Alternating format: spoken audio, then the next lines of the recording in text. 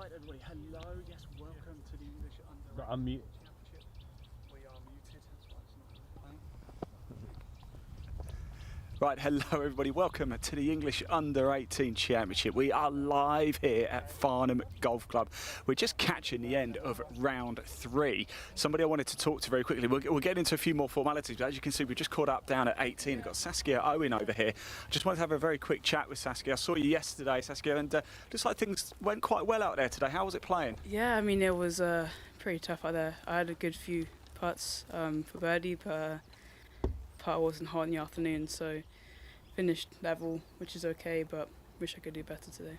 You've got another chance in a minute, of course. You're about to go out 36 holes, of course, today. That's quite a lot to do with this heat, isn't it? Yeah, definitely. It's going to take a toll on a lot of people. Definitely hydration has to be up and nutrition, so hopefully it goes all right. Yeah. We'll go in, have a bite to eat and get yourself back out again very shortly. Saskia Owen there. Right, yes, here we are, everybody, and what a glorious day we've got for you. We are live right through to the very end of the English Under-18 Championship. 4 years ago, myself and Luke Bone walked all the way down here as Jensen Forrester took the crown in driving rain conditions. It couldn't be any more different. Now, today I'm delighted to say as well, we're going to have a number of very special guests joining us. I can see two of them stood behind the camera. Let's bring in Steve Jackson and Luke Bone. Gentlemen, please come on. Let's get you together, shall we, as well. Of course, Luke Bone here he comes, the coach of Lottie Woe, head pro here at Farnham Golf Club as well. Steve Jackson from Progress Junior Golf knows pretty much every single golfer here as well. Luke, it's a case of deja vu, except for the weather, isn't it, from 4 years ago? Yeah, it's certainly better than it was 4 years ago. The course and the weather is just, everything's just playing nicely for us, isn't it? 36 holes today. How do you think the course is playing? It's spectacular. With the feedback from the players has been amazing, and obviously I've been here a long time, and it's just year-on-year improvement, and it's definitely got a score available because we're seeing that this morning. Yeah. Not so much wind. Obviously a little bit of water on the greens overnight, but it's also punishing you when you're off. So we're seeing both ends. Now, Steve, you've come down and joined us today, and you've actually been catching up with some of the parents. What have they been saying? Parents and the players as well. As Luke mentioned there, it's slightly easier conditions today than it has been the last couple of days. Obviously, nice weather, but yeah, less breezy, so therefore scoring conditions should be better out there, and that's what I've been hearing from the players and the parents, the fact that there's going to be some low scores out there, particularly with those later groups as well. So it's not the US Open, put it that way. This is what we want, isn't it, chaps? We want it to be, we want scores today, we want it to be tight at the leaderboard. We want people to come down 18 and be 2 off the lead and think, I've got a chance here. We saw it 4 years ago when Lottie Woe, she eagled 18, so you know you're never out of it, are you? No, you're not. And actually, with the finish here, there's birdies to be made on. Certainly, I think the pin position on 15, which we'll see later, 16, and these guys and girls hit it so long, they're going to have short clubs into 16, 17, and then par 5, 18. So it could come down to the last hole. Right, and we hope it might even go to a playoff, you never know as well.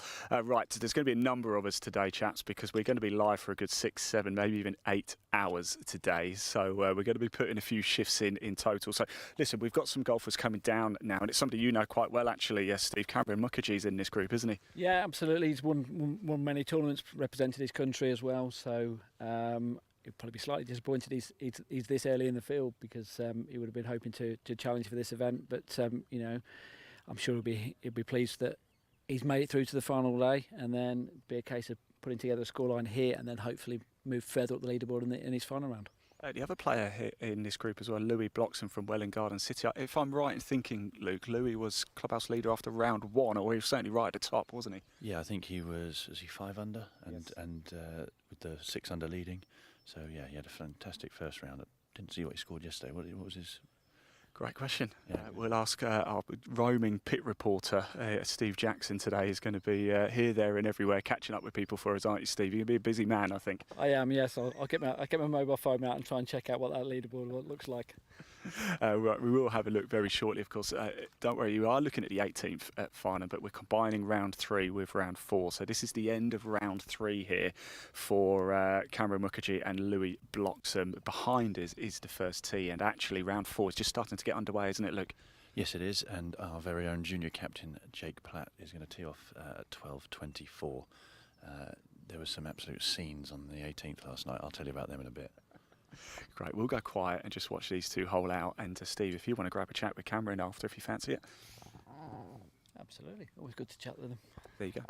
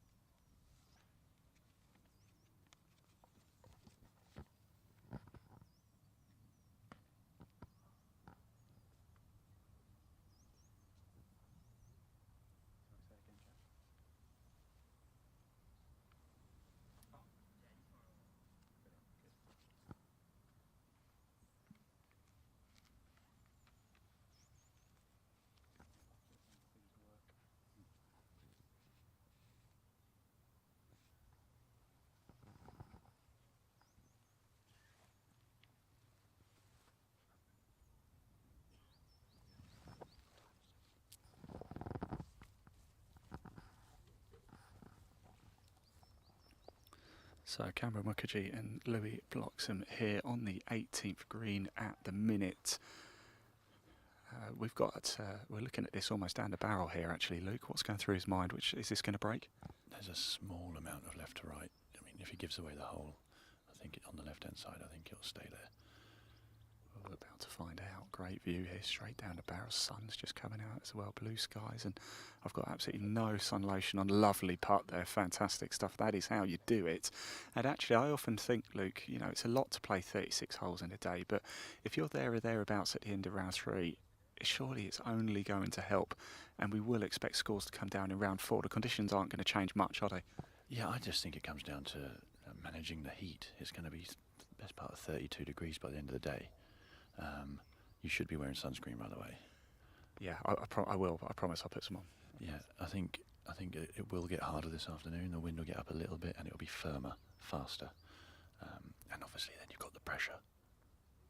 Absolutely, and oh, it's just missed to the right of the hole, that one. Can he sink it? This is the end of round 3 here of 4 rounds in total. 72 holes in total, 4 rounds for the English U18 Championship, and a bit of a handshake there from Cameron Mukherjee and Louis Bloxham. And Steve Jackson, I'm going to hand you the mic, and let's find out how Cameron's got on today, shall we? Yeah, looking at his scorecard up until 15, 16 hole wasn't great, so this could be an interesting interview.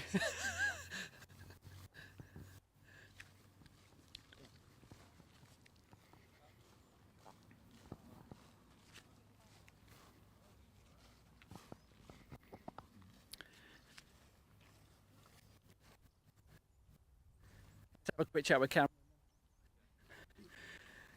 Difficult out there or easier than yesterday? The pins are definitely easier, but I mean, as the temperature got up, the ball started flying quite farther, and the green sped up quite a lot throughout the round. And I suspect that's going to be the case this afternoon as well. Yeah, I think so, yeah. Yeah. I'd say probably pretty similar. I mean, there's obviously no wind. In fact, maybe a bit easier.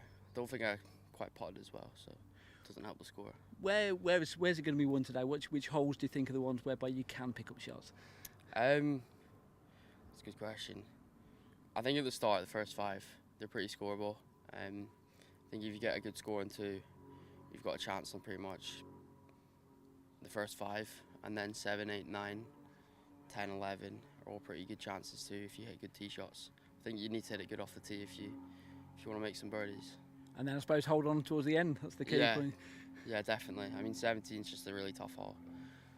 4 and 17 is unreal, and then 18 is a good chance. So, it's a great course, though. It's in great condition too. All right, great. Good to talk to you. Have a good day on this afternoon. So that's Cameron Mukherjee.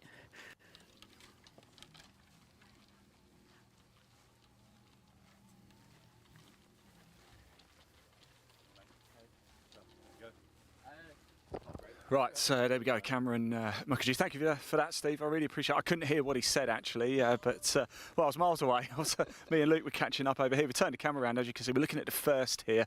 We are about to have a group go out, and I believe this will be the 12-16 group, actually. Ben Caddock and Finn Coley. Ben from Southport and Ainsdale. Finn from Market Harborough. They're starting their round 4. Off they go. And par 5 to begin with, Luke. Tell us about it. Yeah, absolutely. It's not the same wind as yesterday. It's not. Yesterday it was absolutely blowing a hoolie downwind, so we had people hitting pitching wedge into the green, whereas today wind is sort of in 2 off the left. So I mean, the leg's still going to be over the top of the hill, but it just makes the second shot a little longer. But actually quite a nice start to the round. Being able to open your shoulders with the driver, because it gets a bit tighter on the rest of the back 9 after that. Good stuff indeed, yes. And we've seen some great scoring here at 1. In fact, we'll touch on Jake in a little bit, won't we? Because he's going to be teeing off next in 8 minutes or so. Right, so yes, the English Under-18 Championship round 4 is underway. We're just finishing up for round 3 as well. If we turn our attention actually back to 18, what we can do actually, chaps, as well, we've got a lovely little video of hole 18. So we're down greenside, as you can see. What does it look like up at the tee box? Well, why don't we have a quick look, shall we, at the full length of hole 18 and find out what the players are up against here at the English Under-18 Championship. Roll VT.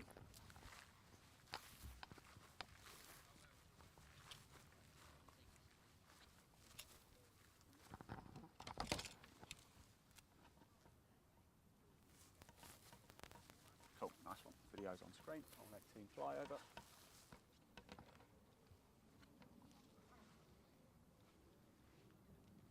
Great. Cheers, Jack. We've got players in shot as well now, so we'll stick here at 18, but we will turn the camera around for the next group. At 1, there's a Farnham boy. Because there's so many people here, Yeah. should we just pull forward a little bit more? Yeah, shall we? Yeah. Jack, can you do us a favour?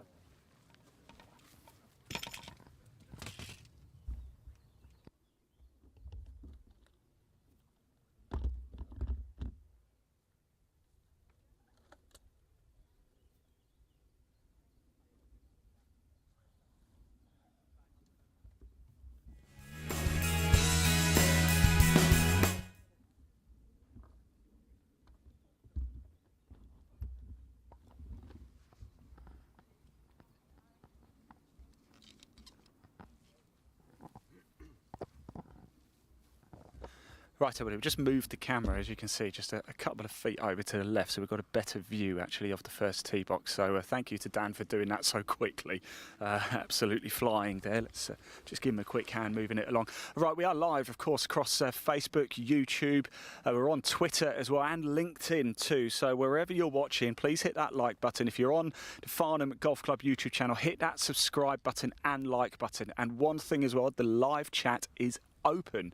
This is an interactive show. Me, myself, Luke, and of course Steve Jackson. We're going to be walking the course throughout the course of the afternoon, but we want to hear from you. Let us know if you're supporting somebody out in the field today. You've got a friend or family member playing, and let us know where you're watching from. Are you in the UK? Are you overseas? Are you local to Farnham? Have you played Farnham Golf Club? Let us know. We can see the comments and we can give you shout outs as well. If you are celebrating a special day and fancy a live stream shout out, let us know, and we'll ask Luke for permission if we can shout them out for you. Right, we are looking at the first. What I think we might actually do is, if we bring the camera around, we're still 4 or 5 minutes or so away from the next group at 1 to get underway for their round 4. So we'll just come back to 18 whilst we watch the approach shots here. Coming in is Elizabeth Wilson from Norwood Park and Spencer Davies from Wallasey. And Steve. Yeah, Spencer's, I think he's one of the big movers today. He's 3 under par after 15 holes. I'm not sure what he's done on 16, 17, but this is one of the moves of the day. You know, we say moving days normally the Saturday in a major tournament. Well, obviously, it's the morning of the final day here. So it's one whereby if you can put a score together and continue it for the last few holes, hopefully finish well on the 18 here, take the momentum into the second round, and you never know, he could be right up towards the top of the leaderboard at the end of the day. Well, it's a very good point to make, actually, isn't it? Yes, technically it's moving morning, isn't it? I think we call it now for this one. If you can carry that momentum, you're actually spot on. Thank you so much, Steve. You're going to be invaluable today for keeping us informed with these little bits and bobs. We've just seen the flyover of hole 18 as well, and actually it's a par 5 to finish, isn't it? And a par 5 to start. Quite a nice way to bookend a round of golf, Luke. Yeah, I think there's lots of people's favourite courses start and finish on a par 5. I think you've got a great, I said earlier, just a great way to open your shoulders on the first tee, and then it just makes it more exciting to finish, or potential more exciting to finish, when you've got a par 5 where people can reach into. We've had both second shots here from the two players, boy and girl, who have got to the green in their second shot, or just short of the green in their second shot. So that means that anyone can make an eagle, and who knows what's going to happen when we're coming down that final hole later on. How many eagles have you had down here, Luke? Too many to count? Yes. Well, yeah. I've only got 10 fingers. I think I've had 10. Wow, no hesitation from Luke Bone there, but great to have Luke again. Of course, Luke and I, we've done a lot of work together, haven't we? Not just 4 years ago here for the inaugural English U18 Championship. We've done the Sunningdale foursomes together as well, and I think it's the first time it hasn't rained. Sunningdale foursomes was possibly the wettest I've ever been. Do you remember it? I remember it, and it was Lottie Woad, wasn't it? And Rachel Gawley, I believe, but they wrapped it up about the 12th hole, I think, or 12th or 13th. Yeah, the rain really levelled it that day, and the girls playing, the standard of the girls golf that week was made it very tough for the lads they were playing. Steve? Yeah, so Spencer's 400 for his round, in the bunker for 2, so if you think up and down here, that's a 500 par second round. That'll move him into the top 10, gives him an opportunity this afternoon. Confident man indeed. Right now we are looking at Elizabeth Wilson, plays out of Norwood Park, over the bunker onto the green, and it's going to run a little bit there, Luke, but not a bad effort from there. Yeah, I mean, she was short-sided with not much green to play with, so yeah, reasonable chip. She's about 10, 12 feet for birdie. Let's just watch this bunker shot. Yeah, this is Spencer Davies, who Steve has been catching up with, and go on, slow down, slow down, slow down. It's hard to get the ball stopped, isn't it, out there? It really is. The pin position here, I saw Lewis, England Golf Tournament Director, setting it up yesterday, and it's one of those that it's definitely reachable, but it's right in the pinch point between the greenside bunkers, so if you do miss left or right, you're going to struggle to hold it. So the play, I think, is either trying to run it from short so that you can putt straight up the throat of the green, or if you can hit a great drive, you can maybe see the pin, you're going to play something a bit longer, because you will stop it on the green coming in from that height. Good stuff indeed. I'm just keeping my eye at the first as well, because teeing off very shortly will be Jake Platt, of course, the junior captain here at Farnham, and Thomas Hartshorn from Teesside. He's travelled some way, hasn't he? Blimey. But yeah, like I said, if you are supporting anybody, please do get your comments coming in. We can see them. If you're watching at Farnham Golf Club's YouTube channel, please do hit that like button and that subscribe button. We've had a lot of content coming out. In fact, you can hear from Jake Platt. I caught out with him yesterday. And actually, we're just going to turn, if we can just turn the camera around, if that's okay, Dan, very quickly. We're just going to watch the tee shots here at 1. Steve, would you mind keeping an eye on 18 for us and just let us know what happens between these players? And that is Jake, who's just teed off there, and he doesn't look happy, Luke. He's hit it down the left, exactly where he hit it this morning. I'm not sure if it's as far as yesterday, but this morning he had to play a chip out back to the fairway, basically sideways, so he could be back in that same spot. And he actually eagled the first yesterday, didn't he? So he knows the confidence will still be high despite that. But teeing off now, as we just said, this is Thomas Hartshorn who's come down from Teesside. Let's just watch his tee shot, and then we will bring our attention back to the 18th very shortly, just to see how our next group of Elizabeth Wilson and Spencer Davies finish up. That one's gone right off the tee, as you can see. So both players have work to do here. Jake Platt looks like and Thomas Hartshorn work to do at the first as they get their round 4 underway. And here we are, Steve. What's been going on? Yeah, so Spencer missed the... You can hold it. Yeah. So Spencer missed the putt from 15 feet for the birdie, so looks like a tap-in par. So that'll be 400 par for his round today, 300 par overall. Difficult to tell exactly how the leaderboard is going because we've got scorers on the 5th, 11th and 15th hole, but at the moment that is 4 off the pace at the moment, but obviously scoring conditions, as we mentioned, should be better today. So you would imagine that will be probably 5-6 yards off the pace when he finishes around today. But if you can go around in 400 par in the morning, then there's no reason why you can't do that in the afternoon and could be right in the reckoning come the end of the day. Absolutely, Steve. You hold on to that if you like. If you want to grab a quick chat with Spencer, if that's right. This is Finch, if you've just caught up with him, and it'd be good to hear from him. I don't know why I'm talking because you probably can't hear on the mic, but I don't know if you can hear. I was just about hear you, yeah. Oh, you can hear me. I don't think anybody else could hear me, but there you go. That is round 3 completed here for Elizabeth Wilson and Spencer Davies. Do you want to see if you can grab a quick chat with Spencer, Steve? I know you've just had let's go and have a quick chat with him. So scoring wise in this morning round of the third round there, slightly better than previous days, but let's have a chat with Spencer then. 4 under par, is that right for your third round? Yeah. Happy with that? Yeah, it was good, yeah. Left a few out there, but had a double on 6, par 3, went in the hedge, and then holed out from 80 yards on 8 to make up for it, so that was good, yeah. Scoring conditions a little easier today? Yeah, a lot easier than the first 2 days, yeah. Not much wind out there and nice in the sun. What was your thought process before you started the round? Was it a case of trying to get that low score in to give yourself the opportunity in the final round? Definitely, yeah. Just trying to make as many birdies as I can. Just see what happens last round. All right, well, best luck with the rest round. Cheers, thank you. So that's Spencer Davies then. So like I say, 4 under par for the third round there. We obviously keeping an idea of the scores as they're going round. I think that's the lowest score so far, Ian. So I think if anyone comes in with a 4 under par round in any point in any tournament, they're going to be pretty happy. But to do it in the third round on, like you say, the moving morning, that's the perfect time to do it, isn't it? It certainly is. Thank you so much, Steve. You're going to be invaluable. We're turning your attention back to the first, as you can see. Whilst we just wait for the next group to go out, let's put that live leaderboard on screen for you, everybody watching as well. It's one thing us talking about it, but you can see it for yourself.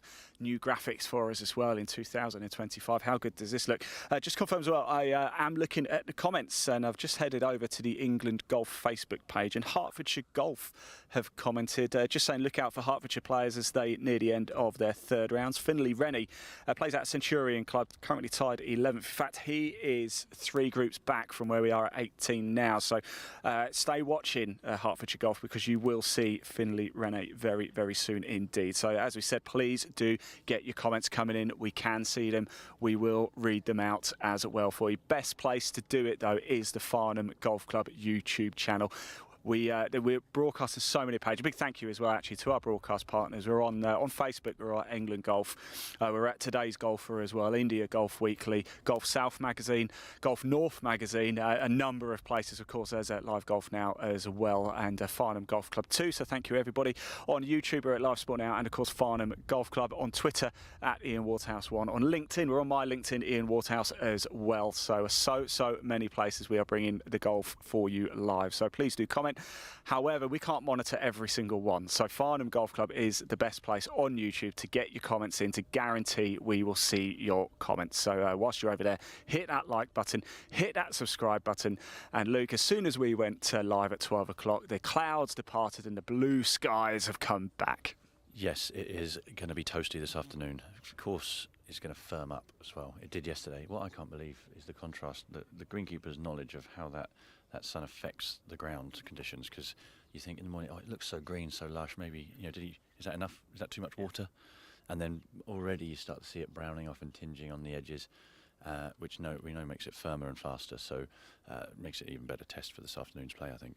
It certainly does. So we're back at 1, as you can see, and we're just waiting for our next group to head on out and tee off. It's going to be Lottie Woodham from West Hill and Oliver Brightman. I wonder if I can just very quickly say hello to Lottie here and just find out. Lottie, just before you tee off, I'm sorry to interrupt you like this. I know you're about to get to round 4 underway, but what have you learned from round 3 that you think you can bring to round 4? I was definitely a lot straighter off the tee, so I guess just maintaining that and then hoping a few putts drop. What do you make of Farnham Golf Club? I think it is quite scoreable, so just getting shots in the right place is key. And of course the heat's going to be a problem, isn't it? It's really starting to hot. You've got plenty of water in here, I hope. Yeah, lots of water. Fantastic. Thanks for talking. Sorry to just grab you like that. Best of luck out there today as well. Round 4 about to get underway. That's Lottie Wooden we've just spoken to. Plays out of West Hill. She's playing alongside Oliver Brightman from Romford, the Essex boy, of course. And we're looking at the first, and I think they're about to get underway. So we do have a flyover of the first hole, but we'll just hold on for a little bit, shall we? Because as soon as we play that video you watch, they'll start to tee off. And Steve, you look like you want to say something. Yeah, it's probably the moment I was dreading, because we've had a change in the leaderboard. We do have a new leader now on 8 under par, and the reason why I'm dreading it is because it's the most difficult pronunciation in the entire field. So I'm going to try. So I apologise. Is it Aaliyah? It is, yes. Yeah, I interviewed Aaliyah yesterday, and I call her Aaliyah Irwin. Very clever, yes. So 8 under par, 4 under par for a round after 11 holes. So so 1 shot ahead at the moment. Still early days though, because obviously some of the scores we've only got after 5 holes for this third round. Sorry. So. Thank you so much, Steve and Luke. Sorry, that's just the captain of Farnham Golf Club walking past. Oh, of course. We'll let him crack on for those. He's got the flags. He's a very important man. If you do want to see, if you want to hear from Aaliyah, our current leader, you can. I caught up with her yesterday. Make sure you head over to the Farnham Instagram page. Or guess what? Farnham now has a TikTok page as well, so you can watch that interview with Aaliyah. In fact, the one we did with Jake has gone semi-viral yesterday. So if you like your content, please do head over to the Farnham TikTok channel or Instagram, where there's so many interviews from yesterday up there. Make sure you check them out. And I can see the starter about to get us underway for our next group, our 12:32 round 4 tee time. Lottie Wooden from West Hill and Oliver Brightman from Romford. Let's sit back, relax, and watch these tee shots.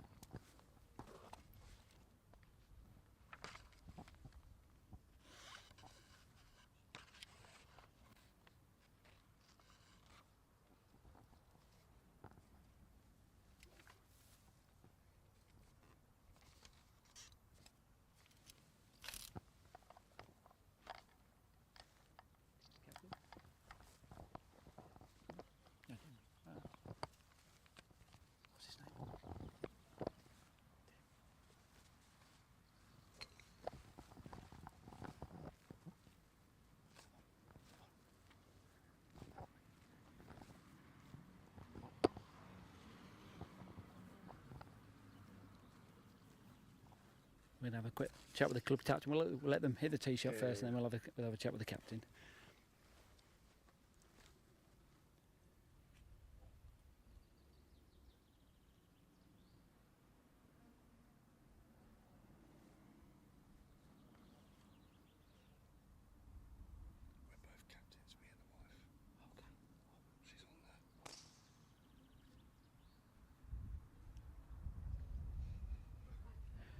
Right, so they're teed off on the first hole then, the latest group. We've got the club captain with me, Tim. Proud day for the club. Very, very proud. This is our second time of doing this, actually, in the 5 years of this fantastic tournament. It's really good to see all these youngsters on the course, and the feedback that we're getting from parents, all the players has been, first class. They really do rate this course. And for us, we're so proud of that. But yeah, I'll probably find 1 or 2 people in the next week that I'll be playing with that will moan about 1 or 2 things. But no, we are very, very proud. And you managed to sort out the weather as well. Well done. Yes, compared to last year on the final day, this is fantastic weather. And I think the morning groups were very, very blessed that we had cloud, cover today, because it's going to be 30 plus shortly. 36 holes, and you have to feel for them a little bit, don't you? Because they're going to need to make sure they're rehydrated for this, because it could be a long day. Yeah, it will be a long day for them, but we've made sure there's plenty of water out on the course, and the parents are you can see the parents coming out with stacks of water bottles, which is great. Scoring very good as well. So, I mean, as a member here, have you ever shot 4 under par or anything like that and around here? Gross, I mean. It'd be very interesting to see what the pro would say, Luke, about my scoring, because I had to play with him the other week. But no, I play off 11.8, so reasonably happy with that. But no, I can get birdies, but not consistent birdies. I think we can all relate to that. Thanks very much. Pleasure. Thank you. Thank you, Steve. Appreciate that a lot, and yeah, great to hear from there. So, right, we'll just look at. There's Emily. Let's go. Emily, give us a wave, Emily. There's Emily. We'll catch up with her a little bit later as the rounds get underway. Like I said, if you are just tuning in, hello, good afternoon, and welcome to Farnham Golf Club. It is rounds 3 and 4 of the English U18 Championship, the final day. We're going to be live right until shall I get in shot? Right until the very, very finish. Luke, don't disappear. Come back over with me as well. The problem, Luke, go that side because you're a lot taller than me. I always have this habit of standing on a downslope next to somebody who's taller than me anyway. So yes, glorious weather here. We are just finishing off round 3 here at 18, and then round 4 is currently getting underway. In fact, we are 5 groups have teed off for round 4. A little bit later, we're going to head up to 6 as well, catch the action, and follow the final few groups home. We're going to follow the story. We've got Steve Jackson here from Progress Junior Golf. He's doing an amazing job, Steve. Are you enjoying your sort of Wayne Riley role here of keeping us informed and getting all the insider information for us? Yeah, toasting like the rest of us, I think. Yeah, it's getting warmer, isn't it, out there? And the golf is getting hot as well. We've got a new leader. Yep. Now at 9 under par. Luke can tell us about this. Going out in 4 under par, no bogeys in the first 11 holes from Frank Morton. So wow. How difficult is it to do that round there? Oh. That's some good golf. That's yeah, he's navigated his way through the tricky sort of fiddlier holes. But I say the good thing about them, they're not very long. So if you do get yourself in play, you've got a lot of short irons. And I say the greens were just that little bit more receptive this morning than they're going to be this afternoon. So he has. Well, he's obviously playing very solidly, and he's got a couple of holes still that could trick him up. But let's see if if we could get to double figures, that'd be pretty impressive, wouldn't it? That's remarkable, and he's just over halfway through round 3, so he's still got quite a long way to go. I do wonder whether the weather is going to play a bit of an impact. I spoke to a number of golfers yesterday. Daisy Lee was somebody I spoke to yesterday.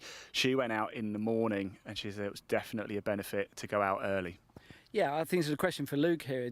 As a professional golfer, what advice would you give to the players out there, at the end of their third round, what do they need to do as far as rehydration is concerned, and also during that second round as well? You can hold that. That's, yeah, great. So, well, get some water. yeah. Well, we've got to keep hydrated as well. But, yeah, so for my advice there is basically you've got to fuel, but you don't want to eat too much, something nice and light.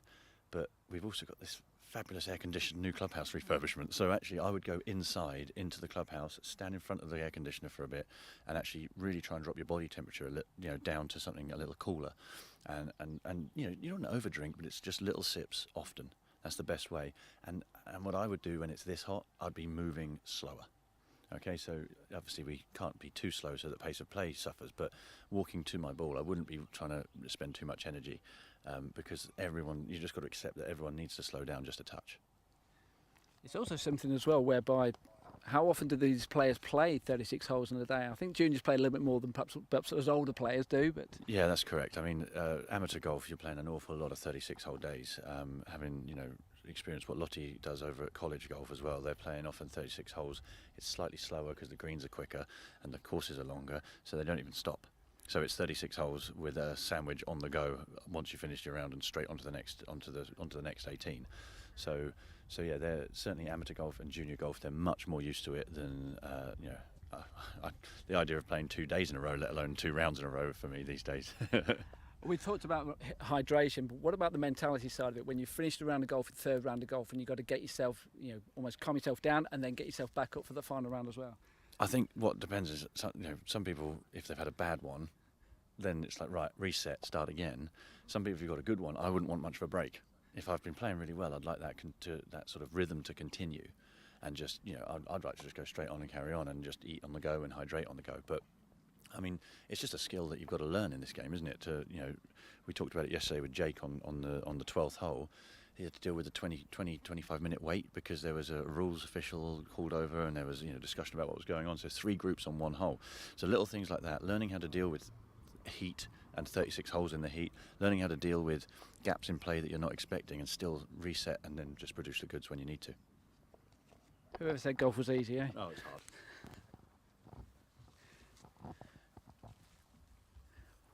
We'll get Ian back in. Yes, thank you guys. Thank you for that. I just had a little break there. Right, we've got nobody coming down 18. Let's go back to the first show because we're about to get the next group underway. Sorry about this, Dan. You're going to be spinning around all afternoon, it seems. We're going to spend a little bit of time in the gap between the 1st and the 18th here at Farnham. Just to your left, actually, if that's okay as well, Dan, because we're about to get Mia Ingram from Sunningdale and Laurent Beach, who plays out of Eton, underway. 12:40 tee time, round 4 here, par 5 first to begin with at Farnham Golf Club. On the tee right now, Mia Ingram from Sunningdale.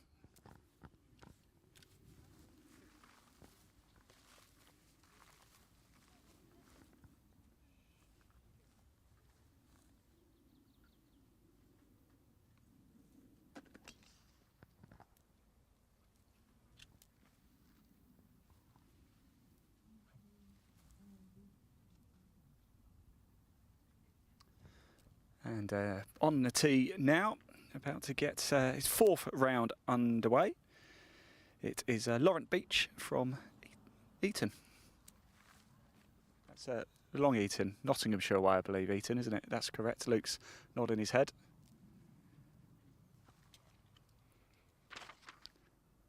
Not Eton College, not a million miles away from here. Good strike there. In fact, whilst we're looking at the first tee, we do have a little video we can play as well. We've seen what 18 looks like from above, so why don't we have a quick look, shall we, and see what the first hole here at Farnham looks like. The par 5 first to begin with. This is what the players are up against. Roll VT.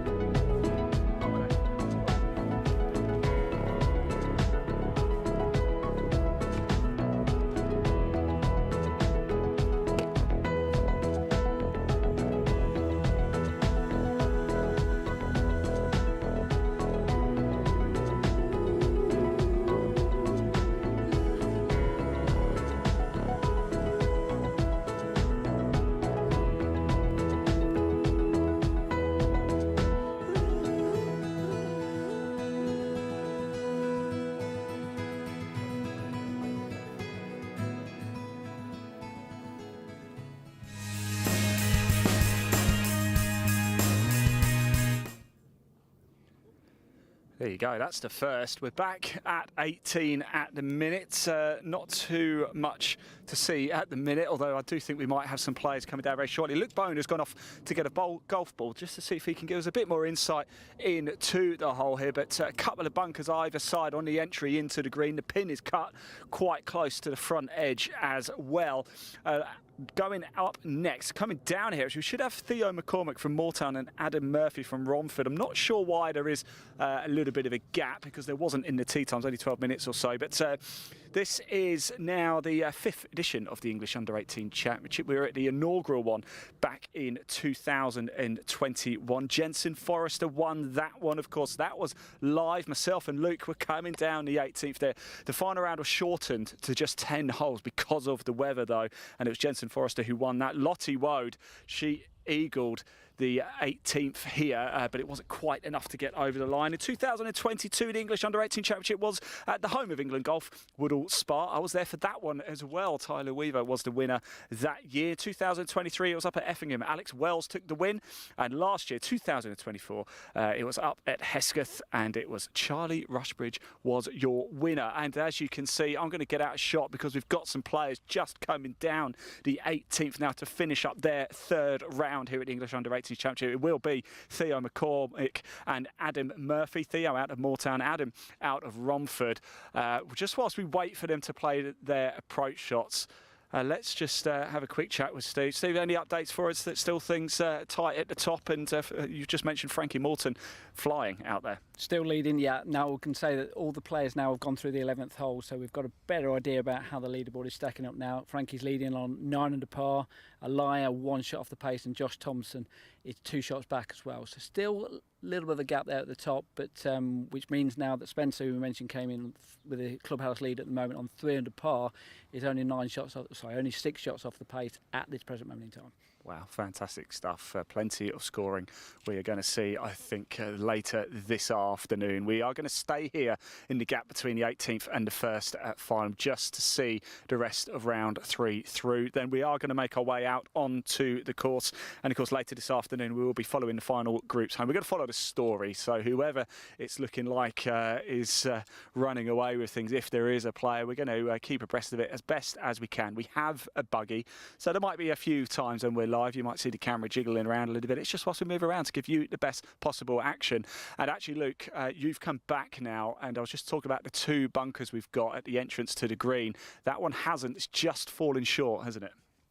Yeah, I can just see it the other side of the right-hand bunker as the player is playing it. So they're going to have a similar chip to the girl earlier. So it looks like it's lying okay. It's not in the fairway, the semi-rough or the first cut. It's not loads of green to work with, so you're either going to need spin, which is hard to get from that short distance, or you're going to have to use a little bit of loft. Ball just coming in here down on the left-hand side. Now that is going to be tough. It's one of those there where you'd almost rather be in the bunker, because we are landing on a downslope the other side of that bunker on the left-hand side of the hole as you play it. So quite a firm sounding bounce there as well, wasn't it? So I was just about to say, you mentioned it's going to firm up. If it's going to get much firmer, I mean, there was a bit of a bounce when that came down as well. It's a thud as that dropped. Yes, that came down left as he hit it actually from the club, right as you're looking at it on the screen. And yeah, going to have to go over that. But that's a shot that I am absolutely terrified of. And I think we can all admit, if we can all admit it watching this, we've all thinned one of those right over to the other side of the green, except Luke Bone, of course. Oh no, I've done that. I've seen a few. I've seen a few where we got out of bounds over the back of this green. Now, I'm sure these youngsters aren't going to do anything quite like that, but I'm sure many members will have had times when they're thinking, right, up and down here for under my handicap, and oh dear, it goes Oscar Bravo out of bounds, and you're paying for someone's wing mirror to be fixed in the cars and the lovely houses just opposite. It's quite unique. It is quite unique here, isn't it, Luke? Because we actually, literally, right behind us, there is a road that actually splits the 1st and the 18th to the clubhouse. So you have to cross a road to actually get back to the clubhouse. So it is quite unique, and it's a very quiet road, though, isn't it? To be fair, not many cars come through at all. So I don't think there's. Have we ever had an incident? Have we? I'm sure, surely not. Not with a moving car, but certainly we've had a couple when there's been a sort of a thin shot into one of the driveways there. But we got very good neighbours, on great terms with them, so it was all resolved very amicably. But yeah, it's such a lovely, lovely part of the world. So one of the beauties of Farnham Golf Club for me is that you actually feel like you're in the countryside. It's very quiet. There's no road noise, maybe from the odd car coming past on this first tee, but that's about it. Yeah, it's you're really in the middle of nowhere, and yeah, you couldn't think of a better place to be, I don't think. It is absolutely stunning, isn't it, Steve? I see you've been running around talking to people. What news have you got for us? So this group here, we've got Adam Murphy and Theo McCormack. Theo, if you can see on the camera here, Theo's the one in the blue top. We're not sure whether he's level par or whether he's 1 under par. If he is 1 under par, he's level par for the tournament. Adam's not had the best of rounds. I think he's 3 over for today, although we don't know what he's done on the last two holes. But if Theo manages to get up and down, he's there for 2, so that if he gets up and down, that'll be a birdie. But as Luke mentioned, that it's not easy getting up and down from there. Yeah, it is a great point to mention, actually. The last scoring point is up at 15, isn't it? So actually, as they come down 16, 17, they're down 18. We're not sure what score they're on. But of course, later in the day, we'll be following it a lot more closely as we follow them. So it's great that we're going to have Steve with us to be able to handle all of that for us. Over the bunker it goes. And, oh, Luke, that's a nice shot. Yeah, that was. You see, he actually used the thicker part of the fringe there, so he didn't try and land it on the green with height. He actually just played a little trickler, which, maybe brings in the edge of the bunker. But with skills like these guys have got, then, yeah, I'm pretty sure he just used it to kill it a little bit. We've got another one coming up here. Very little green to work with. And the same thing, playing it as a bumper on. That's going to go chance. Oh, what a great golf shot that was! It's really interesting. A lot of people would have tried to play those balls up in the air with height to try and land it that way, softly that way, but but the way they're playing them, they trust that there's going to be a bit of check, and they're precise enough to land it in their spot. And yeah, that was probably just probably a couple of inches from hitting the flag there, which might have let it drop. But both good chances for birdies there to finish up their round. Great stuff indeed. That's the voice of Luke Bone, of course, coach to Lottie Wode, #1 amateur ranked golfer in the world, and of course the 2024 Speed Golf World Champion as well. And of course we've got Steve Jackson alongside us from Progress Junior Golf. You may have heard the Junior Golf podcast out there. If there's anything happening in the world of junior golf, Steve Jackson knows all about it. Steve, how do we find out more about Progress Junior Golf? ProgressJuniorGolf.com. So it's the only website in the country which has all the junior events in the UK and Ireland on there. There's over 1,600 competitions. So if you're a parent, junior, and you want to find out where can I go and play in a junior competition, go on there. We'll tell you where and when you can play. And guess what? This competition was on there. I should think so too. Right, here we go. Right now, this is Theo McCormick from Moortown and Adam Murphy from Romford, just finishing up their third round. Remember, it's 36 holes this Sunday, rounds 3 and 4 of the English Under-18 Championship. Did you want to go have a quick chat, Steve? Or? I thought you were going to pick on me there. You picked the tallest player in the field to go and have a chat with him, didn't you? But I think that was a birdie then, so that's either 1 under par or level par for this tournament. So we'll have a chat with him. Yes. Excellent stuff. If you stand on the downslope and he can stand up on the upslope, then we can really have a bit of a giggle at your expense, Steve. But mind you, I'm not one to talk. It's only Luke who can get away with the tall jokes. Right, here we go. Just finishing up at 18. Remember, do keep your comments coming in, everybody, as well. We can see them. We're live across Facebook, YouTube, LinkedIn and Twitter this afternoon, right until the very end. My name's Ian Waterhouse, live on Twitter at IanWaterhouse1. I'd love to hear from you guys. And I'm going to hand the mic over to Steve. Steve, you're doing a wonderful job, by the way. Thank you so much. And good luck. So, Theo McCormack, let's find out. We'll have a chat with him and find out whether that up and down birdie was to finish level par or 1 under par for his round.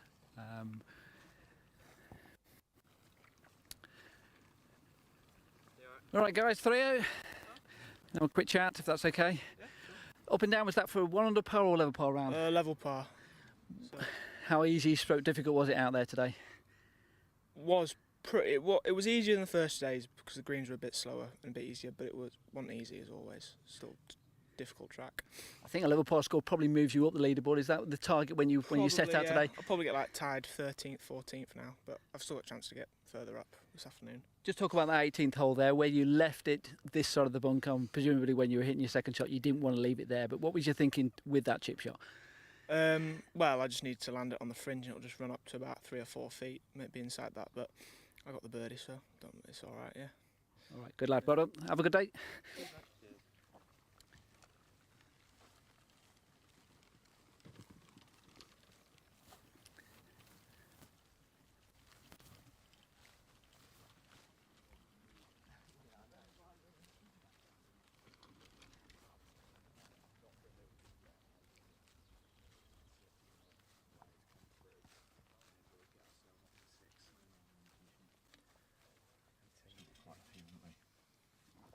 Thank you, Steve. Good stuff indeed. Next group coming down 18 already. There was a bit of a gap, so I think they're going to come flying through, and it's 2 balls at the minute all the way down. Actually, what I might do is just have a look who have we got coming up on the first now. I believe, is that Selena over there from Chelsfield? Is that Selena? I might go have a quick chat if I can. Dan, I might be asking it to spin round again in a minute, so I'm really awfully sorry about that. I'm just going to see if this is Selena. Selena, how are we doing?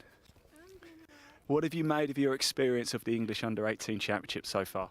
It's definitely been a good experience, and it's my first time playing in it, but I've really enjoyed it. What do you make of Farnham Golf Club? It's a really nice course, and I think it's just made my game all tested and it's really nice. That's really good to hear. Look, you're about to go out for round 4, of course, in the scorching heat as well. It's typical, isn't it? Look, what have you learned from round 3 that you think, okay, this is what I'm going to change for round 4? I think just my method of thinking, and when I'm in trouble, I need to just play it safe and just think my way around the golf course better.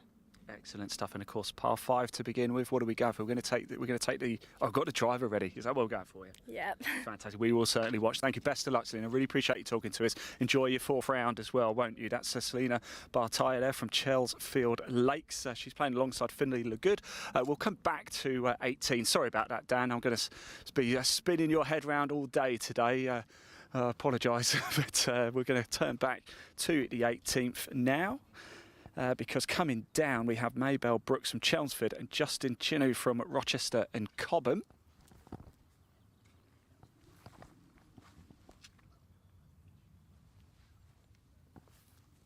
I've just been told that Maybelle might actually be just 12 years old.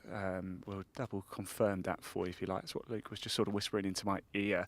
We'll find out. But yes, coming down now, Maybelle Brooks from Chelmsford, Justin Cheney from Rochester and Cobham here at the English Under-18 Championship. This is the 3rd round at the minute. We're at 18. We're watching the final groups come home for round 3, and we've just spoken there at the first tee to Selena Bartaya, who's about to get her 4th round underway. So we're sort of covering off the best of both worlds whilst we're down in the gap at the minute. Blue skies here at Farnham in the heart of Surrey. Absolutely beautiful it is. It's been beautiful all 3 days so far. The tournament got underway on Friday, 72 holes in total. And well, yes, just confirmed. There we go. Maybelle Brooks is just 12 years old, playing in the English Under-18 Championship. Remember, to take part in the English Under-18 Championship, it's a max handicap of 4 plus 4. Quite remarkable. Steve's coming back. It looks like he's got some information, but for the first time, I've got some information for Steve. Steve Jackson, I have some information for you. Did you know that Maybelle is just 12 years old? No, I didn't know that. There you go. But I suspect probably the English player in the field. Yes, I would expect so. Yes, making me feel outrageously old right now. You've just been chatting to some people? Yeah, just trying to find out. Justin, looking at the scoreboard, was I think 1 or 2 under par after 15 holes. So just checking to find out where he is at the moment, see whether he's. I think he's around about 11th in the field at the moment. So if he's managed to pick up a couple of shots and he's there in 2, we might have someone moving into the top 10 here. Fantastic stuff, but work to do in the bunker there on the right-hand side. Let's see what Justin can do from here.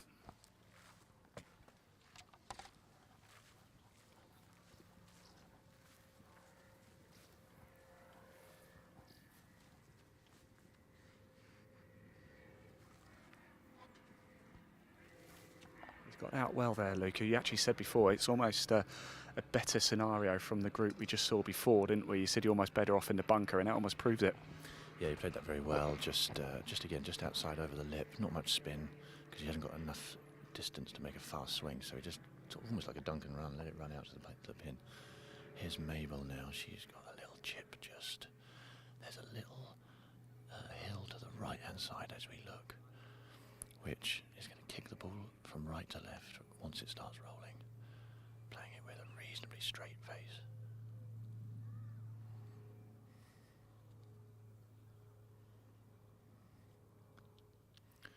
Yeah, it should just now start feeding to the left, yeah. She played it very well for pace. It's almost one of those, you couldn't hit it far enough right. It's always going to kick. The more right you hit it, the more left it's going to go. So I'd say it's a reasonable effort there from young Maybelle. Not sure what her score is at the moment. Looks like Steve's got some information there. Well, I think Maybelle's 3 over for her round. Justin, we think, is 2 under for his round. Just talking to his mum there.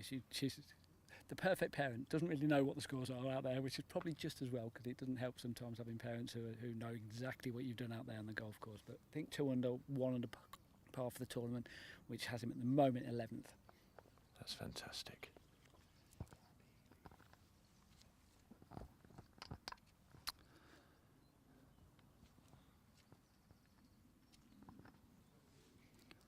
So you are currently looking at the 18th green here at Farnham Golf Club. This is round 3 finishing up now for Maybelle Brooks and Justin Chinnu. Then they will have an hour or so off before getting their 4th round underway. We are well underway now for round 4 as well for a number of players. And we are just finishing up round 3. Plenty going on in the leaderboard. We'll bring that for you shortly, but let's just watch this pair hole out. 2 balls all play today on this Sunday. We couldn't have asked for a more beautiful day in Surrey. Oh, it just pushed left. Just missed for Mabel Brooks there. 12 years old. We'll see if we can grab a quick word with her once she comes off the green. It probably will be quite a brief word, but certainly with the heat at the minute, very conscious that as soon as the players finish, they haven't got a huge amount of time before they've got to start teeing up. In fact, Mabel Brooks tees off again at 1:44, which is less than an hour away, so she's got 45 minutes before she tees off again. 12:40. Oh, it's almost 1 o'clock, blimey. Yeah, almost 1 o'clock. So 45 minutes and Mabel will be back out on the course alongside playing partner Justin Cheney from Rochester and Cobham. Oh, arrow straight. Great putt there from Justin. And it'll be a handshake very quickly. I'm just going to go say hello to Mabel. Like I said, we won't keep him long. It's a short gap for them to get back out again. Steve? We're going to have a chat with the dad as well. Okay, fantastic. Yeah. Oh, did you want to? I'll tell you what. Feel free. I was going to have a quick chat, but please feel free to go ahead. Well, we'll have a quick chat with Justin first of all, because we're not sure exactly what his score was there. What did you finish with there, Justin? 3 under. 3 under.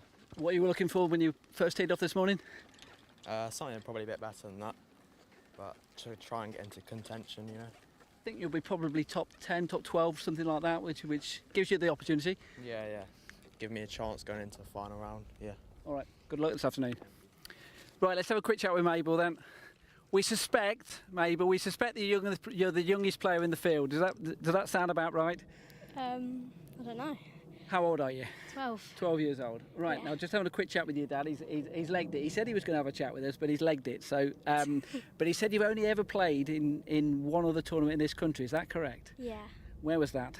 I don't actually know. So it was Alwoodley last weekend. Is Yeah, that correct? yeah, that one. Okay, so just explain why you. I mean, you're English. Why have you not played too often in this country then? You've obviously played overseas. Is that correct? Yeah. Whereabouts? Everywhere. Everywhere. Yeah. So what's it like? How different is it playing in the UK to other countries? Ball stop a bit quicker.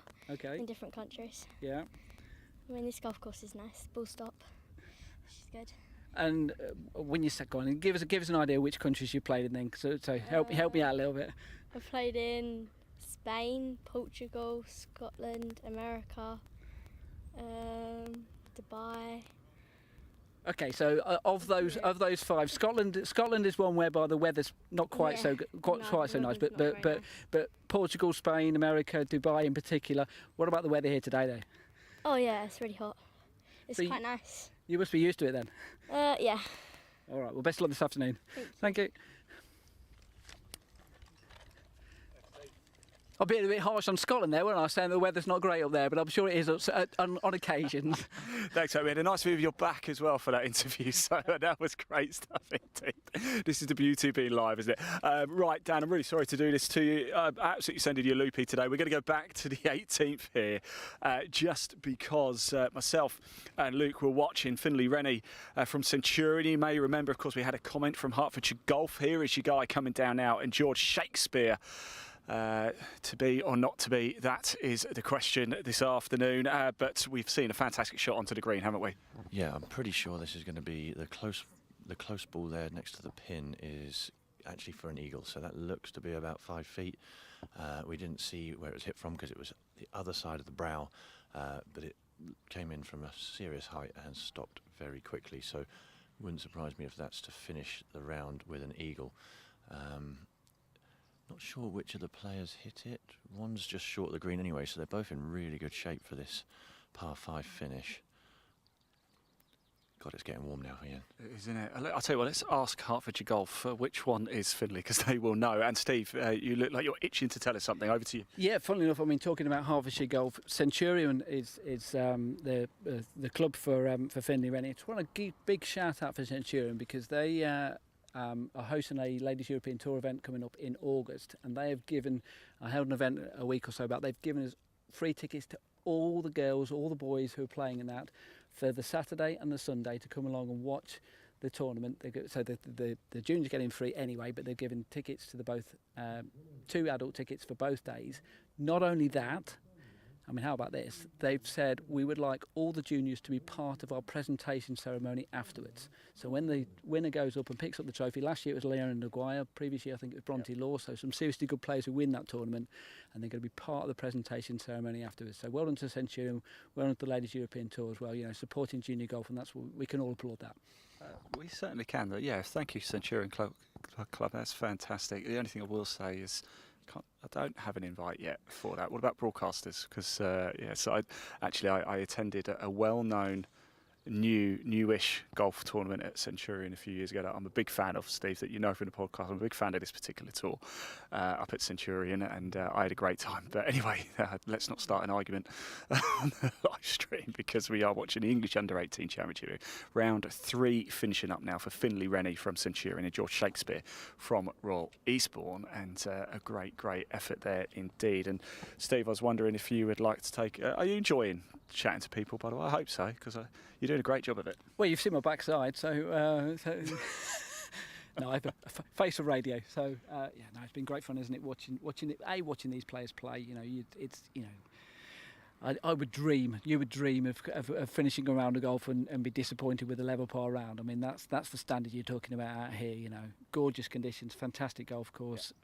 Great event, you know, the juniors are enjoying it, the players are enjoying it, the spectators, parents, everyone's enjoying it, and we're enjoying it as well. We certainly are, and actually Luke, talking of Farnham Golf Club, of course, it's the second time it's hosted the English U18 Championship. It hosted the inaugural one back in 2021, but there's been a few other events as well, and other tours. Clutch Pro Tour I've done a lot of work with, and it's testament to the work that's been done at the club, isn't it? Oh, it's absolutely fantastic. It's the sort of golf course that probably suits a junior event of this calibre, because just some of the distances that some of the pros now hit it, we're on a, you know, as we all are, limited with certain space, so we can't get to 7,000 plus yards. So I think the Clutch Pro Tour was a great success, but what really seems to inspire the members and get the members out, and also what course seems to suit, is for very good amateur golf at a junior, and possibly even the ladies as well. Just seeing that ball go in there for what I think was an eagle from your young man, so definitely worth a chat with him, I think, when he finishes. So, Steve, do you want to see if you can find out, was that an eagle? That's your mission, please. Okay. I'm on the eagle watch. Only ever had one in my life. Well, 2 if you count a hole in one on the golf simulator. Are we allowed that one? Right, let's find out. Let's find out whether it was George or whether it was Finlay. Right. Is it Finlay or George? Finlay, was that an eagle or was that a birdie? It was an eagle. It was an eagle. Yeah. First, second, third one today? First. First one today. Yeah. How important to finish on a high? It was really important. I thought, you know, it was a bit of a scrappy day. Quite a few birdies, but then the odd mistake, and I ended up with 2 under this morning. With that eagle really helps. So yeah, 2 under going into this afternoon. I'm quite happy with that. Is the momentum important? You know, when you're sitting down, you're having something to eat now and thinking to yourself, okay, now I'm ready. Yeah, definitely. I think momentum's really important, especially around here where it's quite gettable today. I think it can be. There's quite a few birdies out there, and obviously the odd eagle and stuff. So. What about the weather? The weather's it's cooler than yesterday, but the sun's coming out now. Yeah, it was quite cool this morning actually, but I think towards the back end of my round it started to get quite hot. There's a bit less wind as well, which makes it that little bit hotter. But also makes it a little bit easier for scoring as well. All right, good luck this afternoon. Yeah, thank you. So we think you might be in the top 10 or round about then. And that'll obviously give someone a chance there. No one told me there was a ball landing near me then while I was doing that interview. Trying to avoid getting hit. Oh goodness, yes, I'll just see it down there. Anyway, we're turning the camera back to the first. Whilst we wait for some more on-course action, let's just pop that live leaderboard back up on the screen for you so you can see how things are going for yourself. You can access the leaderboard as well through the England Golf website. So if you do want to have a look at the full leaderboard, you can do that. We'll keep the camera at the first now, Dan, just to make your life a little bit easier as well. Whilst we've got the leaderboard up on the screen, plenty of action here. You've got the clubhouse just off to the right-hand side. But that is how things are looking in the leaderboard at the minute. Stroke play, 72 holes in total. Rounds 3 and 4 being played today. We're at 18, just finishing up round 3, and we keep turning the camera back to the first to watch the round 4 tee times as well. We've really got the best of both worlds here at the minute in the gap that we have found. A little bit later coming up, once we've finished down here, actually, we will go to a short break. We're going to stay live throughout the course of the day, though, so just keep this up wherever you're watching it for. it's on Facebook or YouTube, just keep it up in your browser or on your telly or wherever you're watching it, because we're going to stay live right to the very end, but we will have a gap where we'll pop the leaderboard up for you so you can still follow the action through the leaderboard just whilst we move around the course and give Dan a bit of a well-deserved break as well. But we're going to head up to the 6th a little bit later too. We're going to have a great view of the 5th green up there as well, the 12th as well. 6th is a beautiful par 3. In fact, we had a hole-in-one there on Friday. Ella Cromwell with a wonderful hole-in-one there. You may have seen some of the pictures on social media for that one. If you are on social media as well, make sure you do follow Farnham on Instagram. Farnham Golf Club also now on TikTok as well. And you can see a number of interviews that we've conducted over the last couple of days. I can see Saskia Owen. We caught up with her actually at the very start of this broadcast. So she's about to get her 4th round underway. So that was the first player we saw actually finishing up here at 18 for round 3 during this coverage. And now she's about to get underway for her 4th round. Steve. Yeah, so things that you have to deal with at a golf tournament, not usual things that you have to deal with, particularly at this level. What about a trolley breaking down? And that's what's happened to poor old Declan as he was playing around earlier, and he had to carry his clubs for a couple of holes. Unfortunately, as you can imagine, this type of heat affected his play a little bit, so he dropped a few shots on those holes. Back on track now. I think he's level par at the moment, but not the kind of thing you would expect as you go around, is it? What I'm also not expecting is, Dan, I'm sorry to do this too as well. Got a little bit of time before they tee off. We've got a gentleman walking over here, and he's got some sort of backpack. Let's give him a bit of a wave. What on earth is that? I'm coming over. I'm coming over. Come over. What on earth is that? This is for charity, isn't it? This is the Copperfield charity. I can't come down. Can you tell us more about it? Yeah, we're doing a charity walk for Copperfield, which is a breast cancer awareness charity for younger women. And I had breast cancer a few years ago, so I've been doing loads of fundraising for the charity because it's just such a brilliant and important cause. And I've roped all my friends in. And Steve, all women, and made him wear a massive boob, which is good because it attracts attention. And now you're talking to us. So. Well, you are live right now, by the way, everybody. Across the world, you're live at today's golfer, England Golf, obviously Farnham, India Golf Weekly, so we're massive in India. The main thing is for everyone, whether you're man, woman, everyone to just check their chest. Check your chest, get to know your normal, and if anything's at all different, just go to the doctor. It's never going to be a waste. 100%. Get yourself checked. Look, guys, you did a great job. Thank you so much. Enjoy it, won't you? We are here. It's the final day of the English U18 Championship here, and we're going to turn the camera back to the action here at 18th. Sorry, guys. Sorry. Thank you.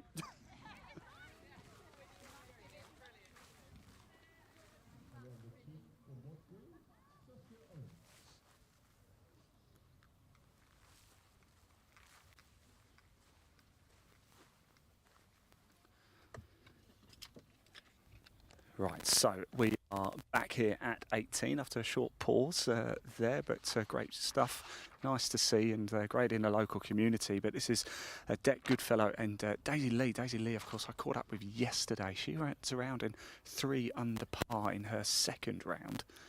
And it'd be interesting to see how she's getting on today as well. Daisy Lee out of Lancaster, Dec Goodfellow out of Waltham Windmill. Get that a lot down here, Luke? People just randomly walking by like that?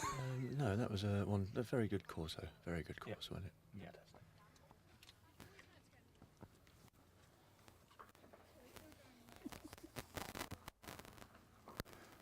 Right, we're back. Here we are, 18th. This is round 3 finishing up for these two players. The action coming thick and fast now here.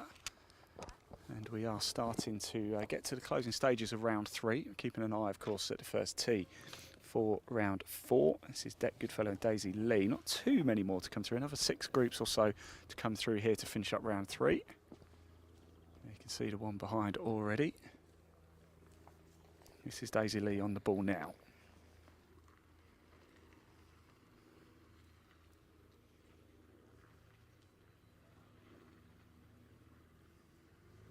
Remember, do keep your comments coming in as well, everybody. We are live, of course, at Farnham Golf's YouTube channel. please do hit that like button and that subscribe button. The live chat is open as well, so please do get your comments coming in. We can give some shout outs for anybody as well. So if you've got a friend or family member playing, we'd love to hear from you, and we can give them a shout out. Is anybody you particularly want us to talk to as well? Is that going to slow down? Slow down. Oh, it lit the cup. I thought it was going to go in.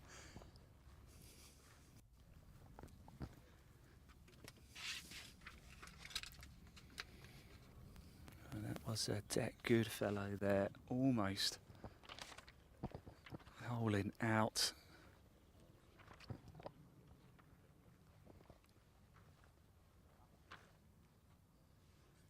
Beautiful, beautiful sunshine. One of my most favourite courses, Farnham Golf Club. I'm not just saying that. I've been here a number of times. Second time here for the English U18 Championship. Stroke play, 72 holes in total, one winner. Who is it going to be? You will find out this afternoon live in this broadcast, so do not go anywhere. Let us know where you're watching from as well. Are you just at home today? Are you out and about? Lovely putt there from Daisy.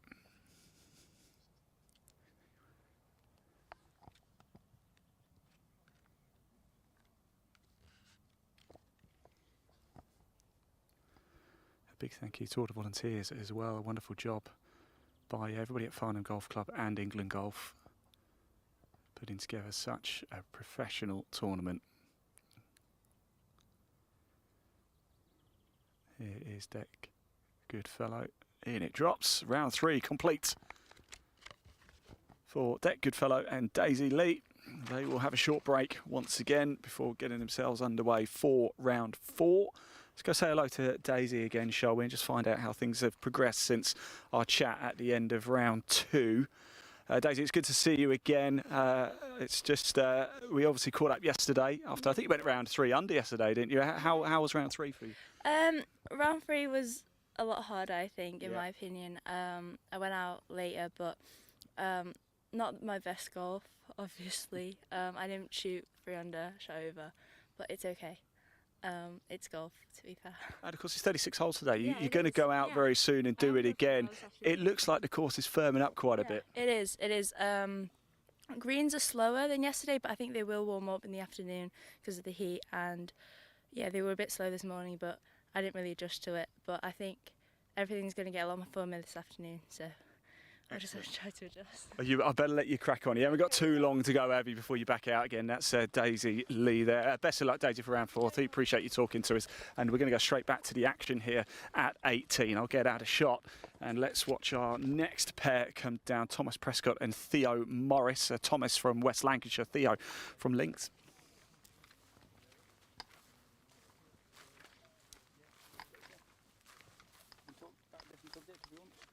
We can talk about anything you like, Steve. Just what would you like to say? Well, just have a look at the score sheet.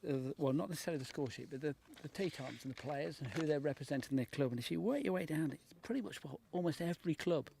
There's very rarely a same club who's representing more than once, which is great. The fact most counties have got a representative, haven't they? Absolutely. You know, I mean, just looking back from start to finish: Burr Hill, Thorndale, Thorndon Park, Wentworth, Orsett, Crossland Heath, Thorpe Hall, Burr Hill. Actually, there's a couple from Burr Hill, so a couple of players from Burr Hill. Yeah. But you know, so it's great the fact that you get different opportunities for different players from different clubs, and not only that as well, but from different parts of the country. So therefore, they're coming down south to play in this competition. We've obviously already spoke to Cameron McAgee from Scotland, so you've got players coming from all across the UK to come and play in this event, and that's testament to the event that you've got here and the standard of players who want to come and play in it. Absolutely. I mean, when you consider actually Maybell, 12 years old.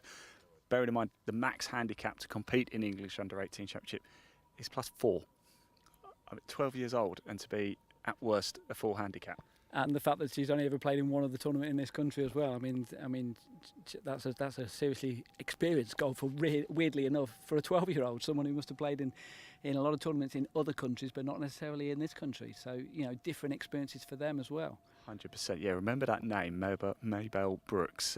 Could be one for the future. Remember, you heard it here first, right here on this stream.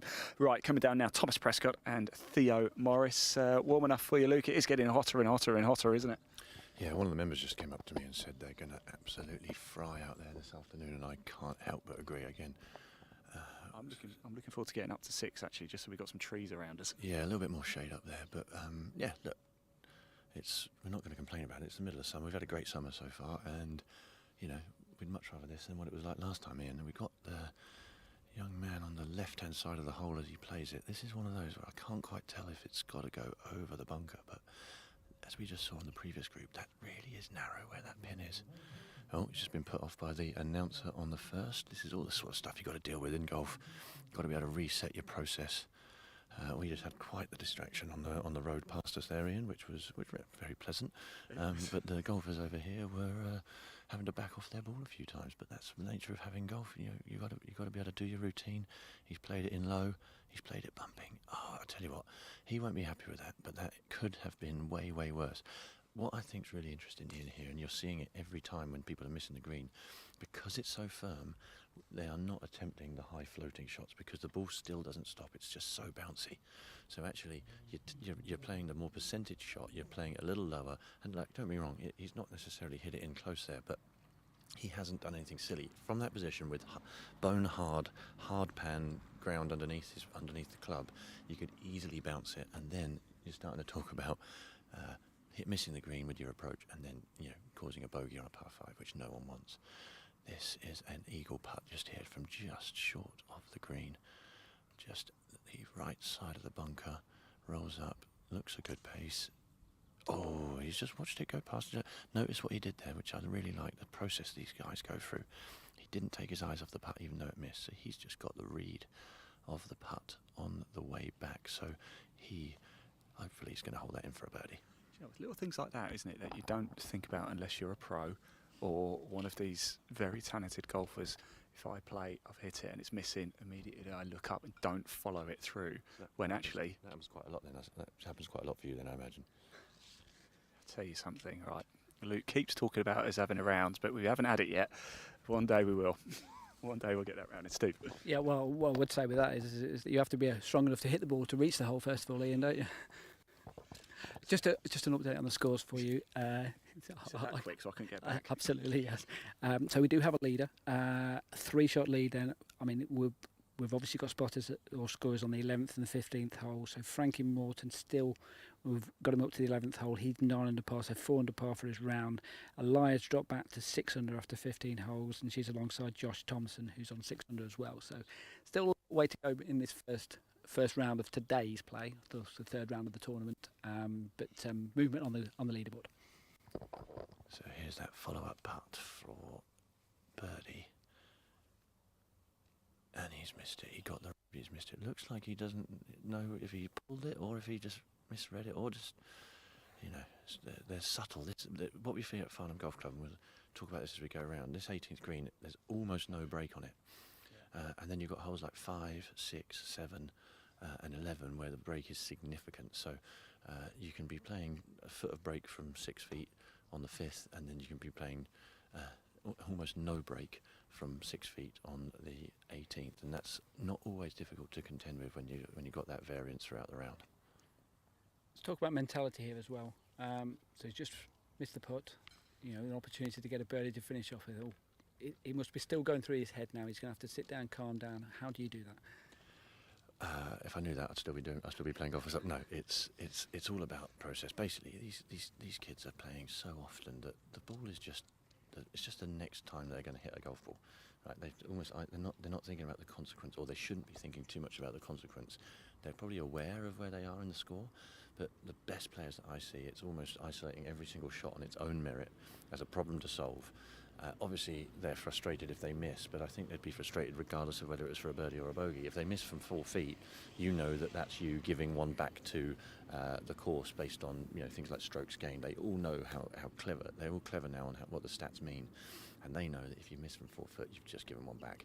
So that's what he'll be frustrated about. Just resetting back in the clubhouse, though, is the answer. Don't dwell on it. I mean, we all know that dwelling on any bad shot is not the way to play the next one well.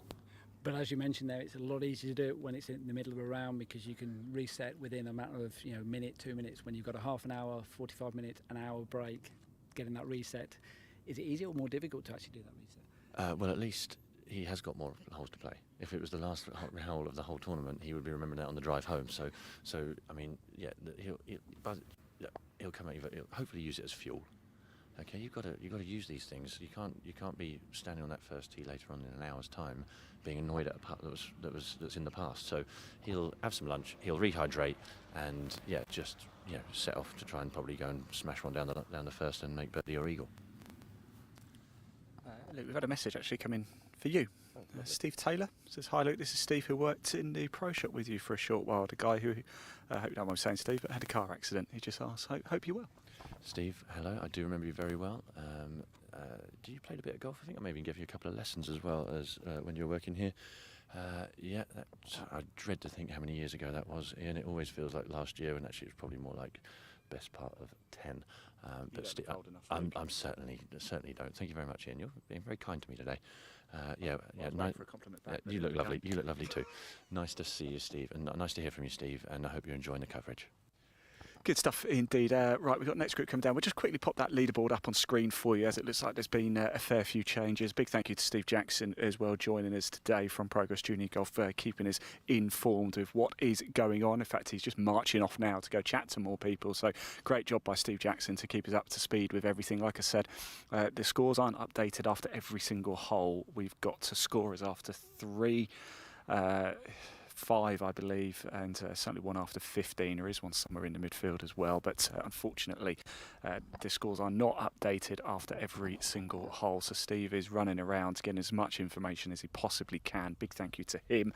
Big thank you, of course, to Luke Bone. What a pleasure it is to have Luke with us once again for round 3 and 4 of the English U18 Championship. Right now, here at the 18th green, we've got Harry Dickens from High Post and Gabriella Crowfoot from Longcliffe. They're just about to finish up their third rounds now.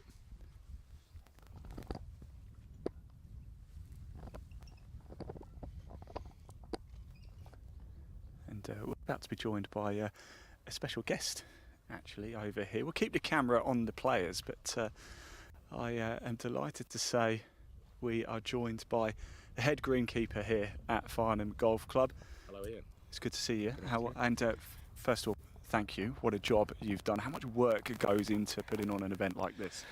An awful lot of work, actually, which probably started months and months ago after a wet winter, trying to protect the golf course and give you a foundation to start with in the March. And then when the weather came dry, then top dressing, some fertilising and mowing and attention to detail, particularly over the last fortnight. And then the guys coming in very early every morning, and then again in the evenings, just divoting and bit of hand watering and all that sort of thing. But I think it looks like we got it over the line.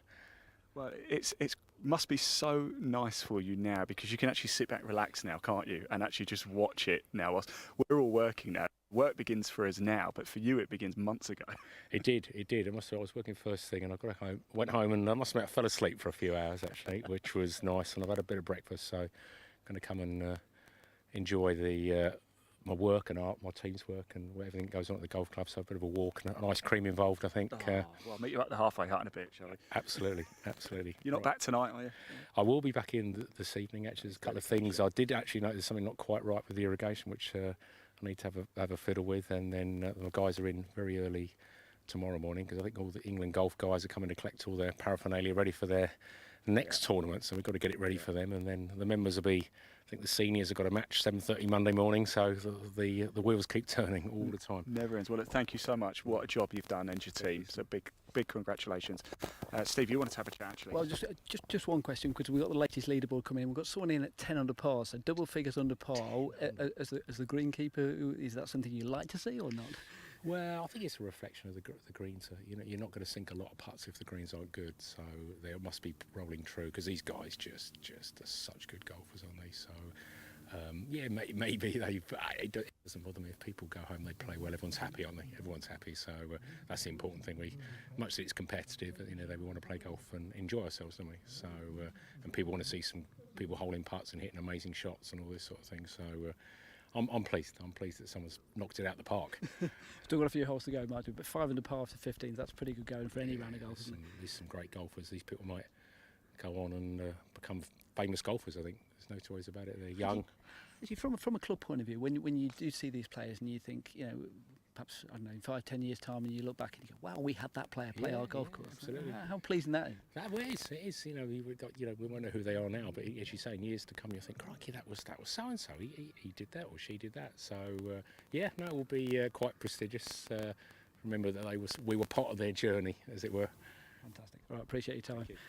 Right, I'll pass back to Ian, but just to mention here, Harry, I think it's just tapped him. I think he missed his putt there. That was for a par, but good round of golf from Harry Dickens there. He's gone round in 3 under par, so he's now at he's 3 under par for 4 under par for his round. So I think he's in the top 10. So there's some good scores out there. Yeah, there certainly is. And actually, we're getting close to the end of round 3 now. Like I said, we are going to stick around here until the end of round 3. Then we're going to go for a break just whilst we move the camera up to 6 and give you a better position as we then start to follow the action in round 4. Just finishing up then here at the 18th, Gabriella Crowfoot from Longcliffe and Harry Dickens from High Post. They are finishing up. Coming up next down 18 will be Toby Clark and Sean Jacoby. And I just wonder if we can grab a word with one of these two. We know how Harry's got on. I wonder how Gabriella's got on. And let's have a quick chat as they make their way. Another reason we've positioned ourselves here is because everybody has to walk past us as well. So we know Harry has done well. Let's find out how Gabriella has done. Harry, well done. Sounds like a good round for you. Gabriella, we don't know how you got on. How was it out there? Brutal. You're shaking your head. Yeah, well, I had a good back 9, 1 under back 9, but not a very good front 9. But okay, we've got room this afternoon. Do you know what? A few people have said to me, actually, the front 9's been scoring a little bit better. I mean, you've just proved that's not actually true, but for round 4, do you think that might be the case? Yeah, now I know like where the pins are, where I can miss greens and where I can't miss greens. Yeah, excellent. Harry, let's just touch on you. Thank you so much, Gabrielle. And you seem to like this place, certainly around 3 there. It's not too bad, but I had a 6 on 13, which wasn't ideal, that perfect. But then I got 3 straight back in a row, so that was quite a nice comeback. But yeah, I like it. It's a nice course. They've done a really good job, and just hopefully one more good round. And this 18th here, this is gettable, isn't it? Yeah, and that kind of keeps you in the game, doesn't it? Yeah, it's just a different wind direction from what it was yesterday, which, like, when it was all wind into it, like the fairway was a lot tighter, whereas today I think the scoring will be a bit lower. Excellent. Look, Harry, I'll let you crack on because you haven't got a massive gap, have you? And stay hydrated this afternoon, won't you? Because it is roasty toasty indeed. Nobody else coming down 18 yet, but we'll stick down here for a little bit because nobody's teeing off at the first. Just a quick reminder, of course, we're live across social media, and best place to get in contact with us is at the Farnham Golf Club YouTube channel. The live chat is open. Hit that like button, hit that subscribe button. But we are live, of course, at Live Sport Now on YouTube. We're also live on Facebook at England Golf, at Farnham Golf Club, Live Sport Now. Big thank you to our partners, Today's Golfer, India Golf Weekly, Golf South Magazine, Golf North Magazine. So many of you. A huge thank you for enabling us to bring this wonderful championship, the English U18 Championship, live for you from Farnham Golf Club. And whilst we wait for the next group to come down, let's just pop that leaderboard back on the screen for you. I'm going to get out a shot, but we can see how things are shaping up at the top. This is the first section, really, of the afternoon. We are going to be live throughout the course of the day, but don't worry, Dan, we will have a break at some point as well, because it is roasting hot. So not only do the players have to look after themselves, we have to look after ourselves as well. There's no studio for us. We are literally right on the course with you the whole afternoon, and it's going to be one long broadcast. So stick it up wherever you're watching it. Keep it on your screen. Keep it stuck up there if you're on Facebook, YouTube, or live on Twitter as well, actually, at Ian Waterhouse 1. That is me. And LinkedIn as well, my LinkedIn, Ian Waterhouse 2. So if you do want to connect, feel free. If you're watching, we're clearly got this similar sort of interest. So yes, live leaderboard on your screen whilst we wait for the next group to come down. And I'm just going to go get a little bit of water, and we'll be back very soon.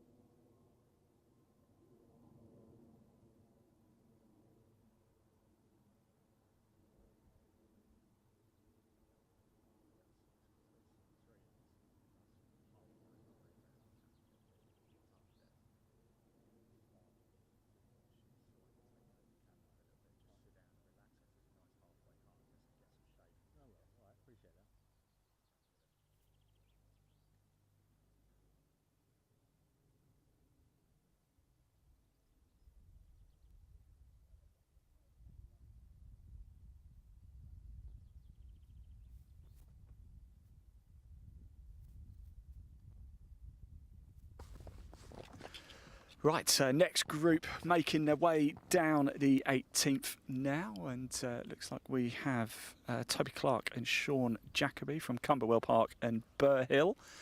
Plenty of action still going over at the first as well. Round 4's underway.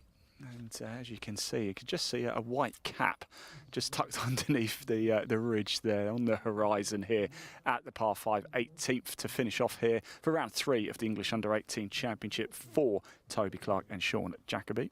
And then after that, we've only got 3 groups left. So we're going to stay here at 18, the gap between the 18th and the 1st.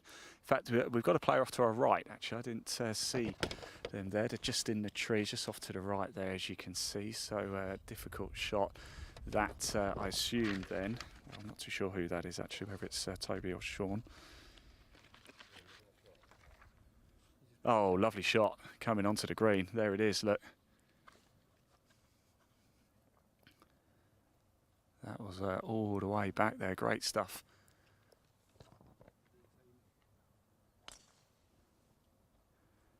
And now we have the next one just through the little gap there in front. It's going to run and run and run. Will it make it on?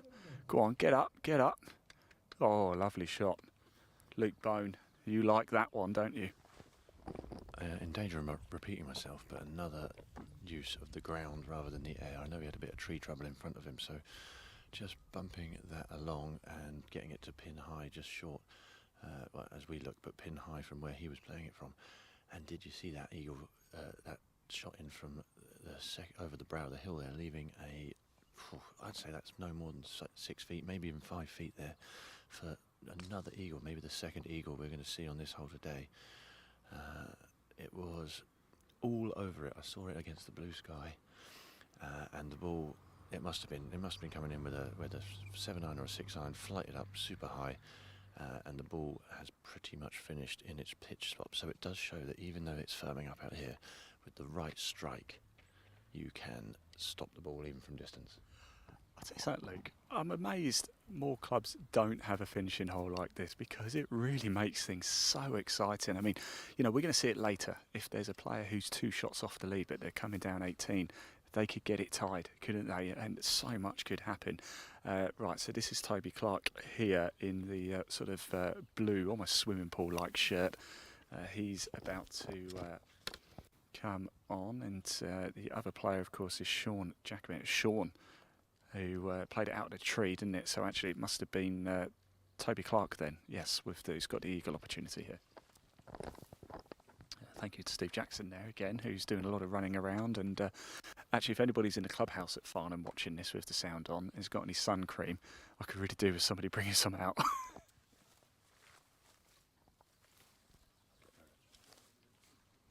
So here at the 18th, group's just gone off behind to start their round 4 at the first, but we're focusing in on the end of round 3 here. And after this group come in, there's only 3 more to come through 18. Only 3 more for round 3. 6 players in total left after this one. Steve? Yeah, so Toby just dropped one on the 17th hole, so he's back to level par 3 under par for the tournament, which means that this putt that he's got now, probably from about 5 or 6 feet, will be for the clubhouse lead at 5 under par. Wow, fantastic.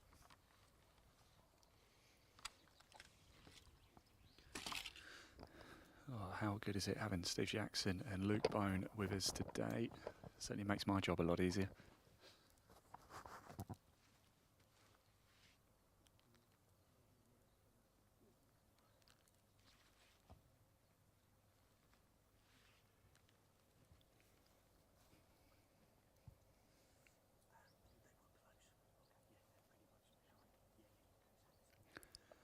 Remember, do keep your comments coming in as well, everybody. If you want to shout out, we can see the comments to guarantee that we see them.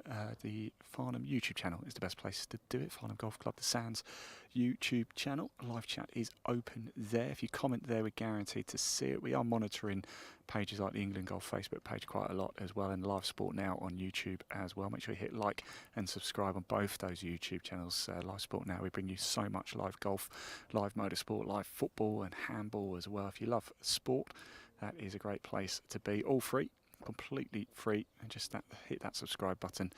Helps us, and just means if you want to watch live sport, you might get a notification. You don't have to, of course, it's entirely up to you.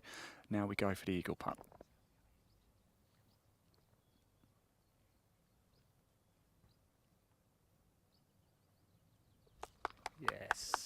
big round of applause from Luke Bone, appreciative there. Some fantastic golf. Eagle here at 18.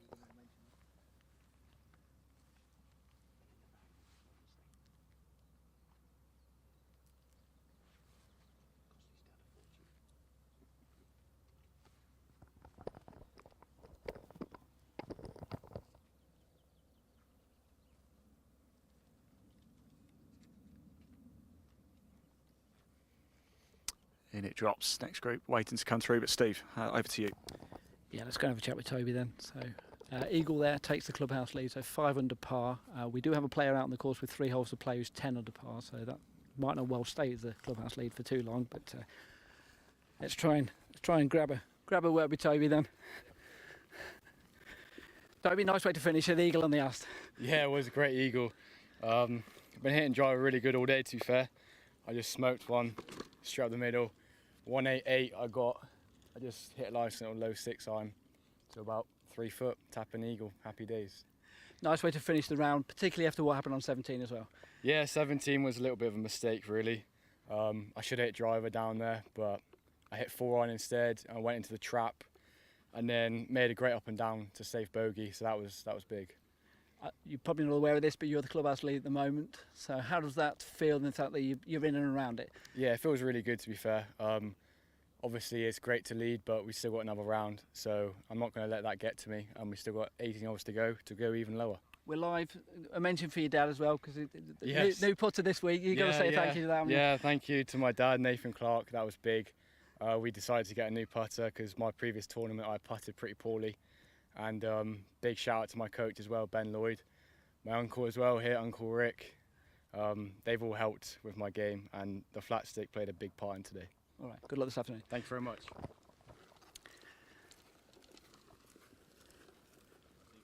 Ian, if you know of any other parents who want to get a shout out from their players, then we can do that. We certainly can, Steve. Absolutely. Yeah, that's a big point of what we're doing here today. Let's come back to 18 very quickly. What a shot we've seen. I don't know who it was, but in this group coming down, another Toby Peters, and Aaliyah Irwin is coming down. Of course, Aaliyah was leading at one point, wasn't she? In fact, she caught up her yesterday. She also went 3 under par yesterday too. So she is right in contention here.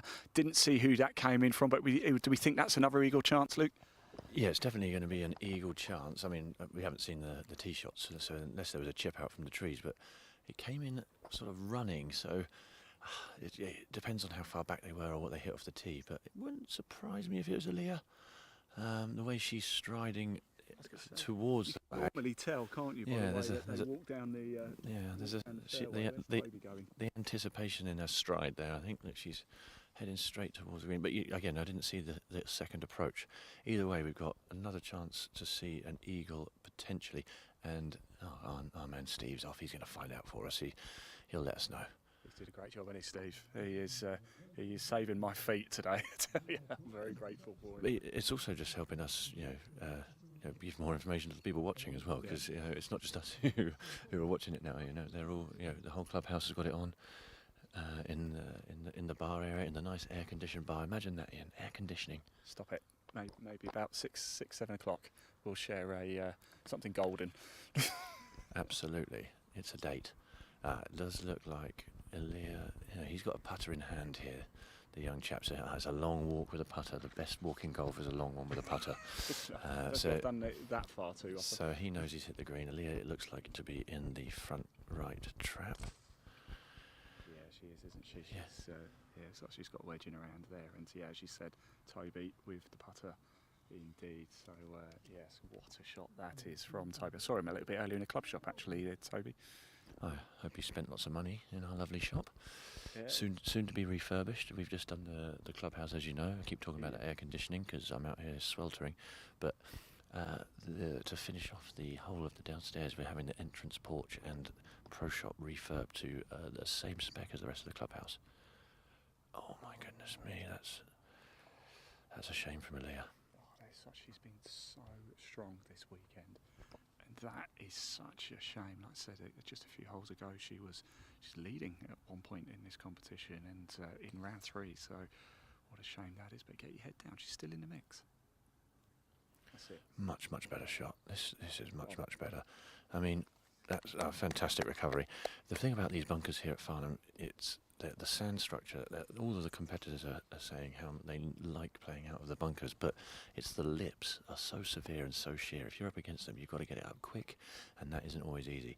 Aaliyah did a great recovery there, and let's hope that was in the bunker in 2, so it's just a little tap in for par. Steve. Yeah, so you're correct. That will be a par, and she's at 7 under par. So so that'll be clubhouse leader if it stays like that. Overall leader 10 under, we believe. So Yes. right in the mix. Yeah, absolutely. But Toby here with an eagle putt, and this will also take him to 700 par as well. So we might have a couple of leaders at the end of this hole. Great stuff, Steve. Thank you very much. And I think Aaliyah's Toby. No, it's going to be Toby who's going to go for his eagle putt first. So Toby Peters out of Thorpe Hall.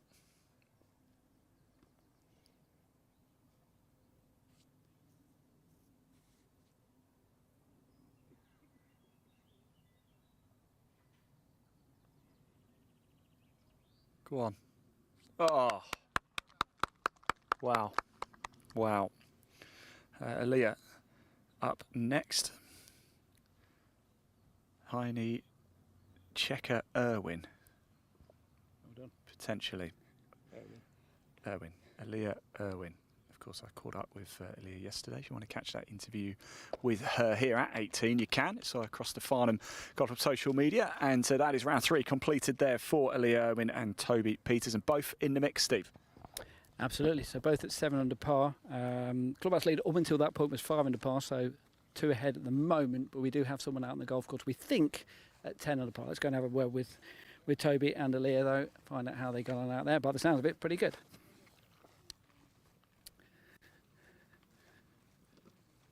Right. Aaliyah, we'll just be wary of the players coming down here. We've got a quick chat to the side here. Right. Got up and down eventually out of the bunker. Yeah. How important was that? Yeah, very important. It was a drop shot because I went right into the trees, but at least I got up and down eventually, but yeah. Okay. 6 under par then, so still in the mix, that's the key point. Yeah, it is. Steady play out there in the last 18 holes, so it's all to play for. And it's getting warmer. Yeah, it is, yeah, very warm, yeah. All right. Well done. All right, let's see if we can have a chat with Toby. He's legged it, unfortunately, so we might not be able to have a word with him. So Aaliyah on 6 under par and Toby on 7 under par, though. So seriously good scoring, Ian. But we missed the leader. He ran off without me having a chance to grab him. We'll grab him on the first. Well, we probably won't grab him at the first, but we will grab him out on the course a little bit later. Next group coming down, 18. In fact, I think there's only 2 left now, isn't there, here? So actually, Steve might be able to grab a quick word. Hopefully the mic can stretch. Let's find out. Okay, let's find out. Okay. Toby, you okay to have a quick word? Yeah. Move a little bit in mic zone, so... Right. Toby then, so we think clubhouse leader at 7 under, does that sound about right to you? Yes, I think so. I think that's about right. Perfect finish as well. Yeah, that was quite an ideal finish. It was kind of a shot that I was going to take on no matter what, but just to pull it off was nice. And then obviously the result was beyond what I thought I could achieve with it.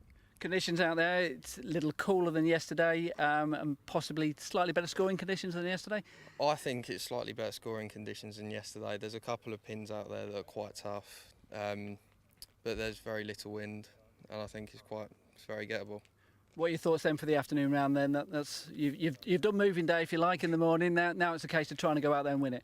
Yeah, I just think I'll just stick to my processes and just see what happens, I think. All right, best luck. Thank you. Thank you.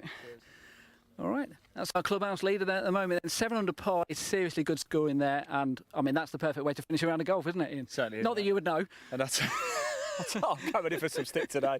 I'll tell you what, Steve, we've just missed a wonderful approach. Look at that onto the green there for our penultimate group here for round 3. Yeah, well, Frankie Morton, of course, we've been following him quite closely. He's absolutely flying. Josh Thompson as well in this group. So Frankie Morton out of Orsett, Josh Thompson out of Wentworth, not too far from here. And this is our penultimate group for round 3. So we'll stick around here for this group and then the next one before going for a break. And we get out on the course, Luke. Yeah, so we've just seen the fantastic approach shot, almost lipped the hole for a double eagle, albatross. And we've got an eagle putt from even shorter than the last group, so that looks like 3 feet. However, on top of the hill, I'm not sure who it is at the moment, this ball that we can just about see at the rise there, that is actually there in 2. So this is a third shot to the green, because it looks like they were on the right-hand trees, chipped back out into the fairway. And so this could be an approach shot, which, I'd say just under 150 yards, a 150-yard stick just behind the ball there. So yeah, maybe 130 to the pin with that pin at the front. Just a little bit of wind down off the right is what I'm feeling here. So again, probably going to have to think about missing those 2 bunkers. Just lasering his yardage there. Doesn't look all that happy with himself, but then sometimes they've just got that relaxed attitude and look that he's almost like water off a duck's back. So They're teenagers, aren't they? They're cool, calm, collected, and I wish I was still that cool. I have never been that cool. I didn't want to say.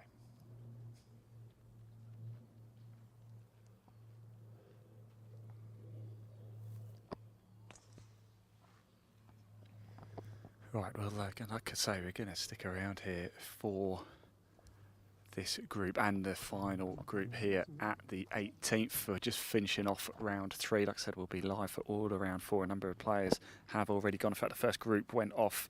Leela Bissett and Alex Bowes, they went off at 12 o'clock for round 4. Steve, you have been running around talking to people, getting your steps in today, aren't you? Yeah, so Frankie's in the middle of the fairway there in 2, so that's his shot, approach shot there. Quite close, so that's the opportunity to get a birdie. That will take him to 11 under par for his tournament.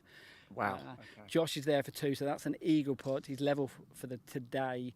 I haven't got the live leaderboard, but I think that will take him to 6 or 7 under par. So he'll be in and around. Might even be in the top 4 or 5 by the end of today. By the end of this morning, I should say. Brilliant stuff. Thank you so much to Steve Jackson there. Yes, so we're finishing off round 3 here, so we're not in the final run just yet. Once the group behind have come through, that is when we are going to go for a short break. The broadcast will stay live though, so do not turn it off wherever you're watching. Please keep it up.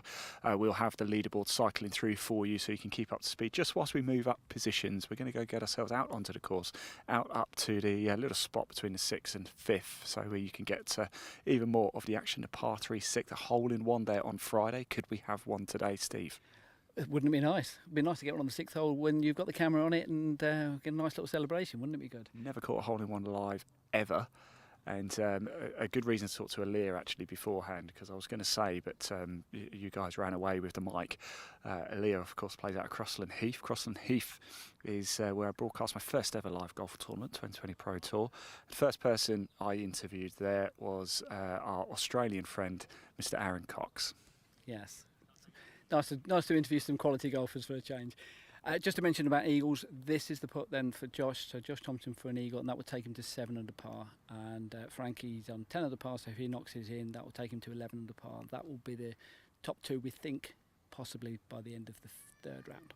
Of course, there is one more group to come through, and that will be Ethan Ross and Aaron Moody. Aaron Moody was at 7 under at one point, but you think, Steve, he's not quite had a round 3 to remember? Well, with 3 holes to play, he was 4 over par for his 3rd round, so he's currently 3 under par, but not knowing what he did on 16, 17. But as we've seen with quite a few groups, 17th not easy today, so if he'd have got anything through there, he'd have done really well.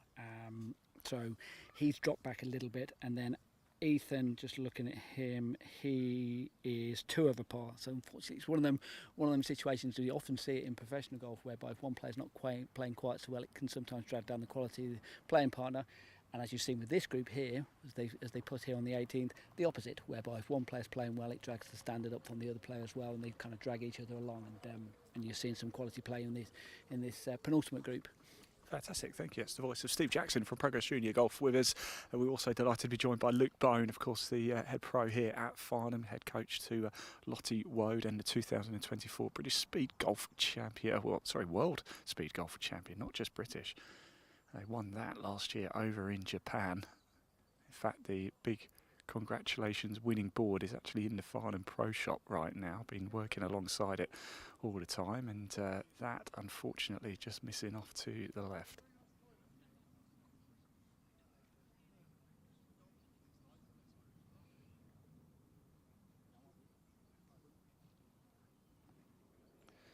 Well, as ever, do keep your comments coming in, everybody.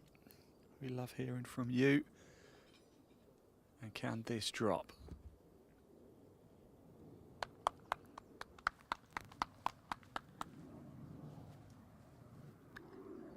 Talking of comments, Andrew Greenhill's been in contact. Hi guys, watching from Devon. Let us know where you're watching from, everybody as well. Steve, would you care to take the honours? Let's go and have a chat with the players then. This is our we think it's going to be the leader. Well, pretty certain it's going to be the leader after the third round. Frankie Morton and also Josh Thompson, who eagled the 18th there. So let's have a quick chat with Frankie first of all then. 5 under par, I think that's 10 under par. Bogey free, that's key, isn't it? Yeah, it was a good round. Hit a lot of good shots. Yeah, it was a great day. Nice sunny day. Obviously, that's the third round. You know, it's moving day. You've moved yourself into a good position now. How key and what do you need to do now to try and maintain it for the final round? Just stick to my course guide. Take everything slow and see if we can make a few putts. And the weather, it's going to be warm. It's going to probably even warmer this afternoon. Yeah, hydration is definitely key. All right, best luck. Cheers, mate. Let's have a quick chat with Josh then. Perfect finish, eh? 18th hole, eagle putt, and knocked it in. Yes, I mean, it was a bit of a roller coaster today. A double, a triple, and then obviously to finish with an eagle was nice, kind of thing. Keep you in the mix, that's the key point, isn't Absolutely, yeah, I'm still in it. Yeah. And also, we were talking on air as you were preparing those putts as well. Was it a case as well you dragging each other along as well? When you're playing alongside someone who's playing well, you know you have to play well yourself. There was a lot of momentum involved, and we went through a little spell in the middle where we were kind of making putts from everywhere, and then, I mean, I had a couple of dodgy holes, but then almost kind of battled it back and shot 70 in the end, which is quite nice. And what happens now? What are your thoughts going into the final round? Rest up, get some food in me, and then kind of go again. All right, best of luck. Thank you very much. Thank you. Cheers. So we think that's going to be our leaders then at the end of the third round. We've got one group to come in yet, but still a lot to play for, obviously 18 holes. As we've seen with the third round, the clubhouse leader after 3 rounds has dropped a little bit away, and then people have moved up, and it can quite easily go the other way, can't it, Ian, in the final row? Yeah, it certainly can. I'm looking forward to the to round 4. There still feels an air of calm that you know you make a mistake in round 3, you can still get away with it because you've got round 4 to come, and there's going to be a lot of twists and turns. Steve, you're doing a great job of keeping us up to speed with everything, and we're not too far away from our first break of the afternoon. Like I said, we are going to stay live, and just look how much that ball is rolling and still rolling. I tell you, these conditions are a dream for me. If I hit a bit of a duff one, I don't get as much airtime as I'd like. They roll and roll and roll, and you can gain some serious yardage by luck. You can hit a 200-yard drive for the first time in your life, couldn't you? Wow. God, goodness me. I am really coming in for it today, and it's not going to end for about another sort of 4 or 5 hours or so. 2 o'clock already. Can you believe 2 hours gone already? Been live for 2 hours, Steve. Absolutely, and we've seen some quality golf out there, and it's going to get better because, dare I say it, there's going to be pressure on now. There's going to be, you know, we've talked about moving day, moving round, the third round, the opportunity to get yourself in the mixed. Then you start thinking, right, now I've got the opportunity to win it. That back nine's going to be key. Try and hold it together on the front nine, get yourself into position, and then the nerves going to kick in. I'm sure we'll hear from Luke about how you deal with those when you get on the final stretch. We wouldn't know. We've never really been in that position, but they're going to find out a lot about themselves today. Not certainly. No, never really been in that position about it, Steve. Absolutely never been anywhere near that position. But somebody who has is Luke. And Luke, of course, you coach Lottie Woad, and you've been in some pretty big situations, haven't you? Yeah, I certainly have. So over the last couple of years, we've all seen Lottie's achievements from winning the Augusta National Women's Amateur, seeing a birdie 3 of the final 4 holes to win that in true style. No, I wasn't caddying for that one. That one I was there in my coaching capacity. So I was on the range with her, walking the course with her in practice. But her England golf performance coach, Steve Robinson, who's fantastic. He's actually Matt Fitzpatrick's performance coach too. He was on her back, so she had a lot of help that week. And it was the same team that was there this year when she defended her title so valiantly and coming third. We also, let's just watch this approach come in. Flighted nicely, looks like a wedge. Oh, these guys are so good. That was very nice. Great shot, great shot. You know, it's good when your playing partner gives you a thumbs up as well. I think what a lot of people don't appreciate, who maybe play golf with a wedge, that actually when you watch them play, how low flighted the wedges are. So a good wedge doesn't come in high and stop; it comes in low and stops on that second or third bounce, as we just saw on that last one. Just watch this now, as this gentleman just plays his approach chip. Again, he's got that slight bank on the right hand side. Oh, I love that shot. I love watching. So it's a soft-handed. So this is my point earlier. Everyone else who's played it closer than that have actually used it as a lower shot and killed it a few times. That one he tried to play a little higher, and we just don't get the stop on these firm greens. Yeah. So I mean, there's lots of ways of doing it, but it's still not a bad shot. But I'd say the better shots I've seen when they've just been off the edge have been a slightly lower version of the chip. So just going back to Lottie there, Ian, I also have had the honour of caddying for her at a number of events over the last couple of years. Obviously, before she turns pro, she hasn't gotten a full-time caddy, but she's getting into major championships. So I have caddied at St Andrews, and where she came 10th in the Open, AIG Open last year. So number one amateur that week, number one European, and top 10 in a major, and that girl has some class. So it's been a privilege to be alongside her in those events. Obviously, as a caddy, you're immersed in it. You're not watching, you're just working. Exactly, Luke, and don't forget your old mate Ian when you're making a fortune from caddy fees. Right, this is the final group now here at 18, Steve, round 3, about to draw to a close, and we will have a clear picture of where we are.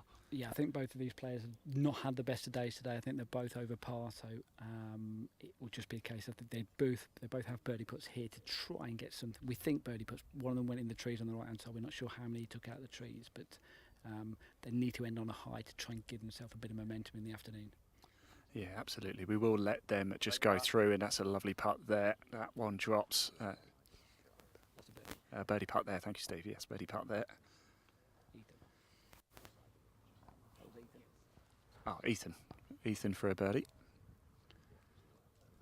And this must be Aaron now then, finishing up his round 3. And there we go. Round 3 is complete for the English Under-18 Championship. What that does mean is that we are going to go for a break now as well. So please do not disappear. The broadcast is going to stay live. We'll let the players just crack through because they're going to have to get on. Things are going quick now, quicker and quicker and quicker. We are getting round 4 well underway. In fact, the first group went out 2 hours ago. They will be on the back 9 now. Round 4, not too far away from the opening groups, coming home already, just like that. Fantastic stuff. Don't go anywhere. As I said, this broadcast is going to stay live right to the very end. We are going to go for a break though, but we will have that live leaderboard cycling through for you, so you will be able to keep up to speed with everything. When we come back, we're going to be up at the 6. We're going to have a great shot at the 6, par 3, beautiful hole. We're going to have a nice shot of the 5th green as well. We've got the 12, so plenty of action. You're going to see so much golf in that next section, but we're going to have a little bit of shade up there as well, and the halfway hut, so we might even treat ourselves to a little ice cream. Don't go anywhere. We'll be up back live very, very shortly. And yes, here we go. Round 4 for the English Under-18 Championship. Right to the very end, coming up next. Don't go far.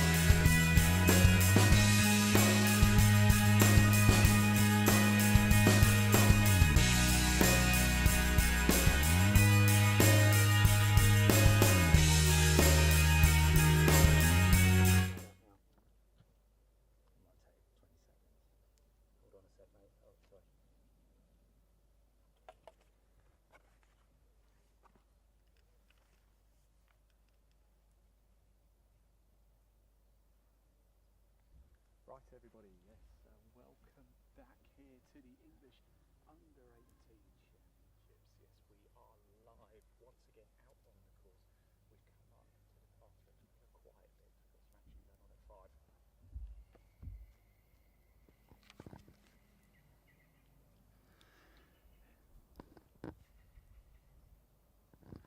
Yes, hello everybody. I think you can hear me now. Yes, welcome back. Had the mic muted.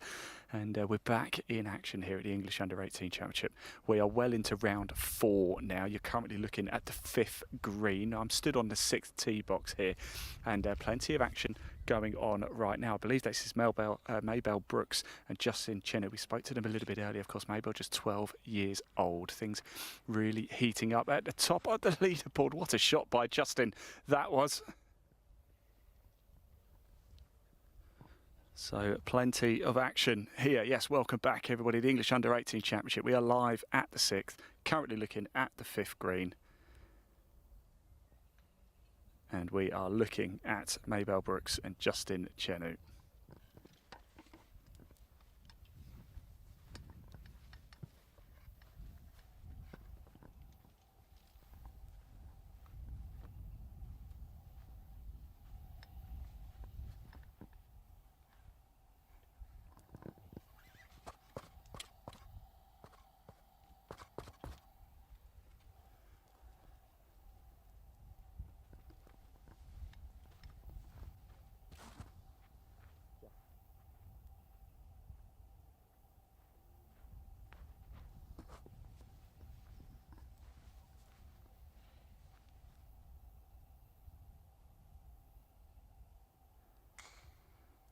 Oh, what a putt by Mabel there. Yes, you come back and join us at, we were just trying to jiggle about.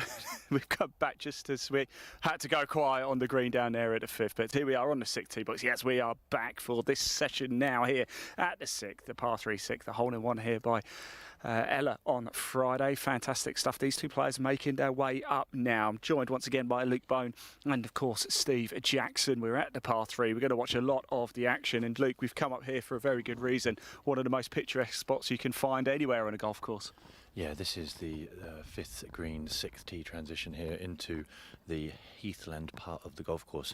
The camera's just panned around there. So what we were just looking at on the 5th green there was Mabel hold that par putt from slick down the hill above the hole. So she was in there for a par, and then as we look back across to the 6th green here, par 3, playing 181 yards off the very back tees, more like 150 from the fronts for the girls. So it's through the pines, over heather, with the main visual there, the bunker in the front right. Now, pins at the back today, so with these youngsters here today, I don't think the bunker's really in play. But I think we're getting people misjudge the wind. Yesterday it was howling into. We've now definitely got a breeze behind us. And I've just seen the last two lads before we set up here go long. So I think middle of the green's a great shot here. Young man just lasering his distance. I heard 7-iron from the group in front, which sounds about right. I think some of the longer guys could hit an 8-iron. The girls will be hitting something like a 7 or an 8, I imagine, as well, with it being downwind. There's Mabel. She's getting up to go first. Just 12 years of age. Fantastic.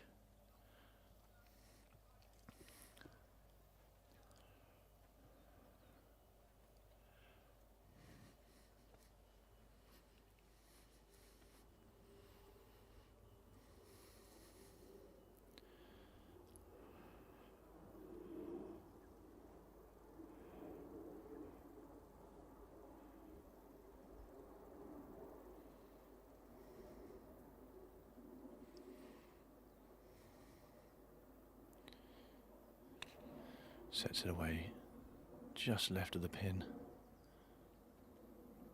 Wonderful. Looks like it could be towards the back of the green. Yep. Little Club 12 says it's safe. Probably got the putter in hand.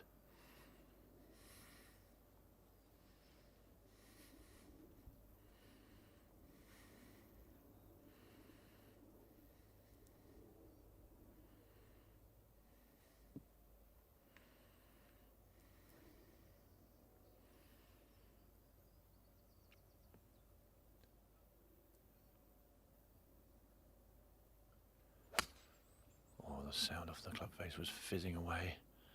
Just drifting right of the pin. Again, looks pretty confident with it. Should be putting. It's really difficult to see the ball land on the shiny surface with the sun beating down. It's getting close to 32 degrees now, and you said there's going to be shade up here, Ian, and I am roasting. Luke, you're Mr. Farnham, not me. But there's a tree behind us.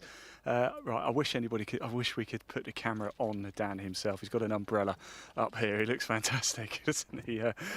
Good stuff indeed. It is sweltering up here, but it is absolutely stunning. Par 3 6th. What a hole this is. Hole in one on Friday. Plenty of action going on at the leaderboard as well. We're into round 4, chaps. This is getting exciting now. Steve, why don't you come over and have a little chat with us as well, because you've been keeping us up to speed with everything in that leaderboard. Of course, back on the course now. We're going to watch these groups come through. Then we've got a great view here, because not only do we have 6 and 5, we've just spoken about that there. We've got the 11th green behind us and the 12th tee box. And the 9th here as well, so there's plenty of holes whereby we can see the action as it's taking place. Yeah, it's going to get twitchy, isn't it? The final round. It is. Let's move over here as well. I just don't want to walk in the tee box, but we're on Instagram live as well. Everybody at Farnham Golf Club on Instagram. There you go. There you go. Good. It's the only time Steve Jackson is ever going to be taller than anybody else. And Steve, actually, we're going to have to. You are going to chat to a few people soon, aren't you? We're going to let the players just crack on at the minute. But if we turn our attention back to the 5th, we've got a couple of players coming up there now, Luke. Yeah, this is the first green that you get on this golf course where it gets super slick. As I mentioned earlier, the 18th green is pretty flat across the board. Now this 5th hole, beautiful second shot approach to a green that's slightly raised. Just trying to work out where both balls are. Okay, we've got one there that's just past pin high, and this young lad looks like he's putting from the back right towards the front left.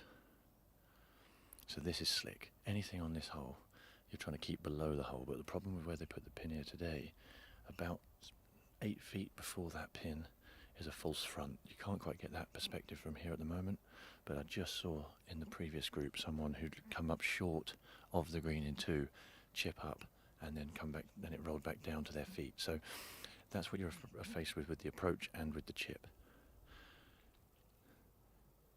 If both of these balls, yeah, this is going to be a quick putt. This is really worth getting on camera. I think the 2 bags might be just in the way of the pin. So the guy in the hat marking his ball now left of as the screen as we look. If you can get this from here, you'll see just how quick, how little he hits it, and how much break from right to left, and how quick it's going to be.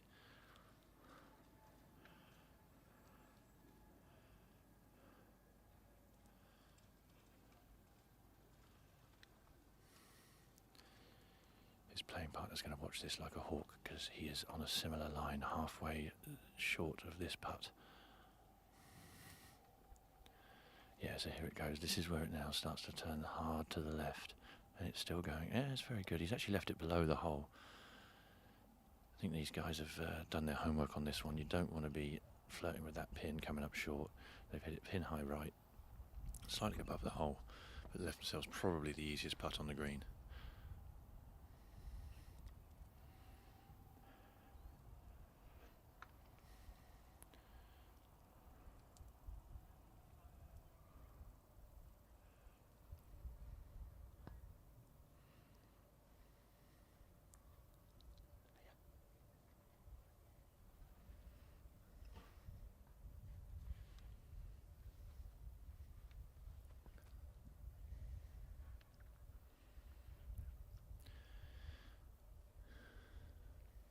This looks just inside 20 feet, I'd say, maybe 16 to 18 feet. I'm seeing a little bit of right to left, knowing this green quite well. I say not the quickest from this position, because he's left it pin high and he's hitting kind of slightly up the slope, maybe a cup to the right.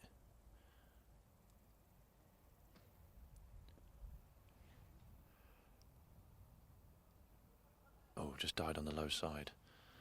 So yeah, there's probably a little bit more than I first thought there, but he's then tapping in for his safe par.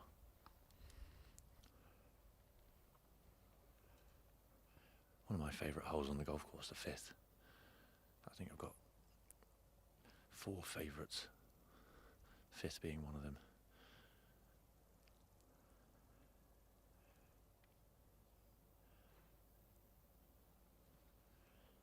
Almost no wind out here today, Ian. It's very different. That's why we got all that heat. Yesterday the wind was from a different direction and up to 20-mile-an-hour gusts. Taps in for his par. That's 2 good solid pars there, boys.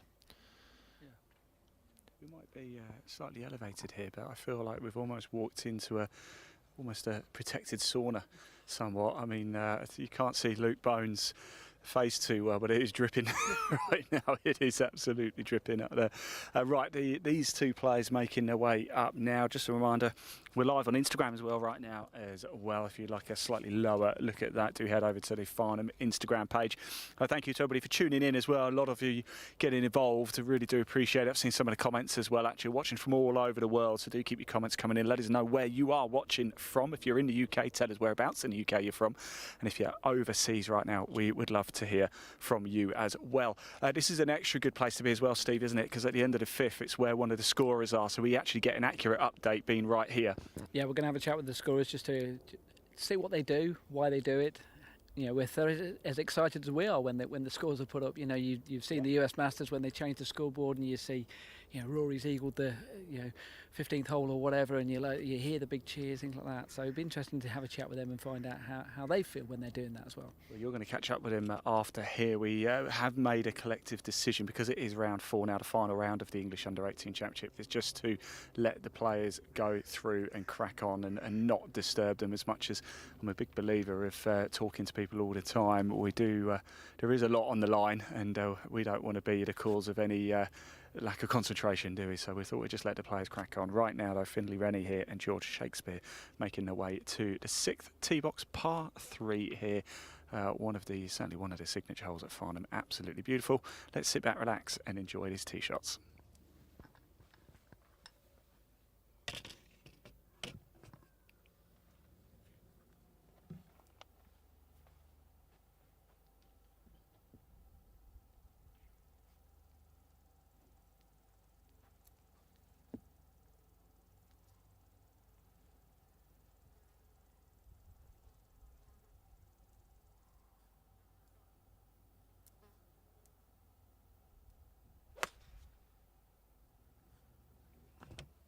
Looks good to me. Looks arrow straight. Onto the heart of the green.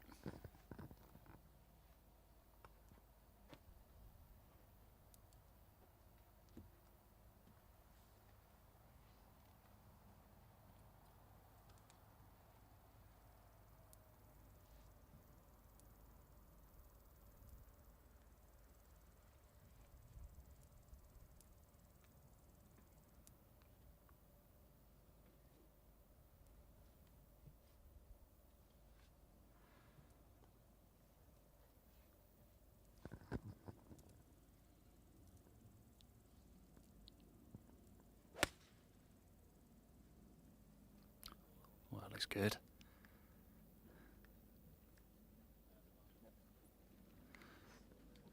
Couple of solid shots there. Let's hand the mic to Steve.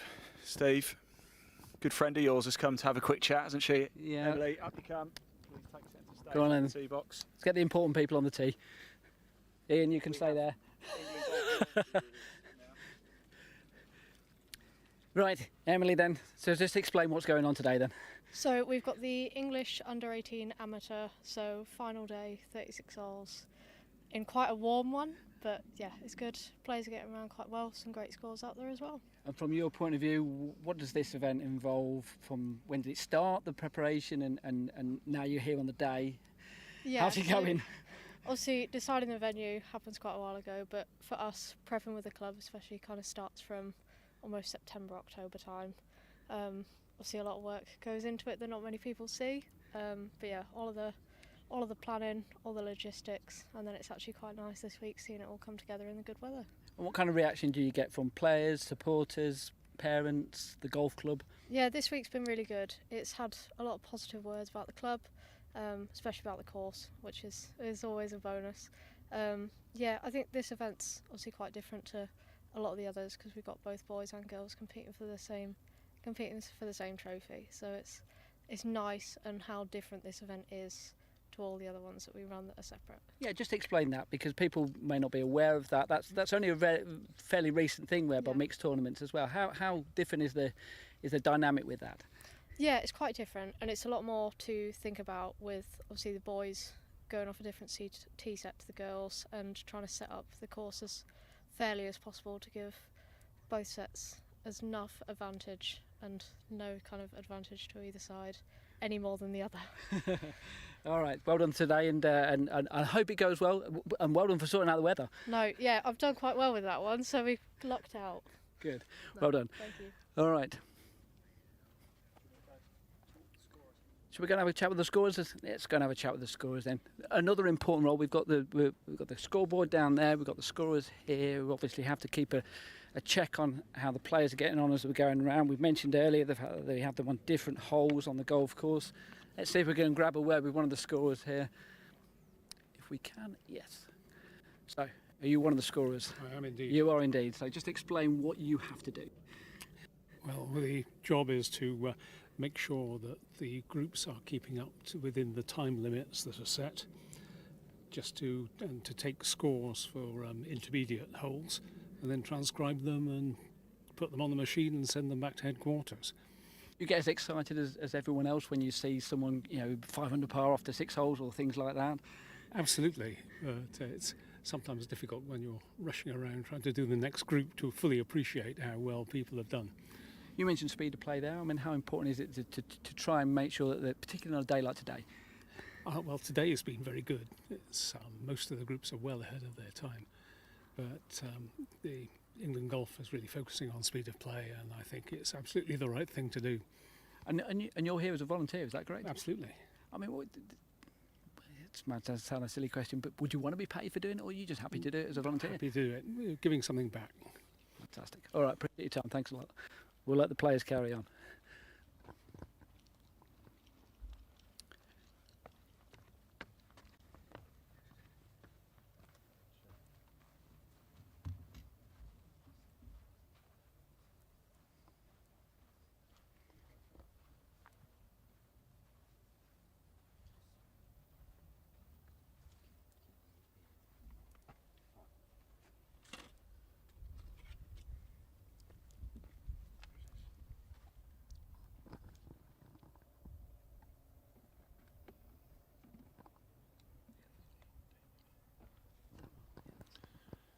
Just watching the 5th green here. We've got Goodfellow just about to take his putt. He's coming straight up the hill.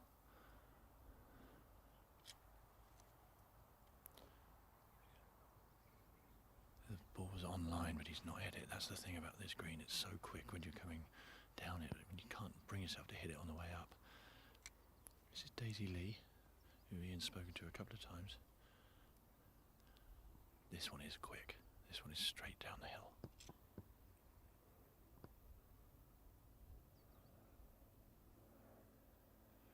It always does it on that top deck.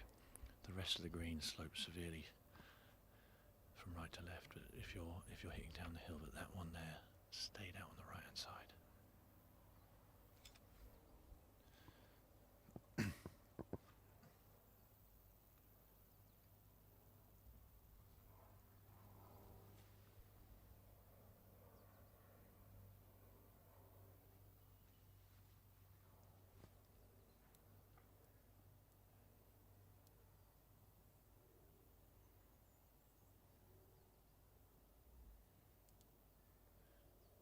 Dex rolled in for his 4.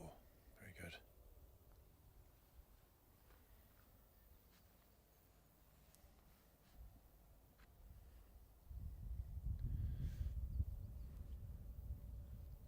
Looks like just a formality here for Daisy.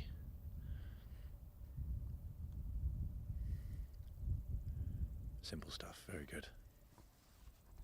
So I just wanted to ask you, Luke, we've obviously just seen a couple of pars there. When you stood on that hole, you look on the stroke indexes, that's a stroke index too. Obviously this tournament's a stroke play tournament, so stroke indexes aren't quite so important. But when you stood on that hole and you think, give me a par, walk on to the next hole, is that your thinking? Yeah, it's basically a beautiful dogleg up the hill, but just reasonably generous off the tee. These guys and girls will be hitting sometimes even long irons just to put themselves in position, but you're going to leave yourself a wedge 9-iron max. But like I say, the green is quick, the green is slick, it's a small green and it's tilted, so I would be middle of the green, 2-putt, get out of there. I haven't seen any birdies since we've been up here setting up, so yeah, it is one of those holes where 4 pars over the course of this week is not going to be a bad score. And then they're moving on to the next hole, which is a short par 3. Does the mentality change in the sense that this is the opportunity to possibly get a shot back? Again, not for me. Short par 3. This is 180 yards, so this is a medium iron.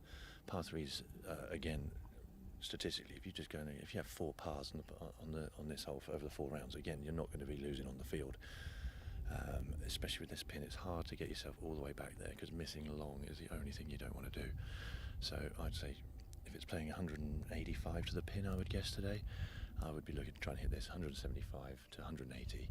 That's the last group. I just asked the gents at the back, and they both hit 7-iron, which sounds about right. There's a little trail wind, but not many people are going to hit their 7-iron past 185 today. So middle of the green, 7-iron, 2-putt, get out. It's these 2 holes here. It's the next 2, 7 and 8, where both at 300 yards. So if you put yourself in play off the tee, you've got something like a sand wedge or a little chip in, and that's where the birdies can be made.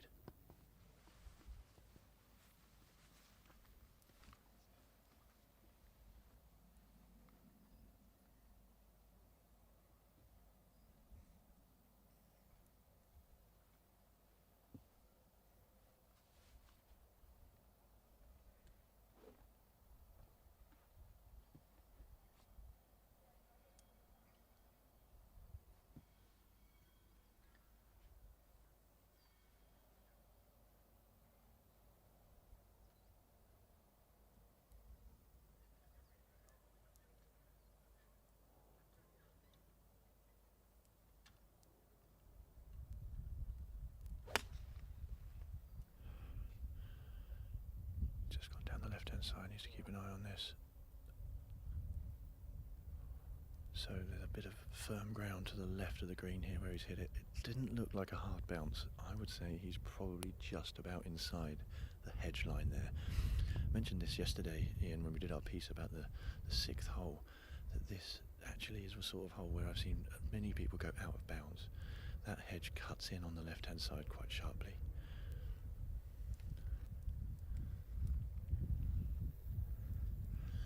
Daisy here just taking her routine. She's aiming well away from that hedge, straight at the pin on the back right.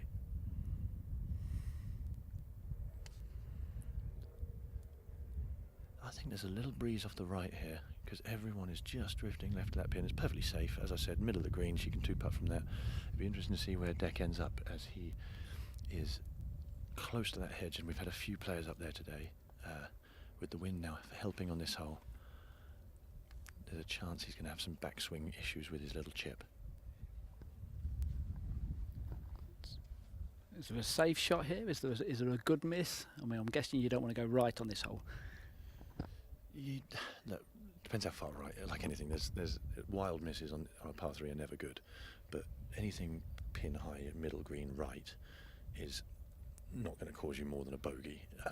I know these people are looking for less than bogey, but yeah, the problem miss is long left on this green, with how firm it is playing on that left-hand side once you're off the playing surfaces.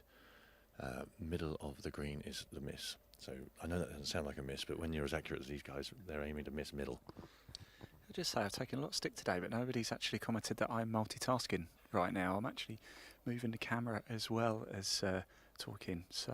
And holding an umbrella. And holding an umbrella. Poor Dan, bless him. Nobody's seen him yet, but he's our cameraman. He's been doing such a good job out in this searing heat. So I've sent him off to the halfway hut to get an ice cream, and I thought I'd take over camera duties. And doing a fine job as well. So obviously we're looking at the 5th green. We've talked a lot about this 5th green and about the slope on it, about how you really want to walk off this green with a par, get onto the next hole, move on from the par 3, and then get on from there. What about the... I'll just say to the viewers, I'm really sorry, but that gentleman is part of that buggy right blocking the hole, so you might going to have to talk us through it a bit more. Actually, I'm going to bring the camera back to 6. Actually, let's talk the 6. We just mentioned with Luke about it then. So What's your shape of shot on this hole then? Because we've seen players so far on camera whereby some of them hit a draw, some of them hit a fade. What would your so we can see the hole now? What would your line be, and then what shape would you be hitting?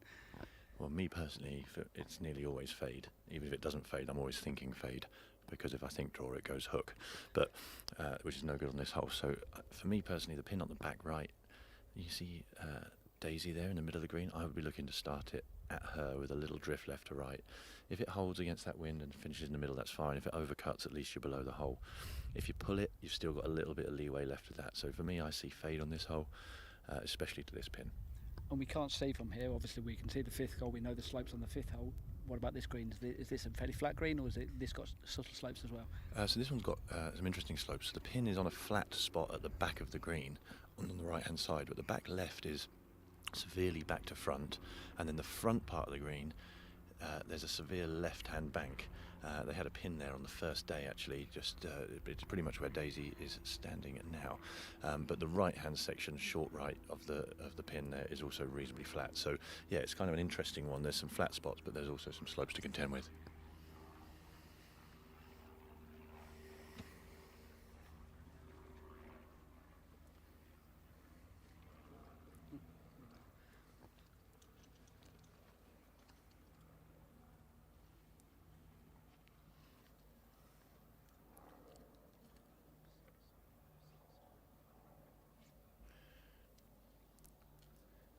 So it looks to me there like Deck had to do a little chip from just inside the hedge, because his third shot was a chip from just off the edge of the green.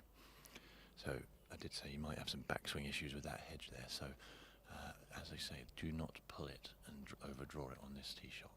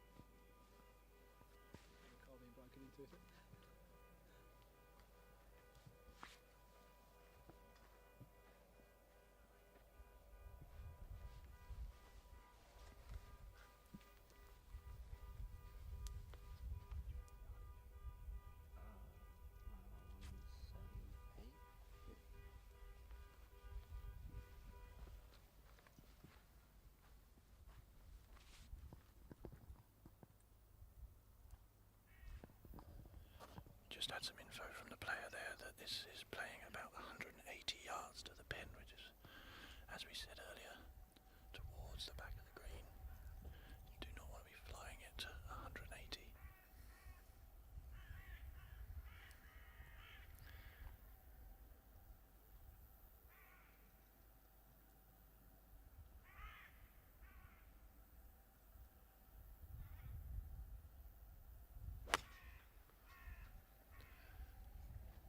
This is the best looking shot we've seen so far. Oh, all over the pin, knocking the pin out. Looks like middle of the green, just short of the pin from where I'm stood.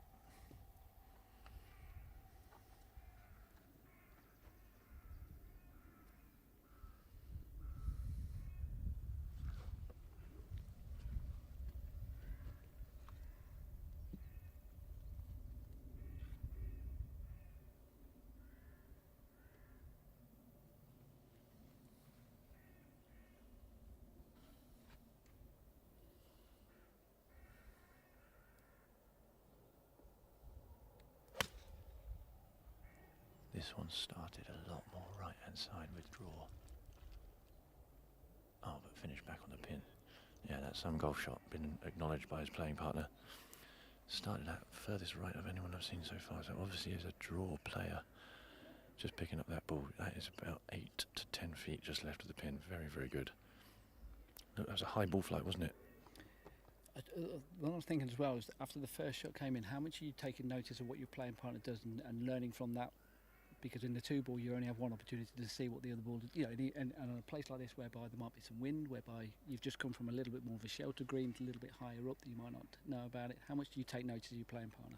I think at this level where everyone hits it great and you're getting good feedback based on the quality of hit, when if they see that ball rise up when it's into the wind and they weren't expecting that, they can learn from that a lot. But you have to understand how your playing partner hits it, how far they hit it, which you develop over the course of a round. So obviously you're going to learn. You learn more from probably chips and putts than perhaps you do from the longer shots, but you certainly you use as much information as you can. But then there's the other side of that, I suppose, is that some players just like to just trust themselves and commit. Okay, if they'd rather commit to a shot than double guess. So if it's something obvious, obviously they will take note and adjust. But yeah, like I say, with a long shot like this, they could be different distances, they could be different spin rates that they hit the ball with, and play different shapes of shot as well. So therefore, it's going to massively affect whether they're going to learn from each other's shots or not. Also, we've not got to this stage yet, but when we're getting into the latter groups, and you might well be playing against someone who might well be your rival for the competition, is that something as well you have to take into consideration? Let's say if they put it in the bunker, let's play a little bit safer on this one, or if they put it close, let's be a bit more attacking. Is that something you have to factor in as well? Oh, that's a tough one, because the advice is play the golf ball, not the player, because this isn't match play.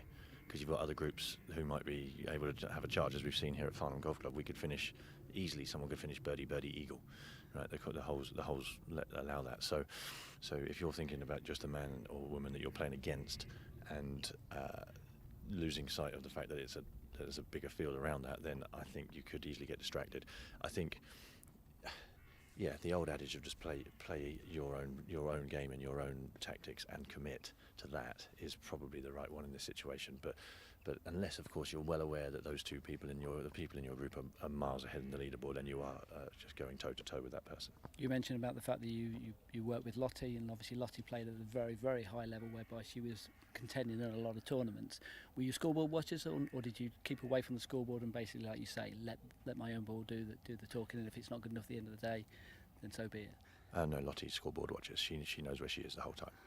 So just because you're playing your own game doesn't mean you don't want to be aware of what the score is. So she very much there's a really good image from Augusta when she won, where she just stared down at the leaderboard with those 5 holes to go, knowing what she needed to do, and then doing it. I think she thrives on that, and she's one of those players. She's information heavy. She loves to know her stats really well. She knows the inside outs of what her data should be saying. And so she also wants to know what where she is on the leaderboard at any one time. But presumably you work with players who flip it the other way around, whereby they're probably better off not looking at the scoreboard. Yeah, I think some people just want to go out and just let them free and play as free and loose as they can. If you maybe are more, have more sort of performance anxiety, and which is a trait that you need to learn to adapt. But there's ways in which you can deal with that best. So it does depend on the player. I would be very surprised. I'd be very surprised if any of the top players don't have a clue where they are. I think deep down even if you're not looking at a leaderboard, you know what good golf on that golf course looks like, because you know the quality of player that you're playing against. So it wouldn't surprise me if, even if they're not leaderboard watchers, they're very aware of where they sit. And what about what we're doing today? We're videoing them. They've got television cameras in their face. When it gets down to 16, 17, 18, if the TV camera's there, then generally speaking, they know I'm in contention here. Is that something they have to deal with as well? Yeah, I don't think the cameras on them in general is a thing that they struggle with or have a problem with. I think that's, I think the enormity of the occasion is bigger than where there's a camera on you. But as you know, yeah, you're right. If we're following with a camera system, then it's going to be likely that they know. But again, like I say, I'm pretty sure these guys and girls know where they are on the leaderboard. I don't think they've got eyes on them anyway, and their own pressures are going to outweigh just the fact that we're standing there with a camera watching them. Well, we've spoke to a 12-year-old today. It's going to be a developing curve for them, though, isn't it? There's going to be players who are a little bit more inexperienced at this level. Some of them are more medium experienced, some of them are very experienced. So it's a learning curve for them just to deal with people like us. And if you want to make it in this game at the very, very highest level, it is an absolute necessity necessary part of what you have to do. Whether you like it or not, you will be asked for interviews, probably even expected for interviews. You'll have certain obligations with your sponsors, and it will go on and on like that going forward. Ian's just notifying me here, we're getting some very good views currently on the live stream, so thank you everyone for watching and supporting Farnham Golf Club. What a venue it has been this year. As someone who has been here longer than I care to admit, I cannot thank highly enough the greenkeepers. The course is looking fabulous, and I think we need to mention a little bit more of the volunteers. I know, Steve, you just did a piece with one of our scorers, but the amount of members that have come out here to help run the event on behalf of England Golf alongside Farnham Golf Club makes me certainly very proud, and makes them proud to be a part of such an amazing golf club.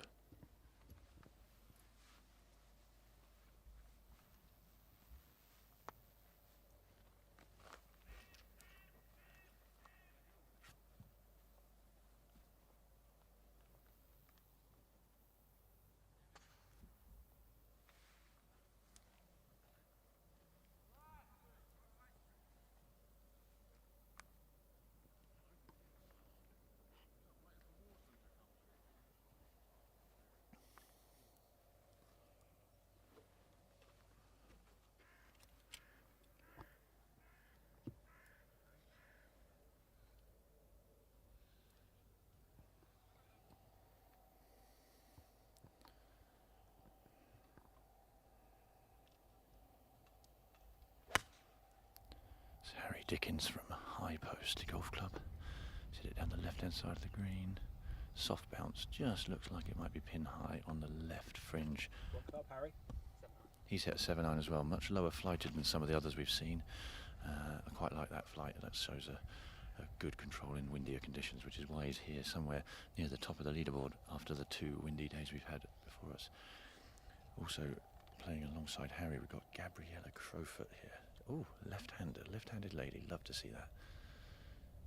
So I think this suits, if she plays a little draw here. Surely this will suit a left-hander. Yeah, absolutely. If she's going to play a little draw here, suits a left-hander drawing it in.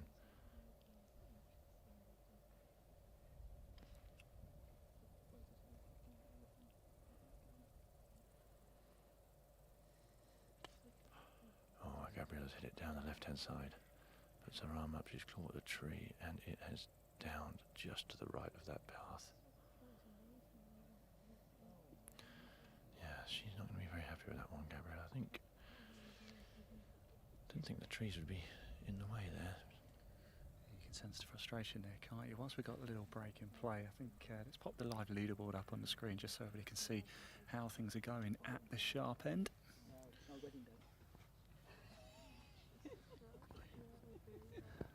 Yeah, things really heating up, literally. In fact, anybody who was watching on the Instagram live, I had to take it down, unfortunately, mainly because my phone overheated, so I had to take it down. So thank you for tuning in on Instagram. Don't forget to hit that like button, hit that subscribe. If you've got a comment, we want to hear from you guys to be sure that we can definitely see it. Make sure you watch at Farnham Golf Club on YouTube. That's the best place to make sure we don't miss any action. Hit that like button, hit that subscribe button. It's completely free to do. Thank you for tuning in. We are now right in the heart of round 4 of the English U18 Championship, live here at the 6th tee box, par 3, here at Farnham Golf Club.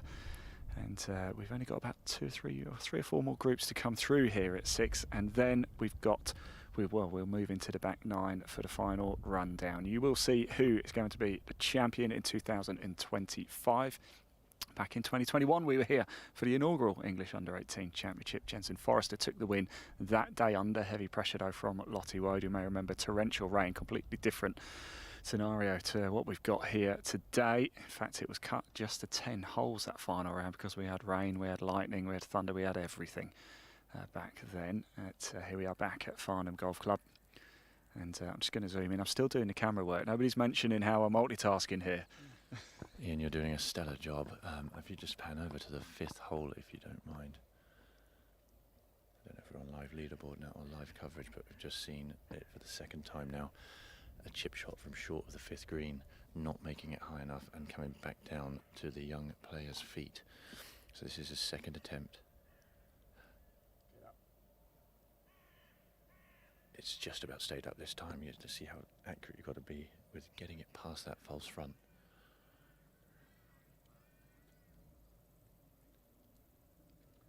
Come back actually to Gabriella.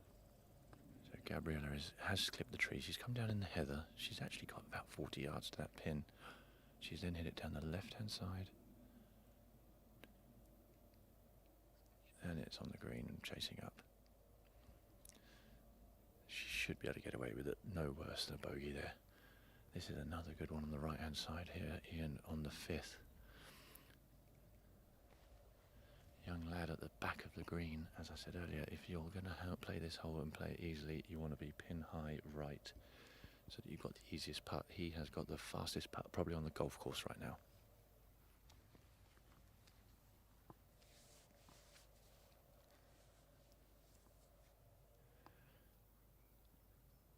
He's just gaining that perspective from below. I think he realises he's got to trickle this one just now.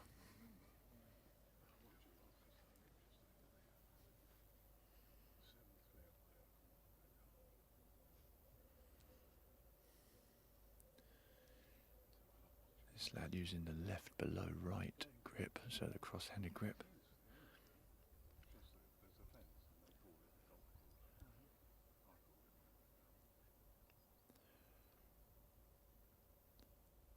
Putter's on its way.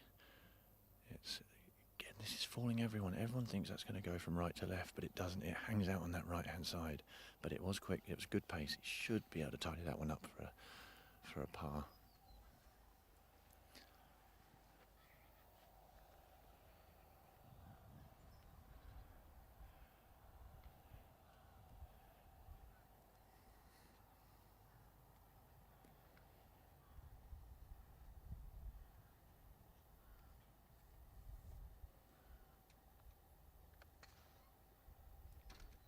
Oh, he's done it. That was a fantastic putt. So after chipping up and coming back down to his feet, he then chipped up to about 15 foot short and hold it for a bogey. So sometimes there is such thing as a good bogey.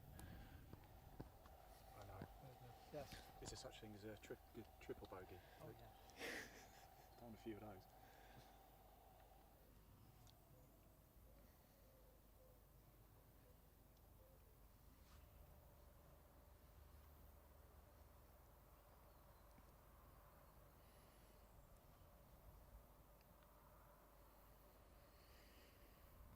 Slipped out. He's lipped it out. Very unlucky. He won't be happy with that. Although it was a difficult first putt, the pace was good. I'm afraid the second one didn't drop.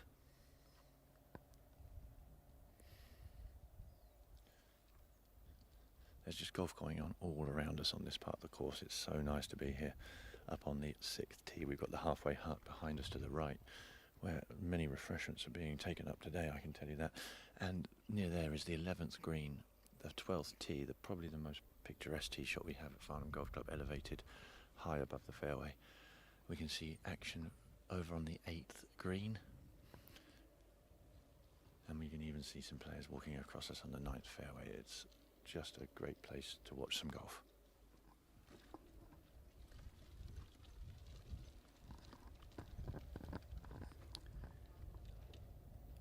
Yeah, and Emily's left us for a few moments there, but I did want to ask her a question, whether she got organised with the start sheets and whether she sorted out the pairings and things like that, because she might have missed a fantastic opportunity of pairing up Dickens and Shakespeare.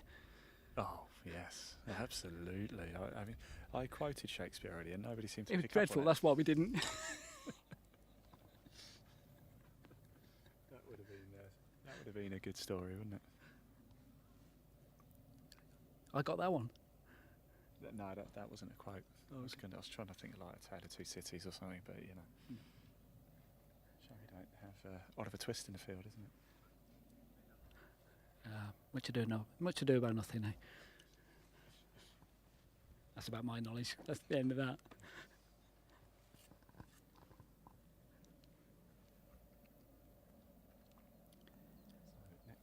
Just a reminder of 4 groups to go then we've got here. So.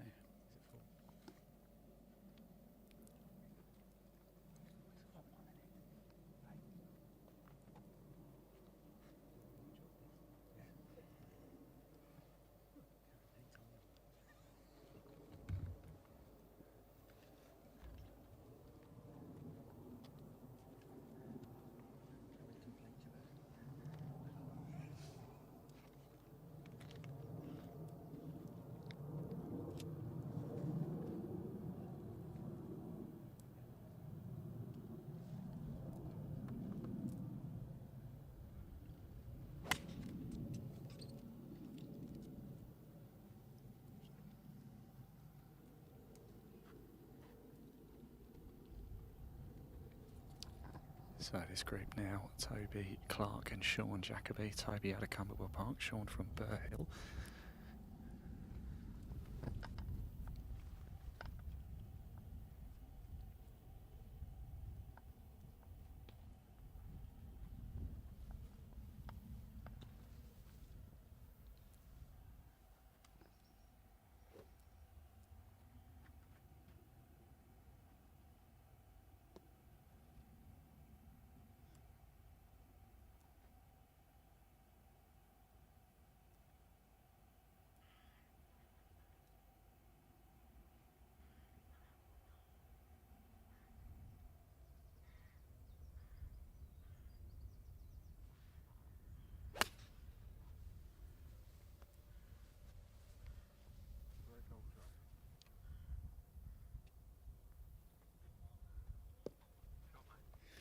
Yeah, good shot indeed. So, yes, Toby Clark there and Sean Jacoby make their way down 6. I'm pleased to say to everybody as well, we've got Dan is back, so you'll be able to watch the golf properly now because we've got a proper cameraman is back. We'll just turn the attention to 5 here. We've got Toby Peters and Leah Irwin. Leah, of course, we caught out of her yesterday. In fact, we spoke to her a little bit earlier as well. She came off 18, was in contention, actually led the tournament at one point earlier today, now comfortably into round 4. Steve? Yeah, so obviously the early starters, some of them have started coming in now. We have a clubhouse leader as well. Alex Bowes has come in with a 68, so 69-68 on the final day, and he's moving right the way up to 2 under par. So even at this stage, he's tied 9th. So, you know, I don't think he's going to get caught, or I think people will pass him. He's at 2 under par. Clubhouse leader after the first round was at 10 under par. After the third round. Okay, so Frankie Moulton still the leader by 3. However, that hasn't updated for a while, has it? So, in fact, we won't know until they come up here at 5. So we'll really get a good look. Well, Harry Dickens, who we just mentioned there, he's come through the 5th hole. He's still at 6 under par. So, so he's not lost any ground on where he was to start play. How's Shakespeare doing? Who's winning out, Dickens and Shakespeare? Let me have a look. We're going to settle this today. Who is the better author, Dickens or Shakespeare? Well, bear in mind he's 6 under par. I think Dickens might win it today. A lot of golf to go yet, Steve. A lot of golf. Right, up they come now. I'm going to get out of the camera. Actually, I'm walking. So I'm going to get out of it. Walk straight towards it. We can probably bring the camera back to the 6th green here for Toby Clark and Sean Jacoby and Steve. Shakespeare's 1 under par. Shakespeare's 1 under par. Okay. Dickens is 6 under par. Shakespeare's 1 under par.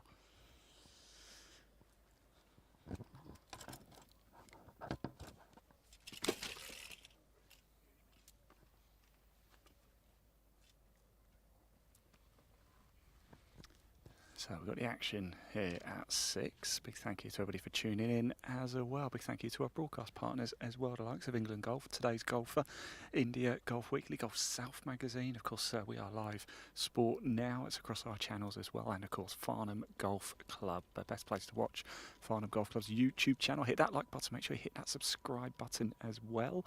It doesn't look like Toby's particularly impressed with that shot there.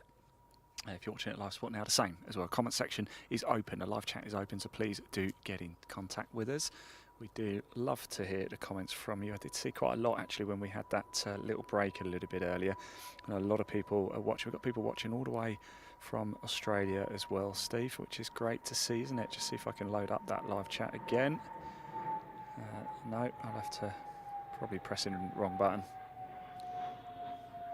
It's obviously a junior event today. Hopefully there's lots of juniors and adults watching this this broadcast. So a little bit of advice for you. There's a player out there today, or a player there in the tournament. So it's a 72-hole tournament, and you're not out of it even after that first round. And there's a player out there today called Charlie Croker, and he shot 79 in the first round. And you think that's a name I recognise. That's it. And you think, yeah, I'm out of it, aren't I? Next 3 rounds, 68, 69, and in his fourth round, he's 5 under par after 11 holes. So he's currently in 6th position. So 79 in the first round, that's how to hold it together. That is incredible, isn't it? And don't forget, there was a cut after round 2 as well, so even more impressive. So, yes, top 40 and ties made it through to today. A lot of you commenting as well, just whilst we're watching the action down at the 6th green. We've got people tuning in from the Northern Territory in Australia. Thank you to That's Baller. We've got Sam Coulter. Fantastic to watch our course being played so well by the elite of junior golf. Great coverage and commentary from the south of France, where it is even more scorchy. Yeah, I bet it is. Andrew's been in contact. 25 degrees here in Devon. Sam Coulter's watching. He says fantastic commentary. He didn't say which out of the 3 of us was the fantastic commentary bit. We can all guess. Yeah. Hello, Sam. Nice to hear you're watching. This is the dulcet tones of Luke Bone here.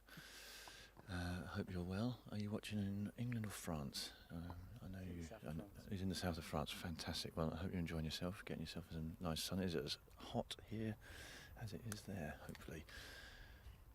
Just a little wait on this 6th tee box, which can happen on a par 3. Flags back in.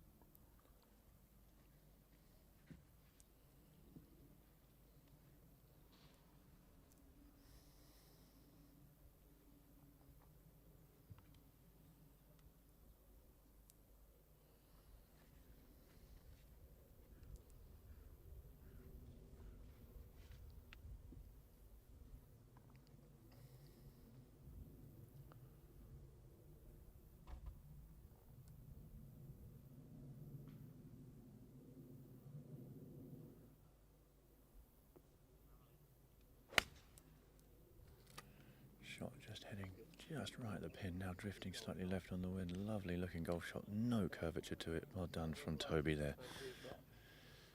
I must say the conduct of these players around this last 4 days has been absolutely sublime. They are. I keep forgetting it's the English under 18s. Yeah. I keep thinking it's just a normal pro tour. Their behaviour, their conduct, their attitude, the way they speak when the microphone's put in front of them is absolutely fantastic.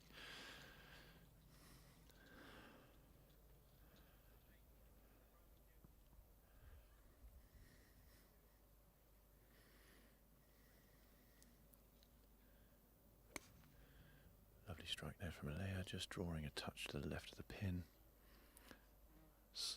Very good, pin high left, should be fine hitting across to the pin from there. Just in the area where we are here, I thought I'd just mention Sam, thanks for watching again.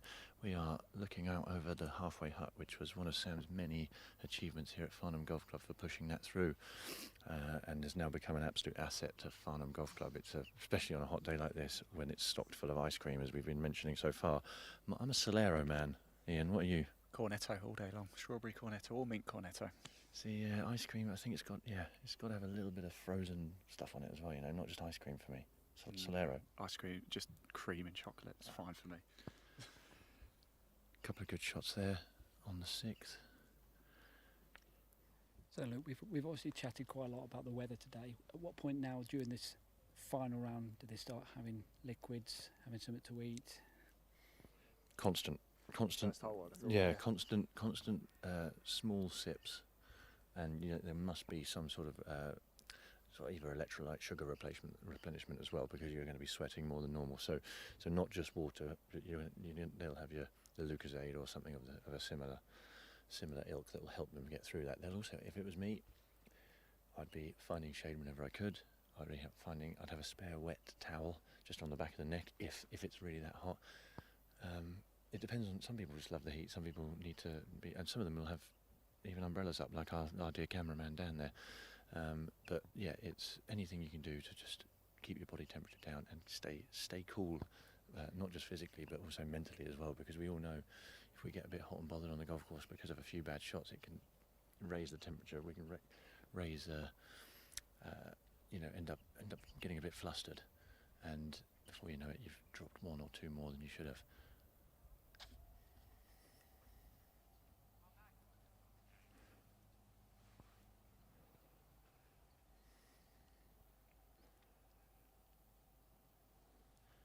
you've got to be comfortable, haven't you? And actually, the same goes for all of us up here as well. You know, it is. I can't emphasise enough. I thought we'd come up here and it would be a little bit better elevated. I thought there might be a bit of a breeze. In fact, we came up here yesterday, didn't we, Luke? There was a bit of a breeze up here yesterday. And today it's still. It is like being stood in the sauna. But I thought with the trees around, we'd actually thought this would be a great spot. I thought it'd be like a cool little area for us to be. And I got it wrong.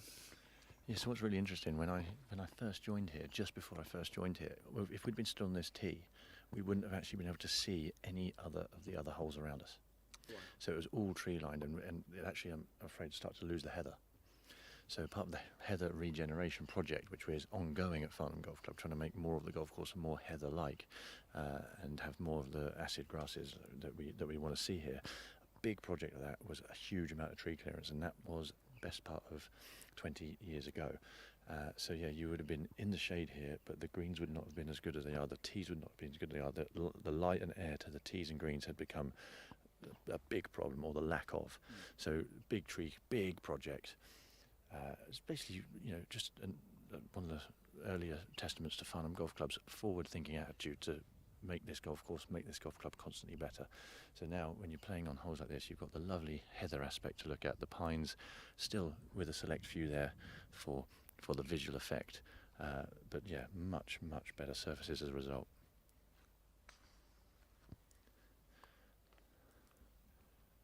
Got a lot of the England golf squad selectors following some of the last group, so obviously some of these boys and girls are at the top of the amateur game for their age, so I'm sure they are learning a lot about their players watching them at this sort of tense final round atmosphere. So I'm gonna take Ian's stupid question away today. I'm gonna have the record for the most stupid question, but what are they looking for today? I'm gonna ask one stupid question today. So obviously in the end the game's about results. They're looking for a result, and they're looking for someone to shoot the score to win. But what you're also learning about your players when you're watching them in this environment, not on the range, not in a group environment when you're coaching, but in the action, is how they manage adversity, the way in which they deal with the difficult things that golf throws at you, and then also just the shots that they've got under pressure. So how they handle those sort of things, and then also you're going to look at how they reflect properly and how they move on after an event like this. So not only if they win and are successful, but if, let's say, if they don't quite make it, or something happens towards the end that's not the best result, do they turn up to the next practice session with just as much enthusiasm, or do they want to then shy away? There's all those sort of factors they're looking for, and obviously they'll be thinking about some of the squads that they've got to pick teams for as well. So I raised the point with earlier, Ian, a player in this tournament shot 79 in the first round and shot 69, 68, and is 5 under par after 11 holes today. Is that the kind of attitude where they say, okay, it's not someone who gave up? That gets noticed. That hugely gets noticed. That is a huge aspect of your character trait that is skewed in the right direction. Now, obviously, you want to try and work out how to get better first rounds, but actually to bounce back from a bad first round in a long tournament like this, 79 is easily seen as out of it, but the scoring is set such that with consistent reaction to that, 69, 68, 7, 5 under today. Yeah. Flying. So yeah, what a response. Exciting now, actually, chaps, because we are about to have what we believe is our leader, Frankie Morton, come up. So, Steve, we're going to have to put you back to work, actually, because he's just come out to the 6th now, and that means he's just put his score in for the first 5 holes. So now we will have an up-to-date leaderboard as to where we are right at the sharp end. There is a group still behind. That's Ethan Roos and Aaron Moody. But making their way to the tee box now, Frankie Morton from Orsett was our leader at 10 under, and Josh Thompson from Wentworth.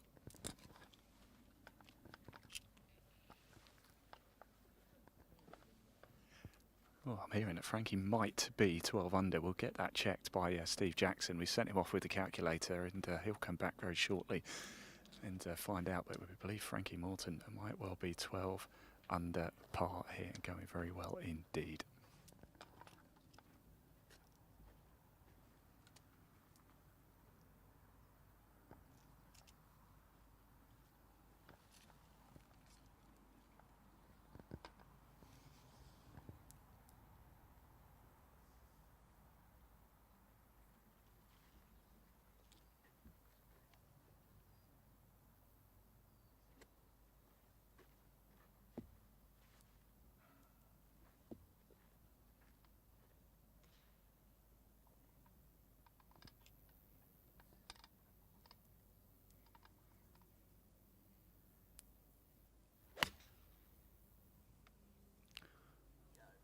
Go on, shout of go, go. Yeah, it's on the green.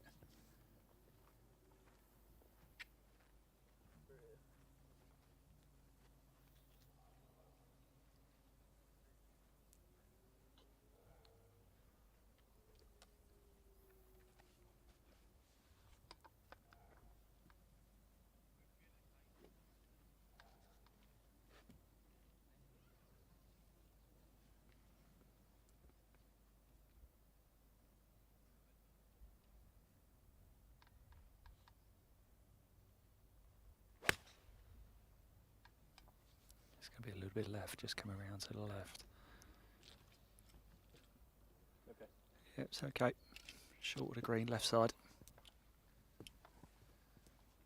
So there we go.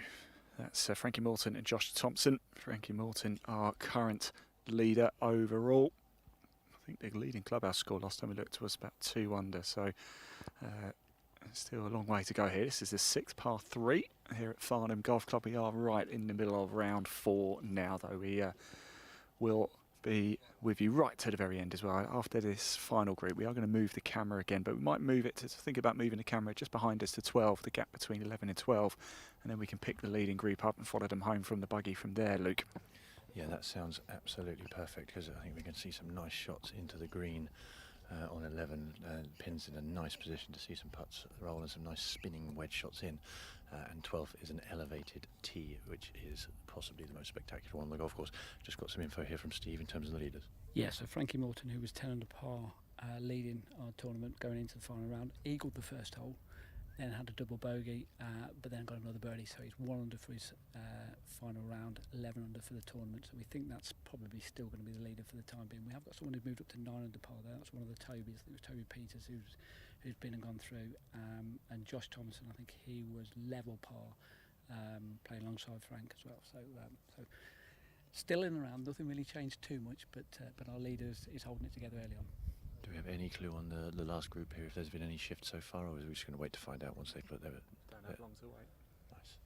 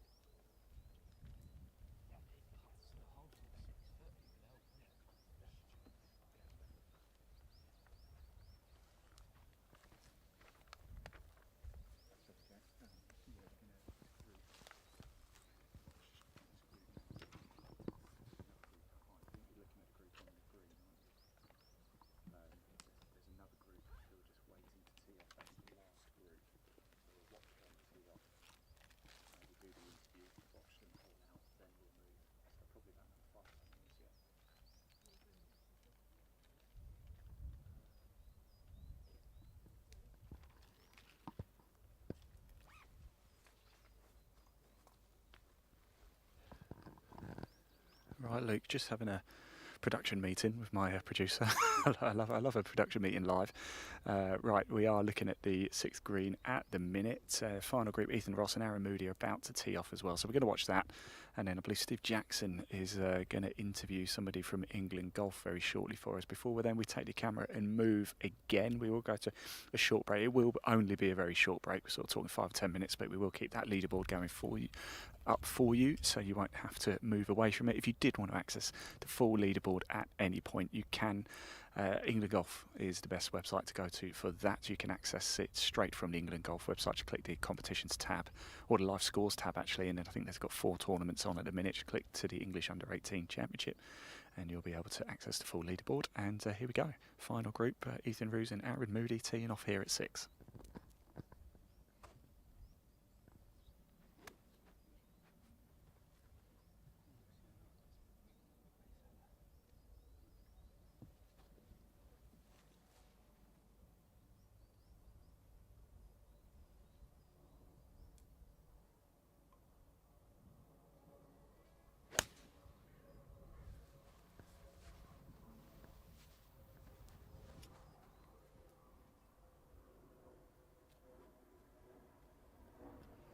So it's gone left.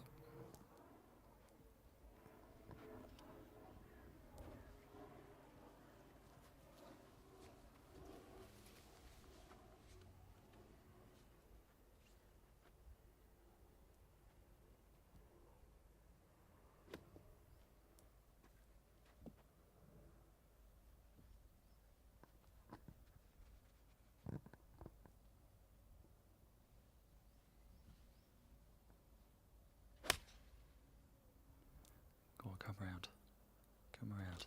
Might just land left side green. Got the bounce. Think it's okay. Yeah.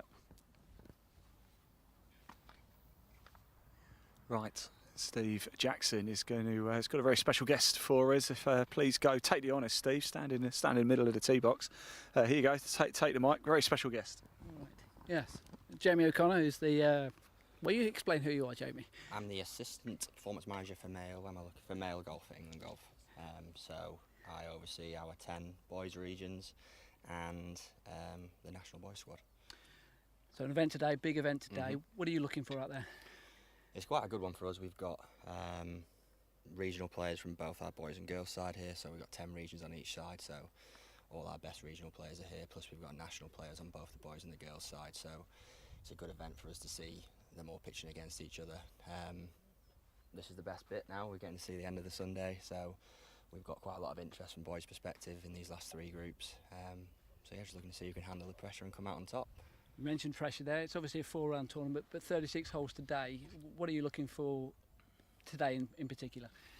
I think this morning it was quite good. We saw a lot of good course management out there this morning, making sure that, you know, it's moving day and tradition, isn't it, in inverted commas, but no one really shot themselves out of it this morning, put themselves in good positions, and then who's going to take the risks on this afternoon and go out there and win it, because you've got to go and risk that. Risks is a good word, because it's also blending it in with game management as well, and is that something whereby, I don't know, do they already know that? Is it something you're working on consistently with them? What, in terms of when to take the risk and when not to? I think it's something we spend a lot of time in the squads with regards to course management, yes.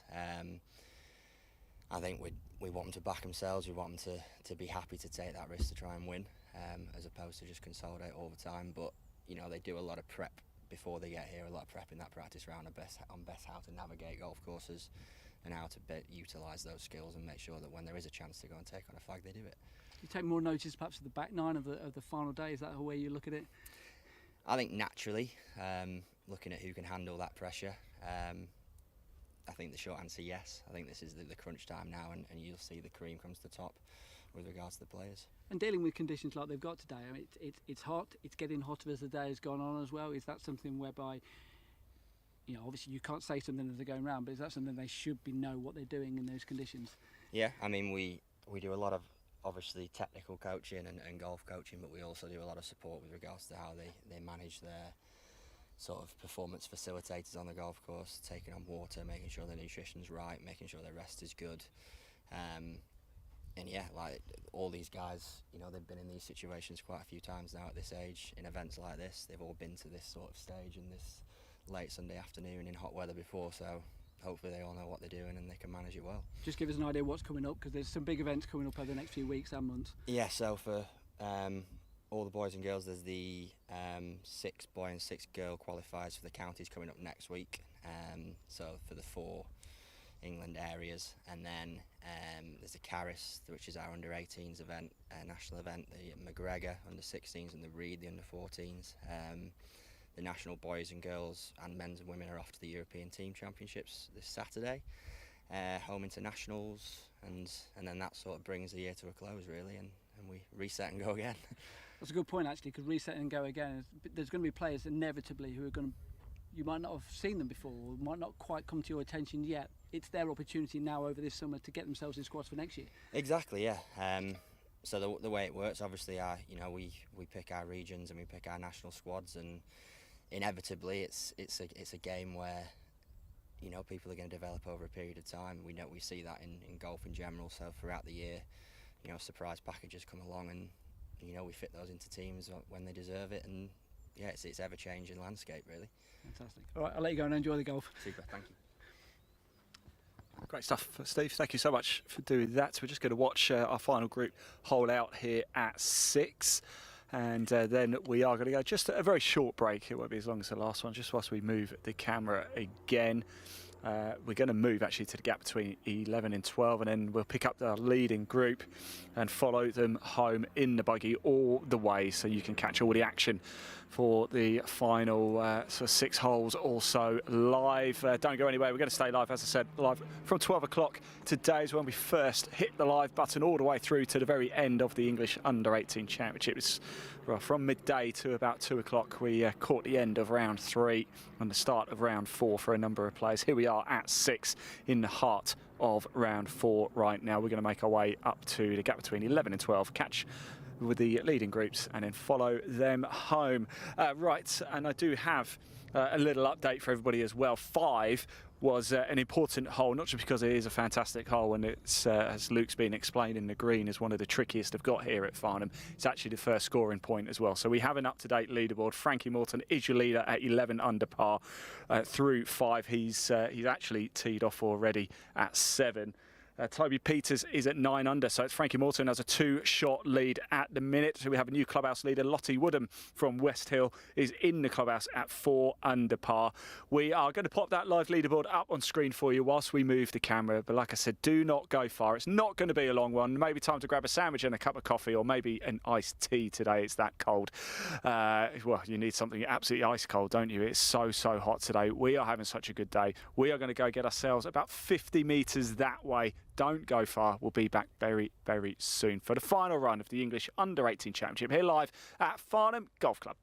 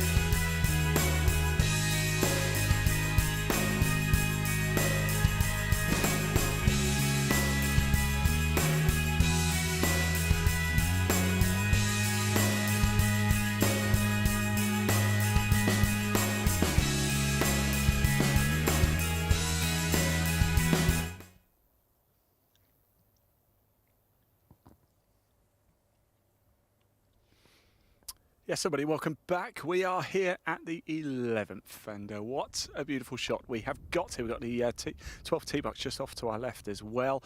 We are going to wait for the final grid. Frankie Morton is flying at the minute, 11 under par. He is our leader in the English U18 Championship. We are live now till the very, very end for you too. You will see the winning hole out, and who knows, if there is a tie at the top, it could even go to a player. If that is the case, we'll bring you that playoff live. We do have a player actually just off down to our left. I don't think that the camera can see, I'm not too sure, but I am seeing a player just down there to the left, about to come up, try and get. That's a difficult shot indeed.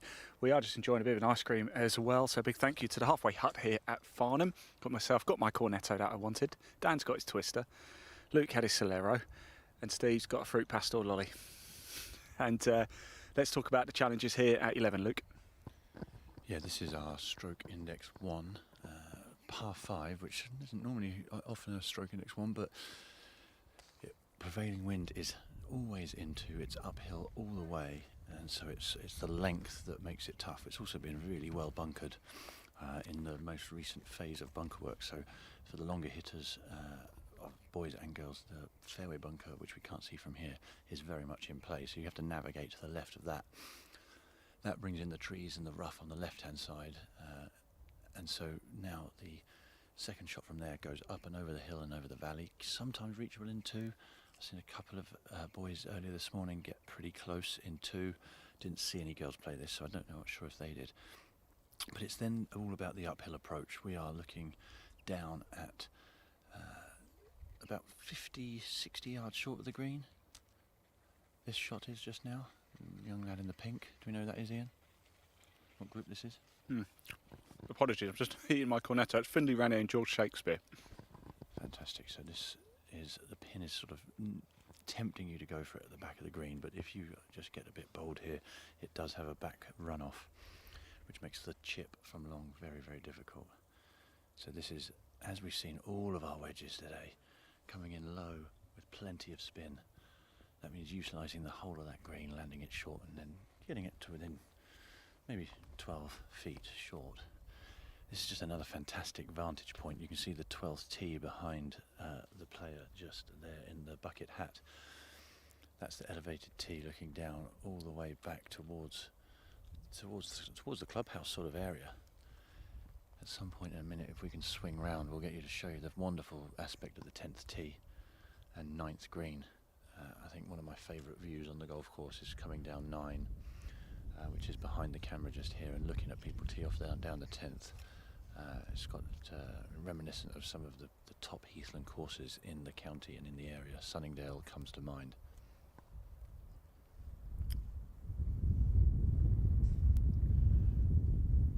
That breeze that we were so wanting on the 6th tee has just shown up as well, so it's a little cooler here. We are in the shade. Just got to be wary of players behind us playing the 9th. Don't want to disrupt their golf.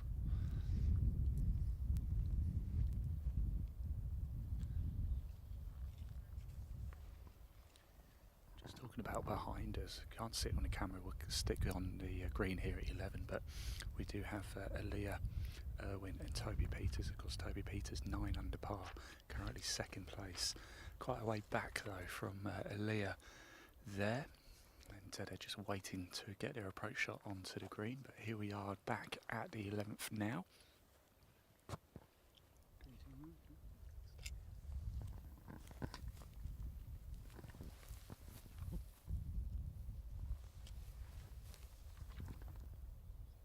Going to have a nice shot for the 12th tee as well.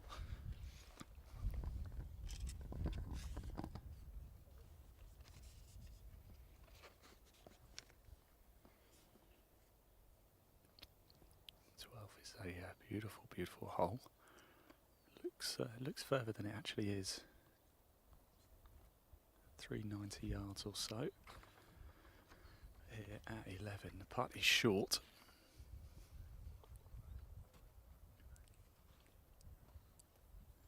Crowd starting to build here, almost just over the halfway stage at Farnham Golf Club. Club that's personally is very close to me as well. My old man, Jeff Waterhouse, known at the club, spent a long time here. Good putt, and it goes. So Finlay, Rennie and George Shakespeare, they head away. And we're going to stay, actually, let's stay on them, shall we? And watch their tee shots at 12. Couldn't have asked for much of a better view, almost looking at this down the barrel. Don't forget, if you're watching on YouTube or Facebook, we're also live on Twitter and LinkedIn as well, Twitter X as it's now known. Do get your comments coming in, we can see them, we would love to hear from you. Live chat at Farnham Golf Club, the best place to comment, so just to ensure that we definitely see it. There's an awful lot of pages for us to try and monitor.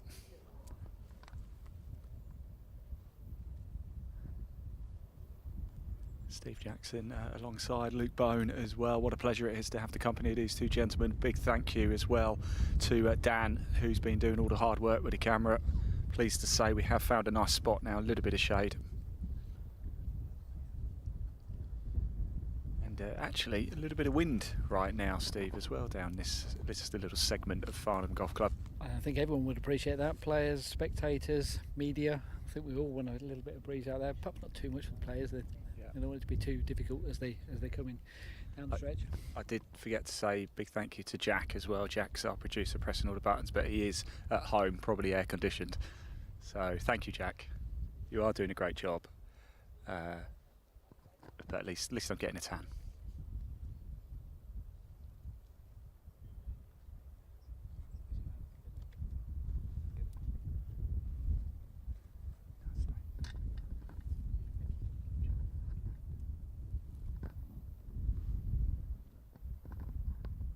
Actually, I didn't realise how good a shot actually we've got here. We're going to keep the camera on 12 because we're going to watch these tee shots very, very shortly.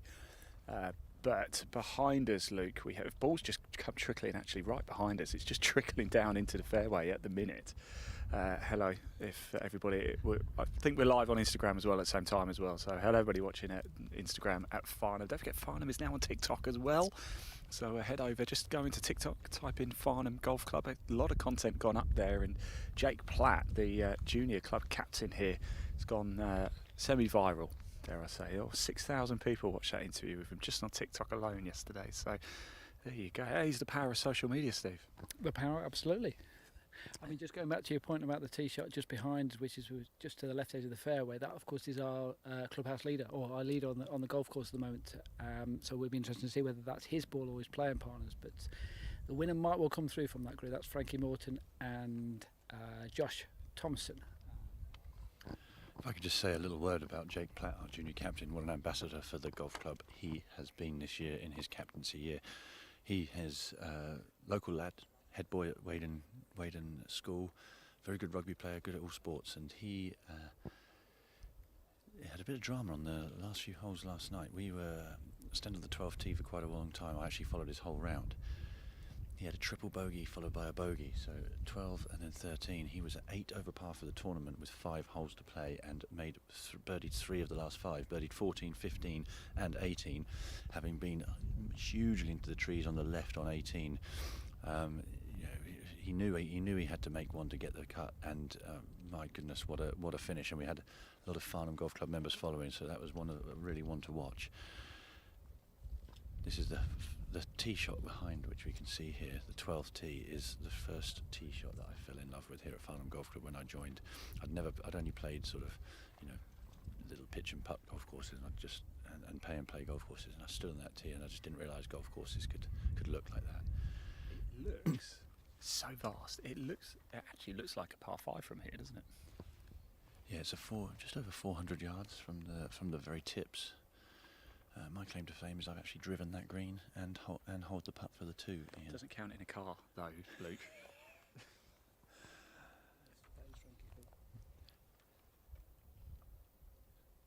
So we've got both players here, just either side of the green. If we just pan to the right, just a touch here, Dan. Yeah, we are. We'll have to bring the camera. We'll bring the camera back. Actually, sorry, Dan. We'll bring the camera back to Daisy if that's okay. Just because there's a bit of a weight on that 12th tee. Yeah. I was trying to see it through, but. So yeah, here's Daisy. She's just from looks like a slightly heathery lie. pin is on back right on the green, so this will slope significantly from left to right once it lands. So she's played it in. It's going to come up slightly short and slightly right. But again, hedging her bets, I'd say there. That's an uphill putt. It's probably a better leave than going long. Now this one is a different prospect. This is from above the hole, right to left, downhill once it hits the green to the left. Again, I think he's going to play this low like we've seen before, Ian. We've seen a lot of that today, haven't we? It's not like there's high winds to try and avoid either. As I thought, actually, he played it so well that it didn't actually take any of the bounce that he was expecting. I think they've done such a good job here with the greens. You know, you've got 32-degree heat for 4 days in a row, winds, high winds, to be able to keep them playing receptive but firm, and you know, not lose them. You know, it's amazing how much they brown up by the end of the day. Rupert and his team, as always, doing a superb job. Anytime you can look around here, when you're anywhere that's off the irrigated playing surface. Bear in mind, we've only had fairway irrigation for 20 odd years. Before that, this would have been brown. Would have been almost played like an inland links.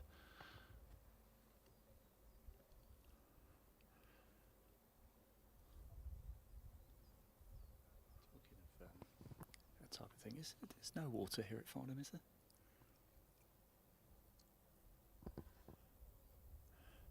There is. Frankie Morton just behind us. You wouldn't have seen it on the camera, but it's just fallen short of the green, hasn't it? Yeah, that's no dramas there. Just short the green on 9 is fine. So, water. We had a little flooding issue from the sheer amount of water over the last few winters on the holes later on that we'll see on live action, which is the 14th. So there are some water hazards that way.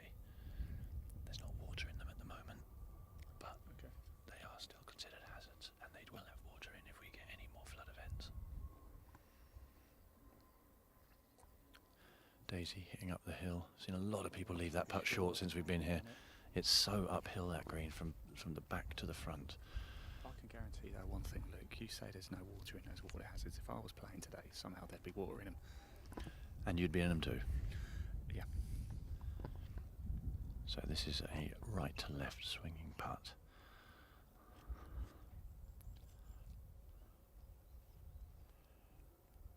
Couple of practice strokes.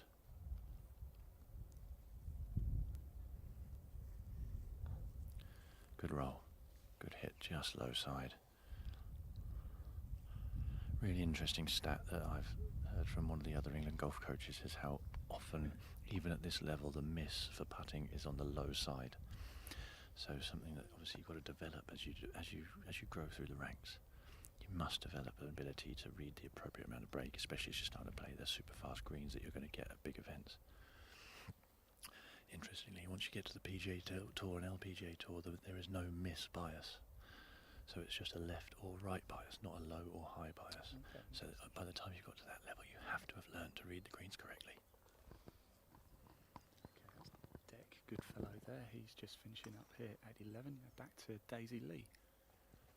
Daisy Lee just finishing up here. I'm not sure if this is for a par or a bogey because she was short left. I don't know if it was in 2 or 3. The action's coming thick and fast now because directly behind Daisy is the group in front on the 12th tee. Now this gentleman is taking a long iron. There's 2 fairway bunkers down there at about 240 yards. It's going right. It's going way right. Is that in trouble? That is in trouble. There's out of bounds all down the right hand side. There's a long wait on that tee as we have had something up in front. Looks like a ruling up front slowed that group down in front.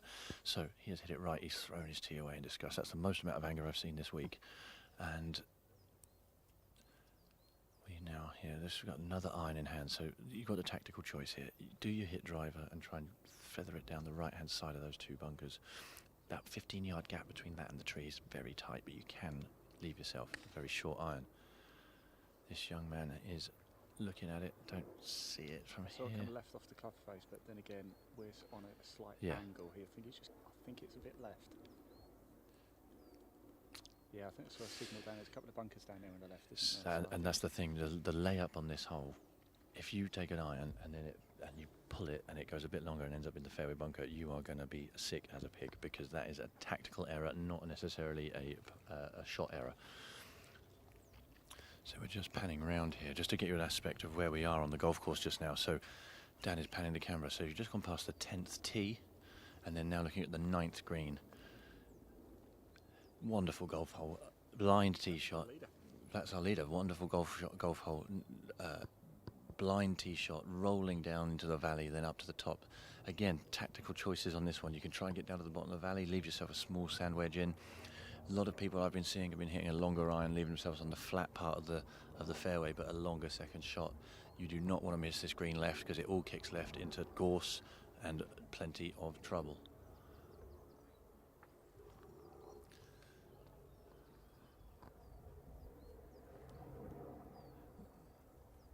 The England Golf. Yeah, so I think we might have an unofficial update on the leaderboard so far. So our leader is still Frankie Morton. We think that he's 12 under par now, so he's 2 under par for his final round. Obviously, he is the one in the green who we can see there on the green. So he's playing the 9th hole as we speak. I think this is for par. So let's see whether he stays at 12 under par. That's dropped. So yeah, so he's reached the turn 12 under par. That's our leader. Toby Peters was at 9 under par after 5 holes, but he double bogeyed this 9th hole. So we think he got to 10, so he's now dropped back to 8 under par. So the lead by the looks of it is 4 shots. Josh Thompson, who's in this same group here with Frankie, as we see, I don't know what he got on that hole, but we think he was 8 under par, so 1 under par for his round here. And the only one which we're not aware of at the moment is Alaya Irwin. She was 7 under after 5. And she's playing the same group as Toby Peters, so getting there, but still unofficial at the moment. Good stuff. Thank you very much, Steve. We're going to bring the camera back round to 11. Thank you, Dan. Yes, spinning around, crazy. This one here, that's it. These two chaps here, the next group coming through at 11. It is Thomas Prescott from West Lancashire and Theo Morris from Links, teed off at 8 minutes past 2 for their 4th round this afternoon. And we've got a camera on Theo Morris at the minute. Let's see how he can get on. Yes, thank you and welcome for joining us. If you are just tuning in, good afternoon everybody. We've been live for a good 4 hours or so now, but we are live right to the very end of the English U18 Championship 2025. When it comes to the green, it is slightly uphill, has it got the legs to drive on a little bit right in the middle of the green, but the pin is cut left a little bit further back. Sun beating down here. You couldn't have asked for anything better. Sun lotion on. We're all getting a nice tan out here. And where else would you rather be on a Sunday afternoon than at the final 6 holes of a huge tournament, the 2025 English Under-18 Amateur Championship, to give it its full title. And what a job by Farnham Golf Club, hosting the event for the 2nd time. Hosted the inaugural event in 2021. Jensen Forrester took the title that year. In 2022, the tournament headed to the home of England Golf Woodall Spa. Tyler Weaver was the winner that year. In 2023, it went to Effingham, and it was Alex Wells, the champion. Last year, 2024, it was up at Hesketh, and Charlie Rushbridge was your winner. Who is going to add their name to the list? We are going to find out in the next couple of hours. Here is Theo Morris now. So our leader, we believe, is Frankie Morton. He's just teed off at 10.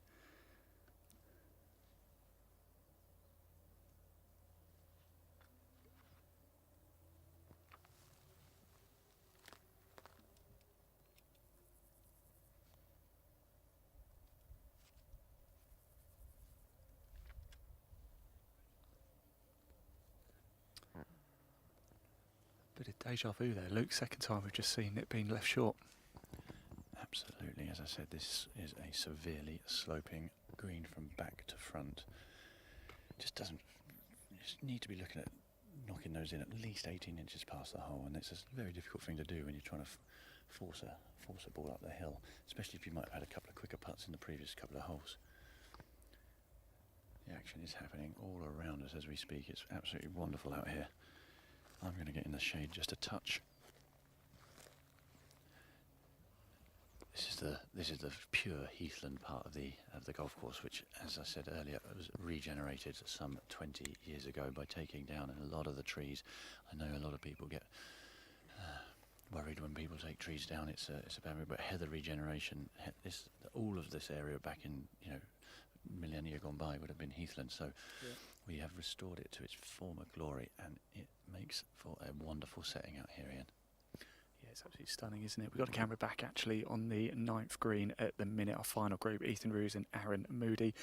Ethan from Thorndon Park and Aaron from Burhill. Both have had 3 fantastic rounds. I think actually round 3, they both struggled a little bit, both Aaron and Ethan. So sort of played themselves out of contention a little bit. We do have a bit of a delay as well at the 12th tee, don't we? So we might be able to turn it round now actually if we go back to the 12th tee box, if that's okay.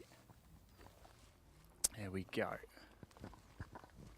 So yeah, this is another long iron off the tee. Trying to play for position. Does leave you a longer second shot, but you do not want to be in the fairway bunkers, and if you're hitting driver, you're also bringing in long left trouble and out of bounds right.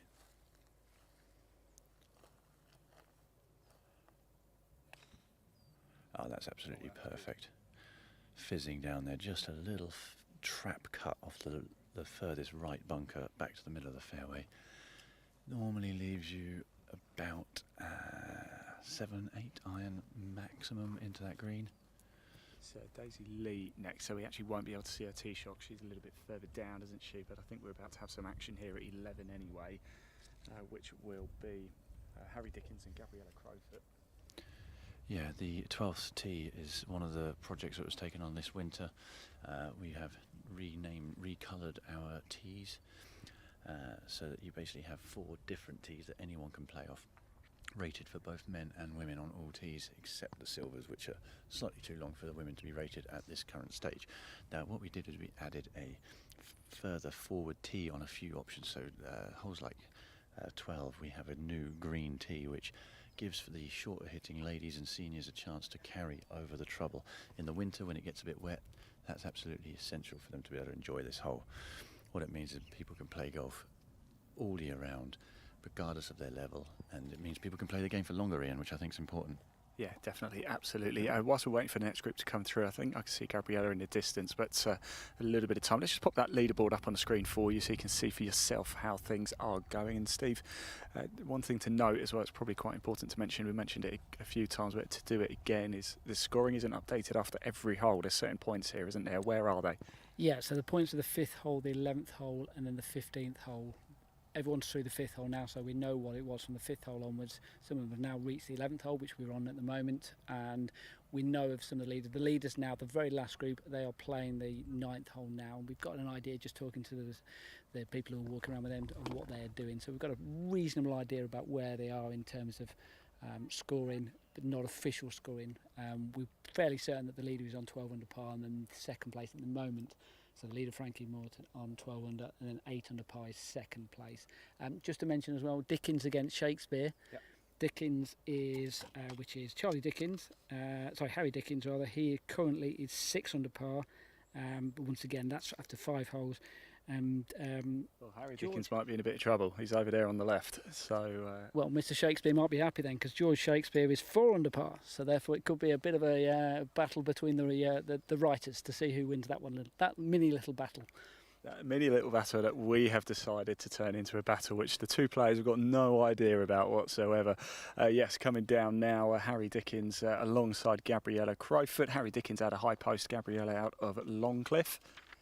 And yeah, Harry over there on that left-hand side, and Luke. So Harry's played. I saw him over on the left-hand side from over the brow of the hill for his tee shot. He's then hacked across the right-hand side of the 11th and gone into the hedge. Found the ball, not out of bounds, just an integral part. But he's played an unplayable.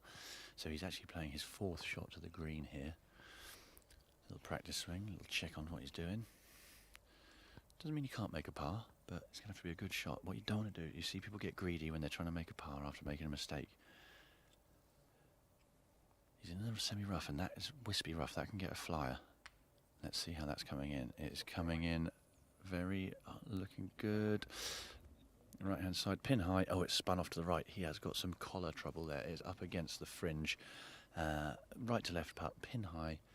Not the worst shot. I'm pretty confident he can make it down in 2 from there. And look at his, just a sort of damage limitation bogey there. And, oh, interesting. Young lady, Aaliyah is this, isn't it? This is Gabriella. This is Gabriella, excuse me. Gabriella coming up the left-hand side. Ball spotted for her. Looks like a family member helping out. That's always good. Alongside all of the volunteers from Farnham Golf Club who've been ball spotting on the blind holes and scoring on the clubhouse, in the halfway hut. Doing a fantastic job. So Gabriella is in the rough on the left. I would suggest in 2, having hit a drive somewhere past the bunker off the tee, I'd imagine.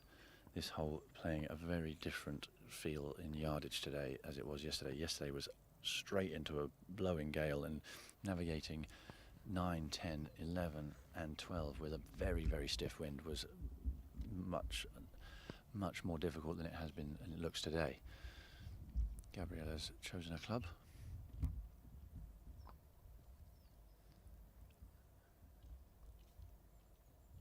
Ball will be above her feet now if she's a left-hander.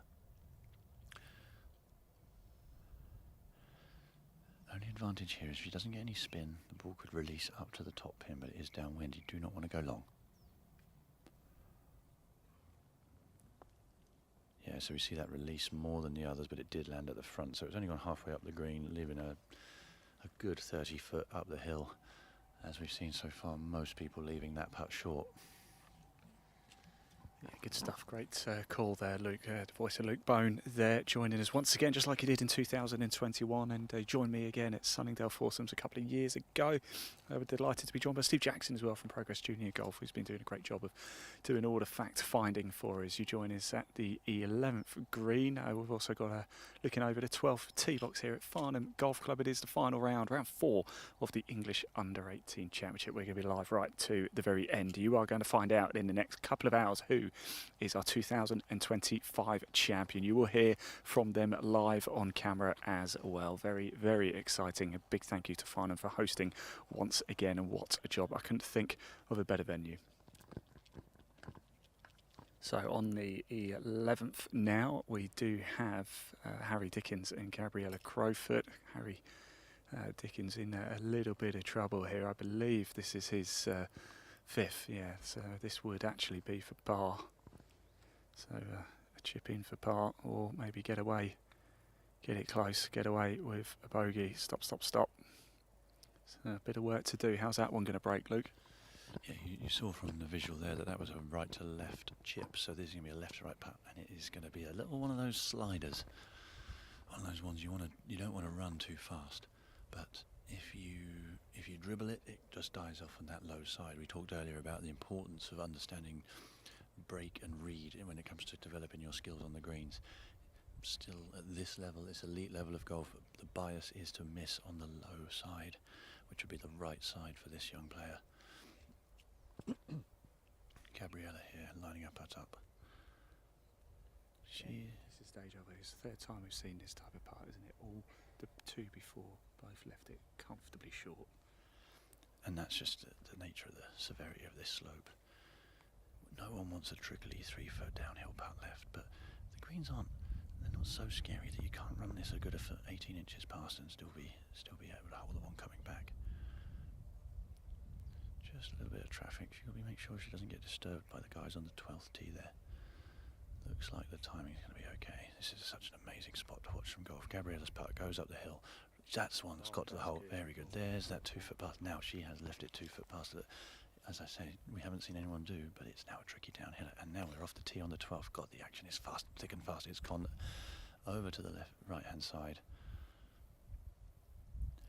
See, this wind's just switching up a bit here, guys. We've got a bit of a push to the left to right wind on 12th tee with that out of bounds down the right and that tree on the right.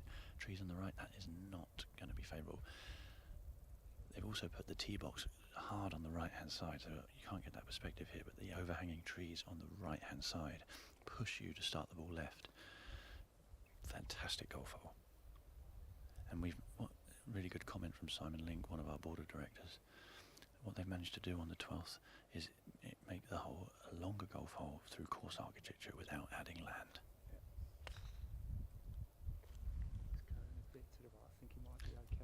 Yeah, that one is fine. That's just down the right-hand side. Should kick in from the left, and it's hold putt. This is fantastic action here at Farnham Golf Club.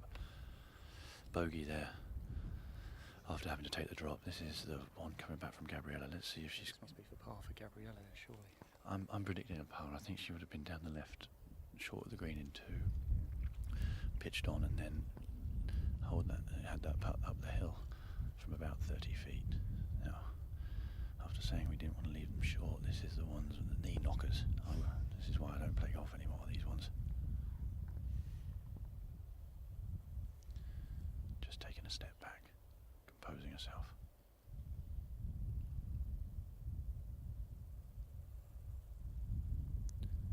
Smooth stroke, right in the middle.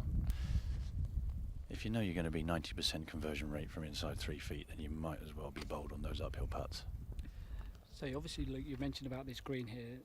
We mentioned it there 3 times puts left short. Obviously, it's a 36-hole competition today, so therefore they wouldn't have moved the pins. They would have played this hole in the morning. They would know where the pin is. They probably might have left it short in the morning, but the conditions of the course might well have changed from the morning to the afternoon. How could they have changed? Yeah, it's a great question. So this morning there was an awful lot, I say not awful lot, but because they have to put some water on overnight, there was more moisture in the greens. So we saw no wind, and I saw a lot of balls being screwed off greens. So young boys and girls playing with a full sand wedge shot, landing almost pin high, but then ripping the ball back, especially on holes like 11 and 7, which have got reasonably sloped back to front greens. What's happened over the course of the day is the heat has dried them out, but there's also growth.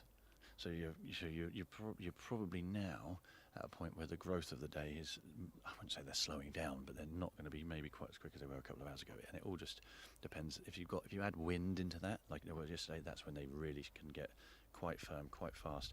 And then you're actually being affected by the wind on downhill, downwind putts can be very, very quick. We've only got 44 players today, so it's not too much of an effect today. But we know in the Open Championship, you see the greens where they're putting towards the back end of the day when you've got 150 odd players playing in the event, and it's very bobbly.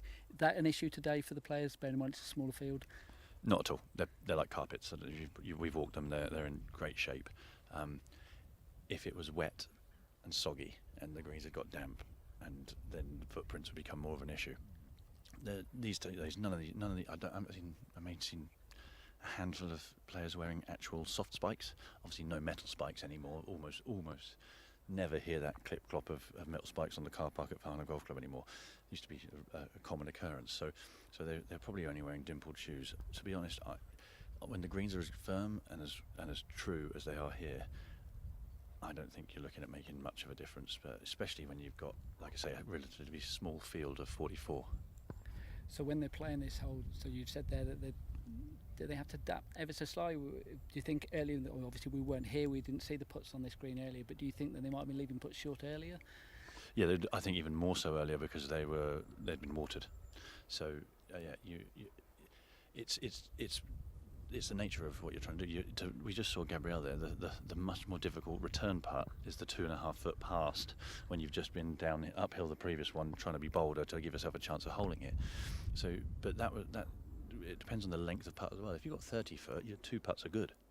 If you've got 10 foot and you leave it short, that's the one you kick yourself on because you shouldn't be knocking a 10 foot putt 2.5 foot past anyway.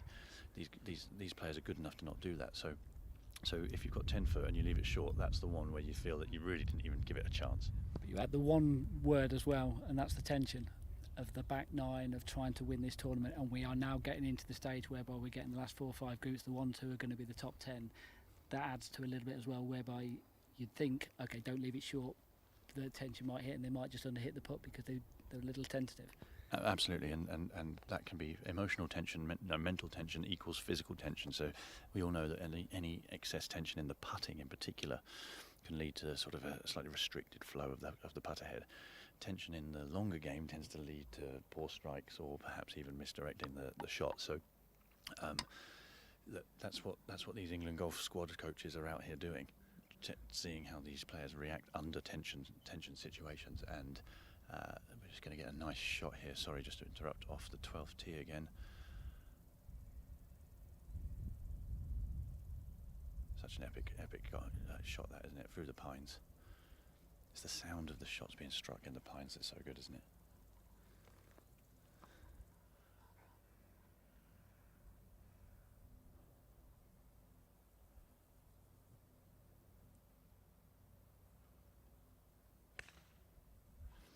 He looks like he's tugged that a little left. That brings in the bunkers, and now it's just a matter of whether it takes a firm or soft bounce. The problem with those fairway bunkers is they are like greenside bunkers in terms of their faces, so you are not, very rarely are you hitting on the green. You can have a chance from the first one because you're far enough back and it's shallow enough and long enough that you could maybe hit onto the green. The second bunker, as we look down that hole, the second bunker that's the right hand of the two, that is one of the steepest faces bunkers on the course, and it's actually 130-40 yards from the green. So all you're doing is sand wedge, flop shot, splash shot out, and then you've got to try and wedge up and down to make the par. What club, I mean, this is almost an impossible question to ask, but which club is the most important one around this golf course? Wow, that's a great question. But you know what I'm saying? There are golf courses whereby you have to drive the ball well. There are golf courses whereby you have to put the ball well. You mentioned the bunkers there. You know, you can go to Waterhouse Spa. If you can't get out the bunkers there, then you're in trouble. You know, there are certain clubs whereby you need to be able to play well around that in that specific area of the golf. Yeah, I think the key thing around here is your approach play, so your irons. So you can go around here not hitting drive, especially some of the longer hitters, and of which most of them here this week are. You do not have to hit driver. Oh, we've got a shout 4 on the 12th here from one of the girls up the front. Yeah, you do not have to hit driver, but you can. What's so beautiful about this golf course, and that's why I keep coming back to it all the time and never getting bored, is that you can go around one day and say, I'm going to play conservatively, avoiding fairway bunkers, leaving myself longer second shots, but because of the nature of our tiny greens, you don't want too many long irons into these holes. So if I'm having a knock and I'm just going out and not really caring, I'll hit driver a few more times than I would do if I'm trying to put together a medal score. Obviously, no tension, as we just mentioned. So what that leaves me then is lots and lots of wedges, and lots of wedges means that you can make lots of opportunities. So if you hit the greens, because they're small, you're never going to have hugely long putts. So it's placement to get yourself to be able to hit the greens, and that's then tactics more than it is. And you can use any club within your bag.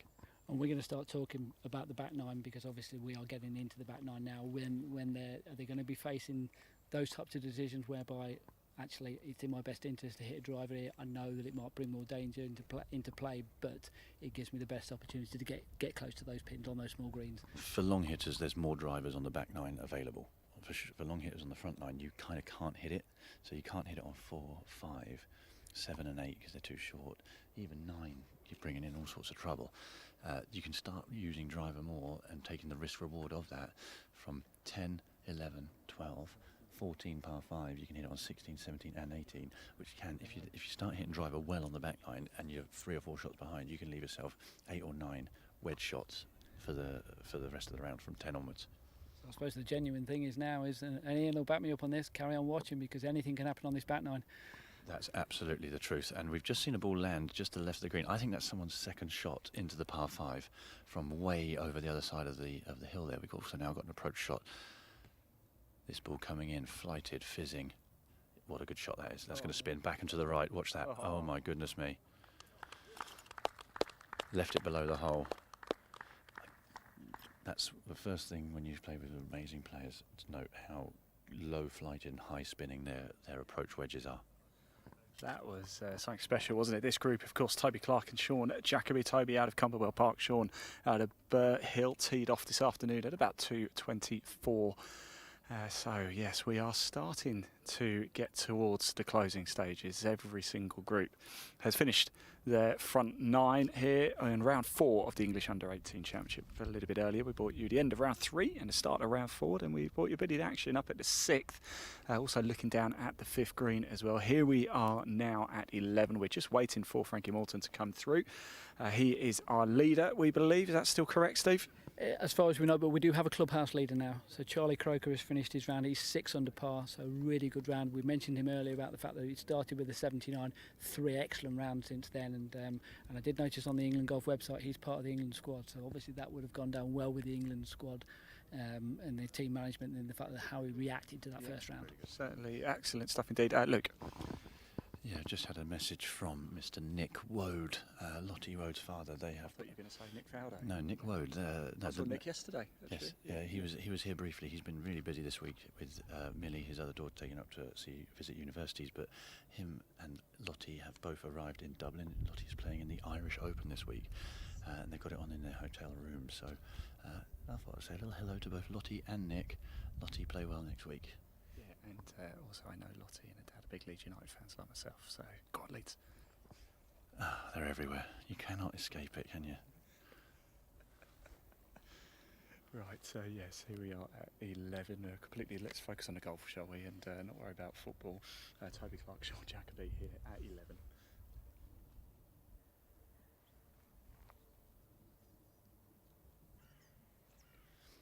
His shot here just from the left-hand side of the 11th green. I think it's there for 2, so this is an eagle chip. Played it in low with spin.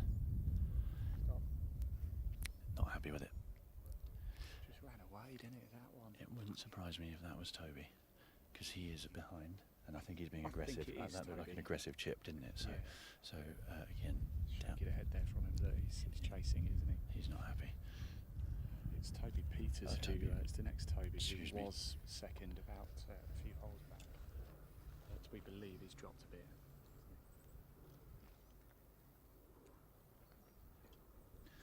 This is Sean Jacoby from Burr Hill.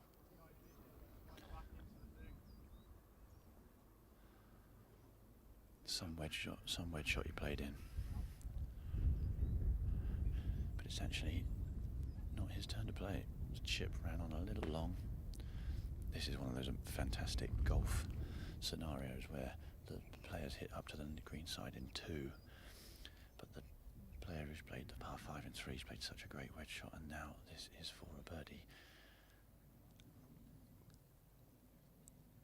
The person who hit it closest to the green's now got the first putt. You can't help but sometimes get in your head, this game, can it?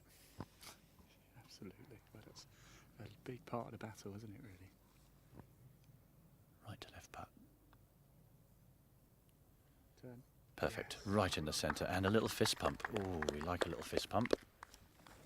That was Toby. That was Toby just holding out for what looked like a very nice 4. He will get an update on the score once both players complete this hole, because there is a scorer, a volunteer scorer from Farnham Golf Club. These both for birdie. Yeah.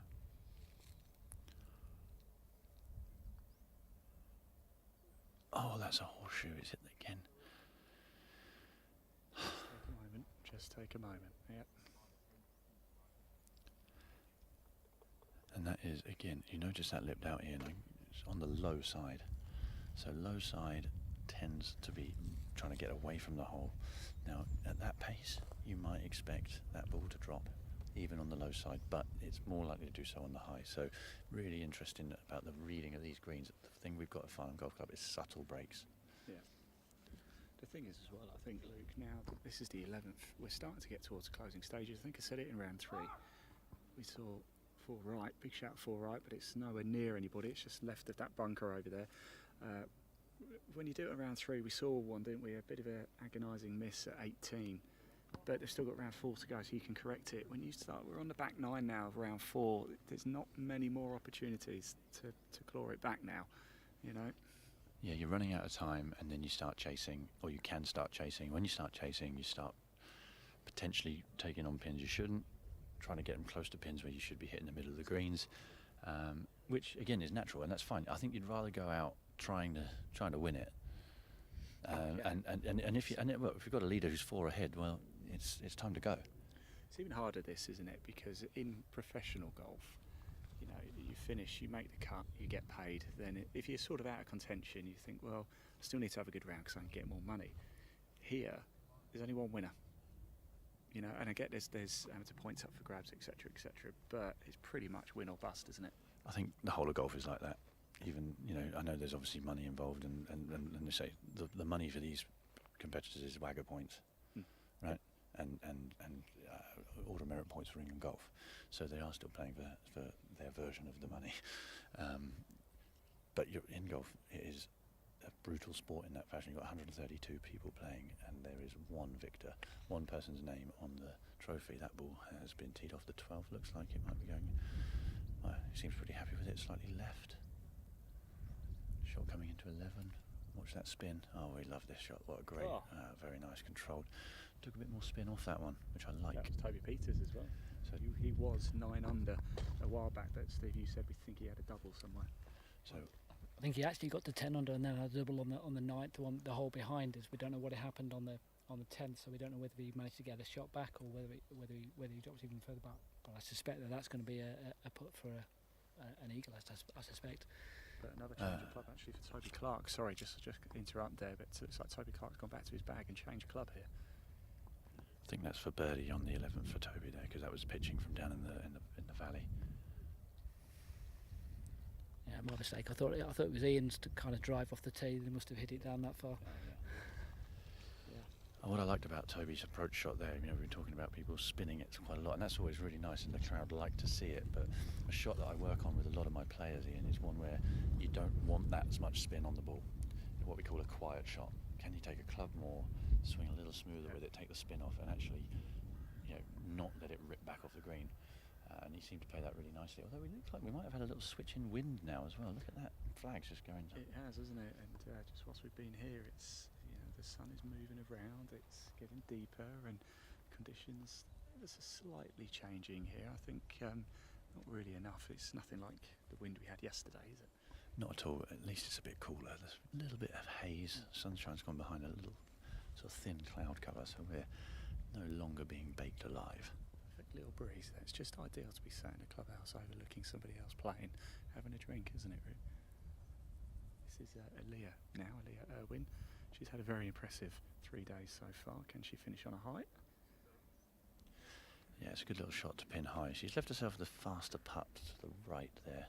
Her right, our left. But we have just seen the previous group, someone hole from exactly that position. So we're pretty sure this is Toby for a birdie. Well, that could put him right back in the mix. What does that put Toby if he holds this, do you think? We're thinking I think it might put it back to 9. 9. Wow, okay. If Steve's information is correct. What we all know is that the last hole could be eagle time for any competitor, so anyone within 2 shots going down the last has a chance.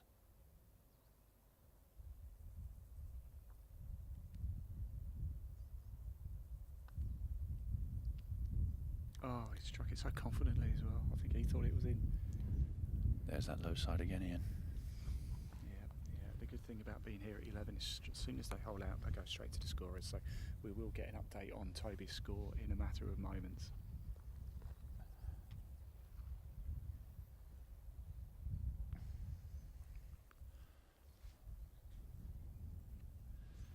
This one from Aaliyah definitely moves to her left. It's reasonably quick. She's just checking her line before removing her marker.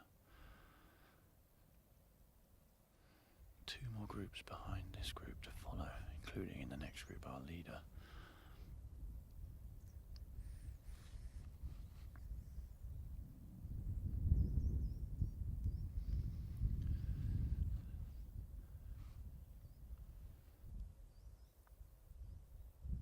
What a putt. She walked it in. That is a very nice little up and down there. Put her back in contention as well, I'm glad there's a girl up in the final few groups here, and it's great. The mixed competition being obviously a rare one, and it's such a difficult balance for the organisers to get. Obviously, you've got longer hitting gents off the very back tees, and just separating those tees. The Farnham Golf Club have managed to do. The golf course has managed to facilitate that so well. It would be really nice to know what those scores are, and I'm sure our man on the scoreboard, Steve, is going to come back to us in a few minutes.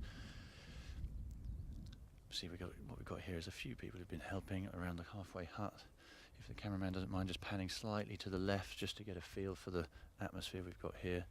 Well, I think actually I've just counted through, and I think 44 players made the cut, 10 of which are female, which is good. That's fantastic. That's really good to see. Bearing in mind to starting, there was a lot more males started anyway, so actually it's a good percentage through. Yeah, so the camera's just showing a picture of our halfway hut. As I mentioned, a great addition. A few years back now, championed by Sam Coulter, who's watching from sunny France.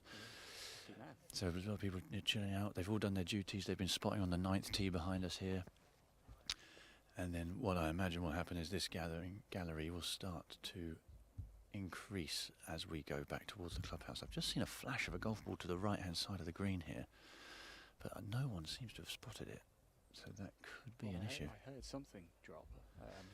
I think it's over the other side of those bunkers. I see something over there, and this is the group we're going to follow down, because in this one coming up is Frankie Morton, who has been charging all day long. The ball has just landed over there as well, front edge of the bunker, well, actually about 5-6 yards in front of the bunker, so no danger there at all. Steve Jackson is just making his way back over.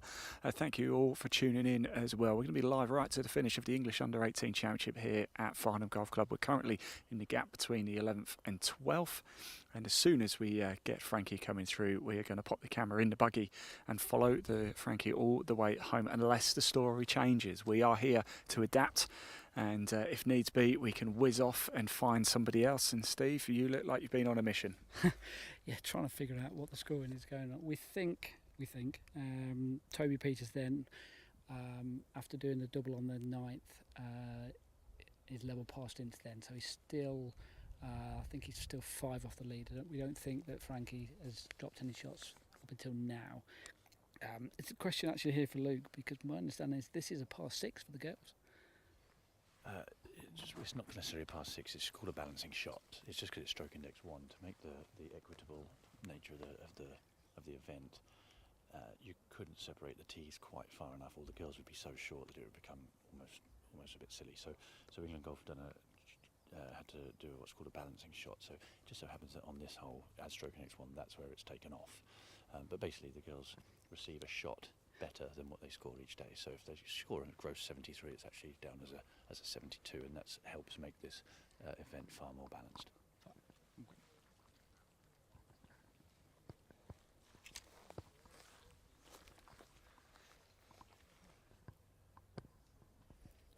Tee shot here on 12 from Toby. So we're saying Toby is at, we think 7. He's at 8 under. Toby's at 8 under par. Aaliyah is at 7. Aaliyah at 7. So I'm currently tied 3rd with Josh Thompson, who's also at 7. So the big one here is what are these two boys doing in terms of their score? 12, I think. 12, so we've got 4-shot lead still, and he's got an up and down here for a birdie to go to 5 shots ahead. So the shot we heard earlier was into the right-hand bunker, it looks like, Ian, and now we've got Toby teeing off 12. My understanding as well is he's a 15-year-old lad as well, so young lad. The leader? Yes. Wonderful.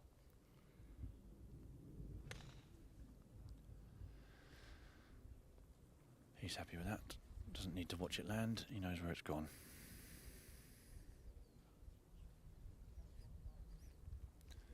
So this is Frankie in the sort of green shirt and the white cap, looking very cool, untucked of course. As, he looks the business, doesn't he? Looks like he's just going for a stroll.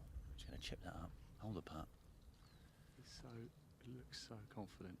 Might not be feeling it inside, but the way that the body language is not letting us know that. So Frankie to play first on the short, in between the two bunkers. Actually, quite a lucky break. There is a bunker just to his right as we look. This is another one of those. I think it's going to come in low with a bit of check. He's gone for it as well. Good shot. He's coming. Oh, it didn't check. He's hit it up. I think he might have caught that a tiny bit clean.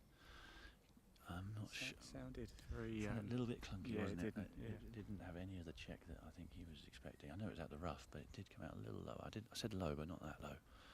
Right, bunker shot here. Yeah. Oh, nice. Nice play. Nice play. It's very difficult with a bunker shot of that length that's uphill to get it to go all the way to the pin.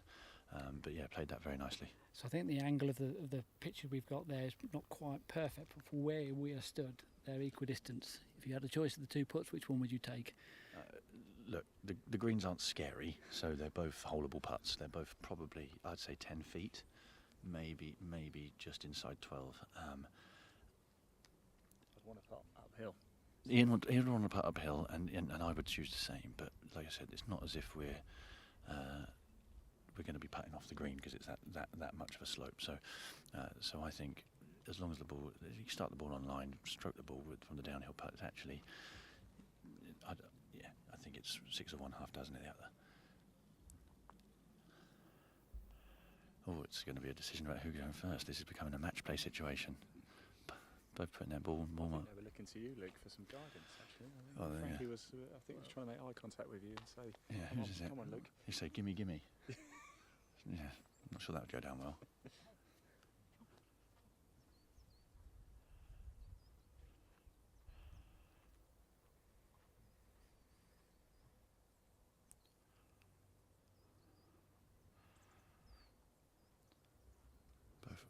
Both wearing the sort of flat peaked caps. Same cap on actually. Looks like a ping here. Yes, yeah, good. Yeah, we stock ping. Custom fits are available.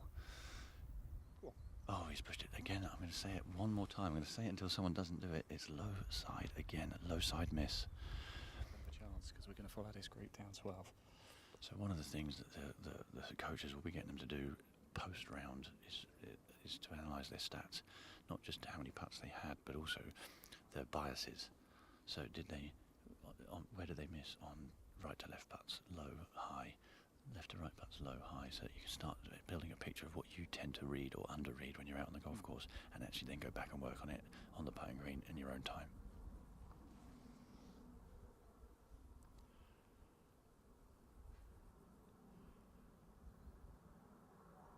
Also low side, so the pace looks like the greens maybe have just grown a touch, so they weren't. There's maybe a half a foot of less break, which means you've got to be bold even on that downhill one. We are going to get into action now, Ian. Let's do it.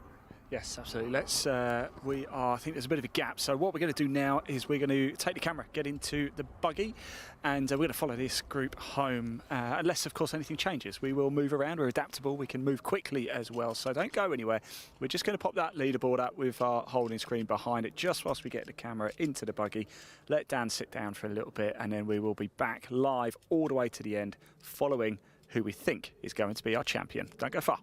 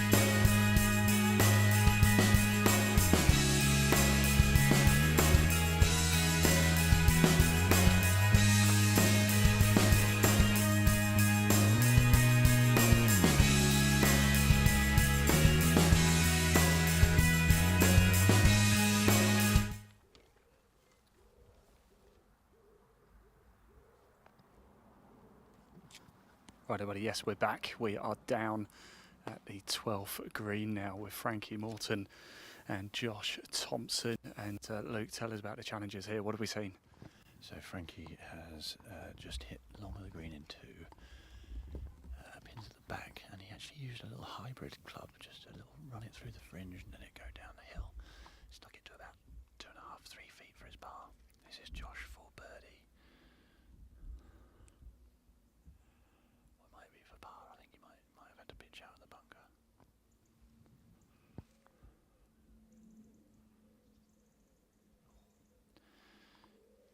Cuts a frustrated figure.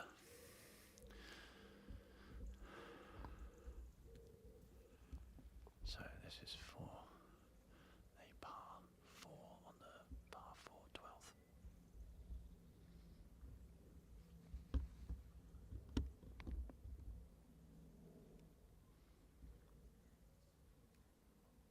Oh, which he's missed.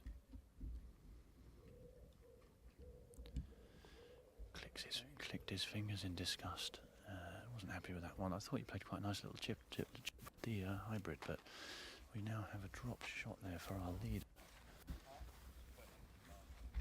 Right, we're going to move the camera. Let's just pop the leaderboard up, and we are going to walk with these players. And yeah, stay with us. Of course, we're going to go live right to the very end now. So we'll just wait for Dan to come back and make our way over. So yes, big drama indeed. Frankie Morton, Josh Thompson. We are going to follow the story right to the very, very end. So you're going to see a lot of these players. We'll keep up to speed with everything. Steve Jackson. Yes, so bogey there for Frankie. Toby, the group in front, who's one of the closest challenges. Couple of pars the next 2 holes. So by the looks of it, down to 3, I think the lead. Down to 3 indeed. Dan, feel free to sit down if you like and jump in the buggy. So yeah, if you're watching now, you may see a little bit of movement around with the camera. It's only because we are moving around. We want to follow the groups as closely as we can. Big thank you to Dan as well for all of the wonderful camera work. A reminder, we're doing all this off one camera as well for you today to bring you the action and bring you the real story as it happens here for the final of the English Under-18 Championship live here at Farnham. We make our way up to the 13th now, par 3 here. And I believe as soon as they've teed, in fact, we're going to have a little bit of a wait here. It looks like we got players ahead on the green. We do. So whilst we wait, I believe we can actually have a little look at. Oh no, we're clear. Sorry, no video, Jack. No video. We're going to tee off straight away.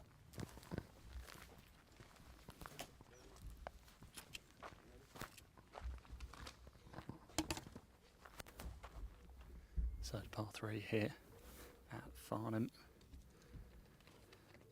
Almost feels like a diagonal tee shot here.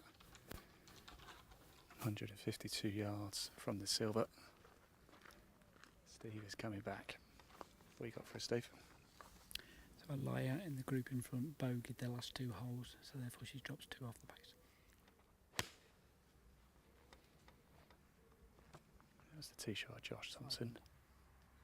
So Leah has fallen off the pace a little bit, 5 under. 6 back from the lead. And here's Frankie Morton, our leader.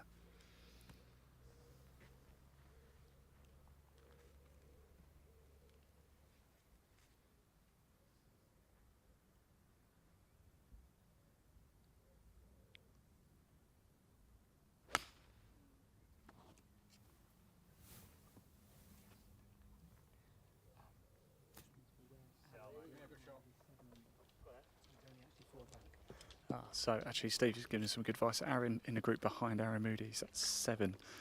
Right, let's move onwards, shall we? As we wait, actually, the players make their way up to the 13th green, we can show you the par 3 13th. We've got a little flyover video for you. So Jack, if you could do the honours and roll VT of the par 3 13th here at the English Under-18s Amateur Championship.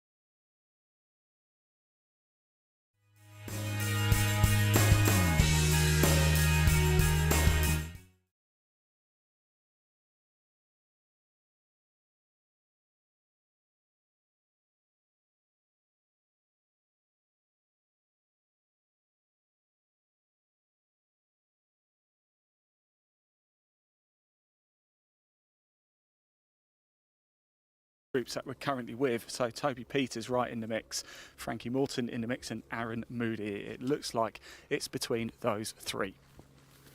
We are staying with your overall leader though, which is Frankie Morton. If anything were to change dramatically, don't you worry, we've got the buggy. We can be anywhere on the course pretty quickly, but it looks like we're going to have to go one hole in front or one behind, or stay where we are. The drama is starting to really ramp up now. It's my favourite bit of any tournament, the final 5 or 6 holes, and the drama starts to build. Luke, the drama's starting to build now, isn't it? It really is. We just overheard both boys saying that Frankie's shot nearly went in. So it was online, but there's a little bit of a breeze behind, so it's run on to what looks more like 15 feet. So this is now Josh. This is straight up the hill, hardly any movement. It's a really good position. Have a go at this, but release. Again, another uphill putt that's been left short. You can't help but think if Frankie just pass home, it will probably be enough. Absolutely. Josh there for a 3. Frankie's got this for a birdie, which takes him after making bounce back ability after the last bogey on the 12th hole.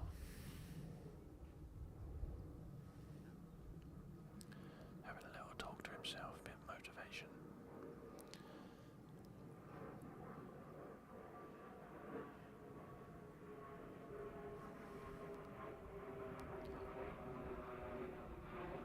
Pushed it. He's pushed it to the high side.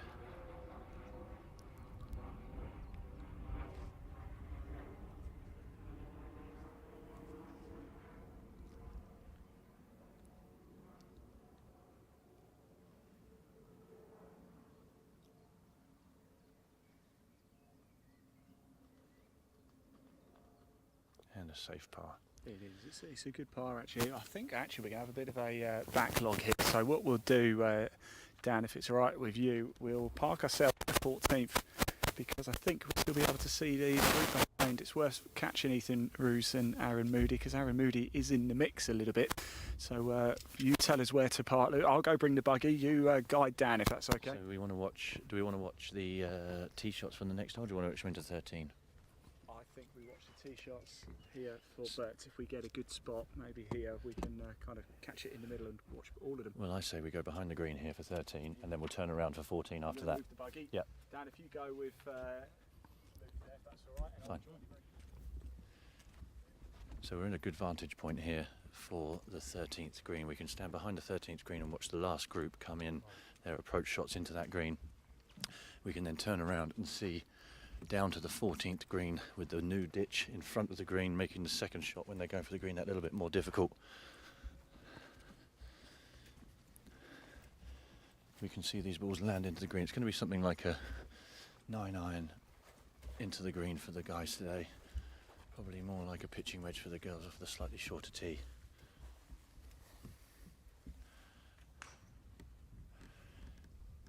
Tee shots on 14 having just been hit by the group in front of Frankie, so they're going to have a little delay on that next tee.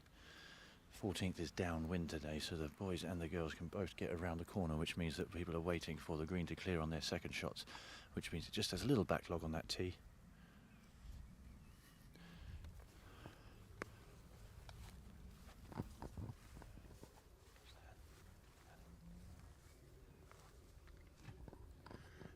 Yes, you know better than us, Luke. Best place to go. But we're going to watch Leah's tee shot here at 14. Just a good, got a little nice spot until Steve Jackson decided to drive the buggy straight through the middle of our shot. But that's Leah teeing off. And actually, we're going to have a good shot behind Dan. If you, good, nice. If we go around to the left, we can got a nice cut through the trees there. What a beautiful sight. I'll keep our eye on behind with what's going on. And Luke, what are we looking at now? Yeah, so we're into, I think where now if you're behind, you're going to have to go for it. So 13th, a short par 3. We saw there that both players had birdie opportunities with probably something like a 9-iron. We've now got par 5, 14th. Now the thing about this hole, when it's firm and fast and we're playing it slightly on the downwind today, everyone can get around that corner, so that's why we've got a slight delay. But that does mean we may see some second shots in 2 to that green. So it's up to you, Ian, whether you want to watch the last group come into 13 or we want to get ourselves in behind the second shots on 14. We'll just see how it goes with the timing, shall we? Yeah, I think ideally I'd quite like to see the group behind tee off at 13 because it's a nice little hole, and then because Aaron Moody, as Steve has alluded to, he is in the mix ever so slightly, isn't he? He's a bit back, but he's within 4 of the lead, and as we know, that eagle potential at 18. A birdie or 2 and suddenly you're right back in the mix, but we're still waiting for them to come through, and I believe we've still got, in fact they're coming down now actually, so thank you very much, Dan. Sorry, we're sending you in circles here, we really are, but we've got our final group about to come up here at 13. Let's watch them tee off at the par 3, see how they get on, and then we can make a move and follow the Frankie's group once again.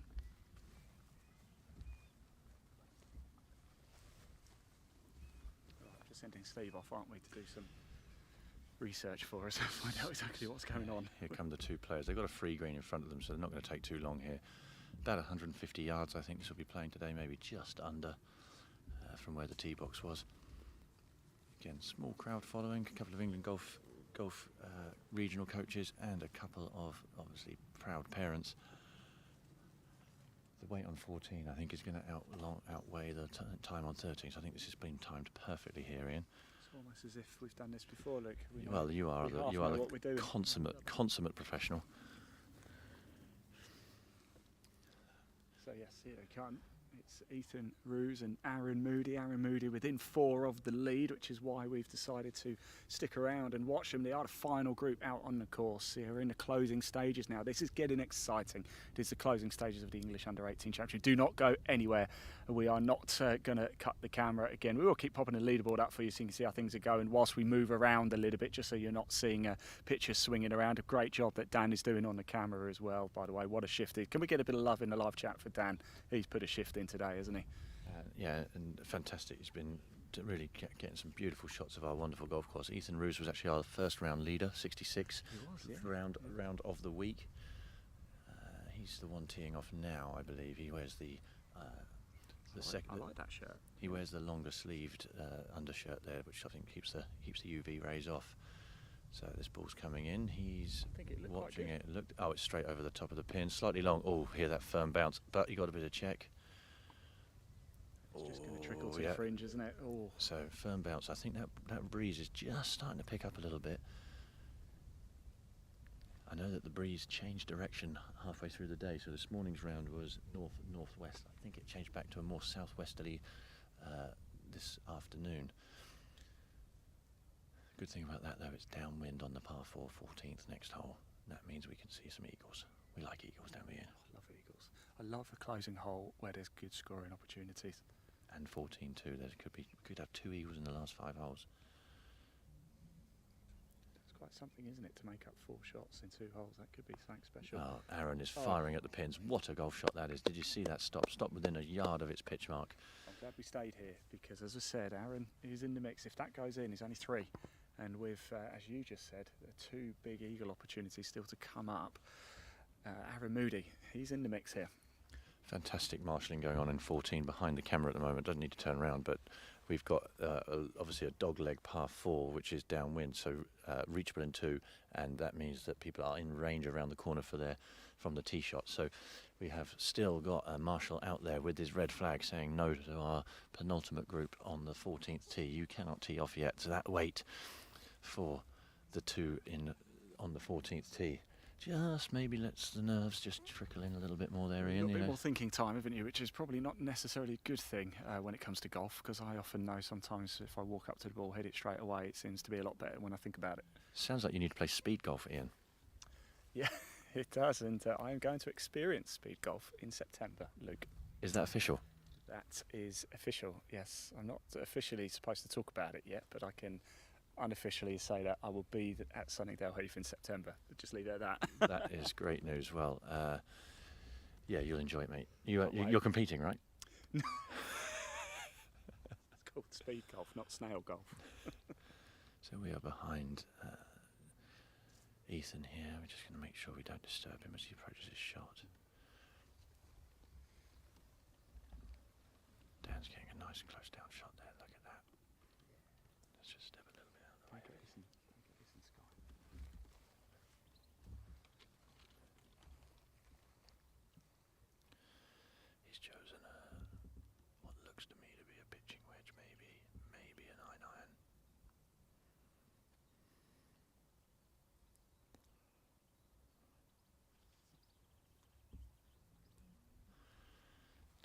much loft in his hand there, Ian. I think he's looking to play this like a chip and run. Probably sensible because he is only just off the surface. I think I'd bring the putter out if it was me, in all honesty.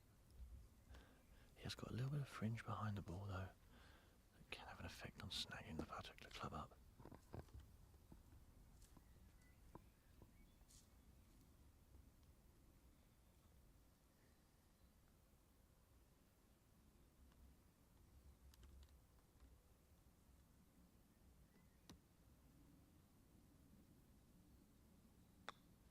Electing to take the flag out.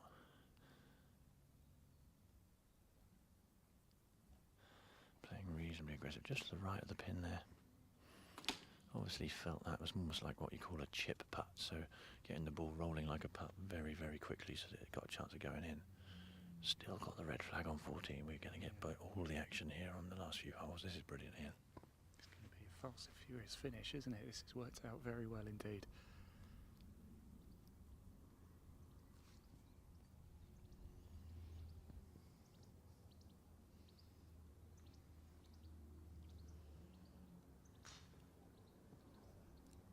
Just had a tee shot on 14. I'm going to keep an eye on it.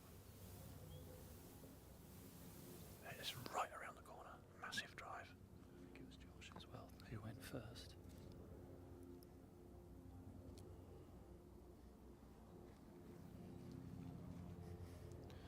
This is Aaron now.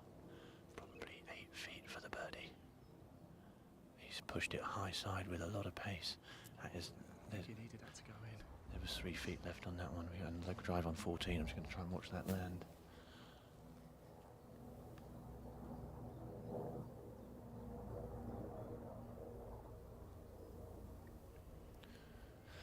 Unsure as to where that one's finished up, but I don't see a provisional being hit.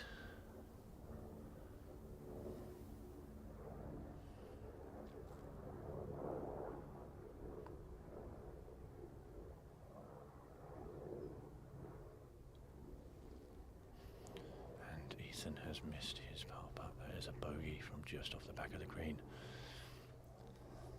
It's not quite panned out the way either of them wanted here at 13.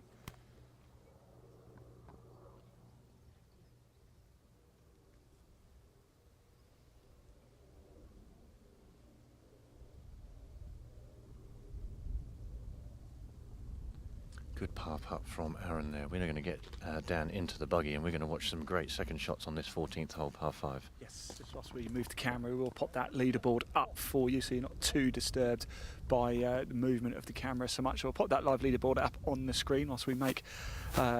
if you jump in, actually, Luke, and drive, I will hop onto the back and we'll get Dan into the camera here. And Ethan is, we believe that's Ethan Roos, very, very frustrated at the minute with how that hole played out for him. Again, as always, big thank you to everybody for tuning in. Don't forget, if you're watching and want to have your say, you can over at Farnham Golf Club's YouTube channel, the best place to do it. Comments, live chat is open. We want to hear from you, so please do get in touch with us. And we can do some shout-outs. Haven't done any for a while. I haven't seen too many comments come in. We're also live on Facebook across the England Golf Network, as well as Farnham Golf Club's YouTube channel, and we're on Twitter as well at Ian Waterhouse 1, as well as LinkedIn. So a big thank you to you all and our broadcast partners, the likes of Today's Golfer, India Golf Weekly, Golf South and Golf North magazine, and a number of others as well. So thank you so much for allowing us to broadcast this wonderful tournament across the world here live. Wow, we've been live for what, good five and a half hours already, and we're live right to the finish as well, so do not go anywhere. We are now just driving down the 14th fairway here at Farnham Golf Club, the host venue in 2021 for the inaugural English U18 Championship, and it's back in 2025. Jensen Forrester, the winner, back in 2021. Of course, home hero Lottie Woad was runner-up that year. And we now make our way down this wonderful hole, the 14th, here at Farnham Golf Club.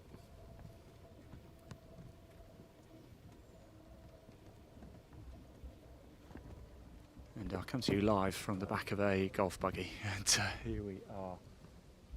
And we're following Frankie Morton, Josh Thompson. Frankie Morton, your leader. Trusting Luke Bone to drive us into the best possible place.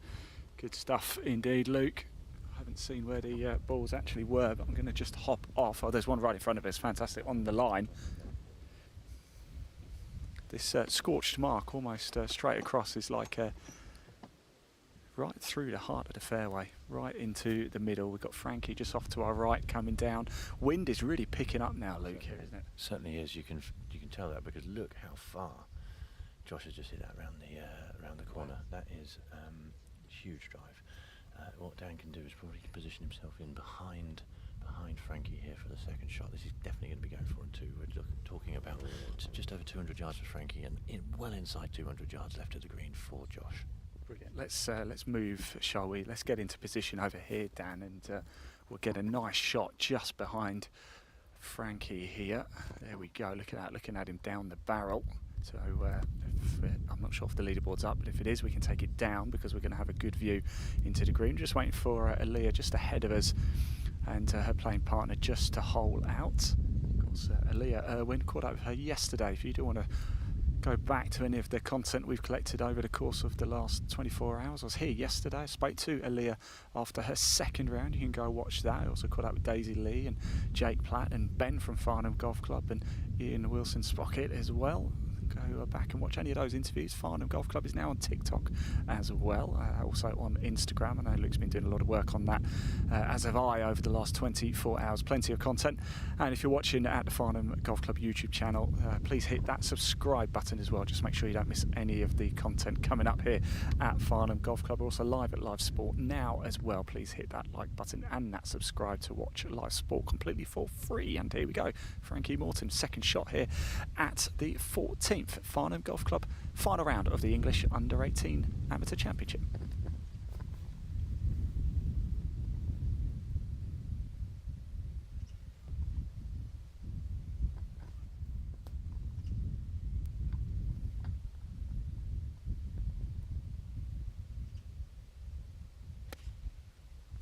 Oh, beautiful. Arrow straight. There is a bunker left.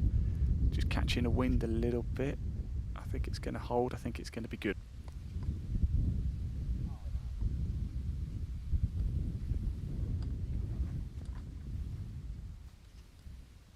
We're just debating actually whether it did run into the bunker. I don't think it did, but we'll have a good look when we get down there. Josh's second shot off that monstrous drive, and this looks good as well. Wind just pushing it left a little bit. Is it? That's bunker.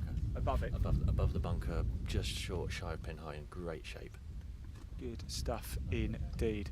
Right, if you wouldn't mind picking up, Dan, I'll trot down. Don't worry. And here we go. Starting to get to the final stretch. We're on the 14th at the minute.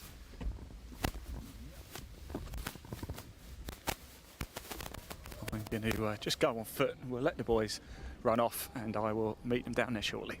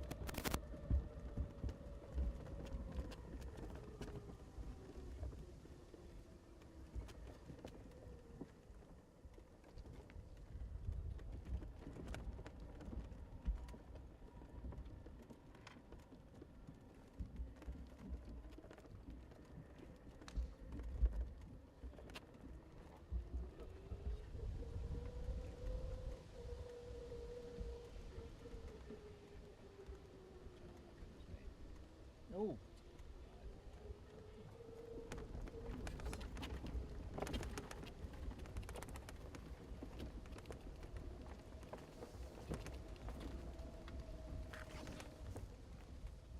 This is good TV, boys.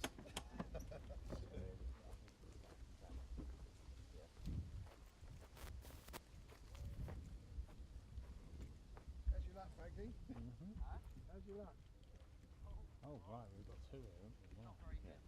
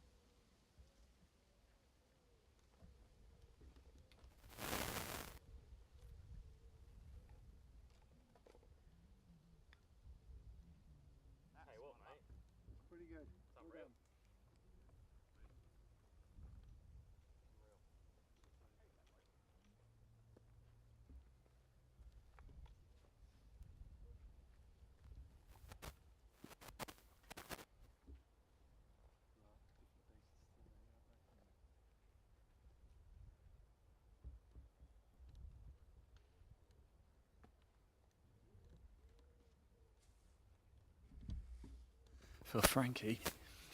And I think he did just about the best he could with that. Luke, not often you have to see a shot like that. Yeah, I can't believe how well he played it. He was almost gripping it right down to the hosel of the club. Very well played. This is for eagle.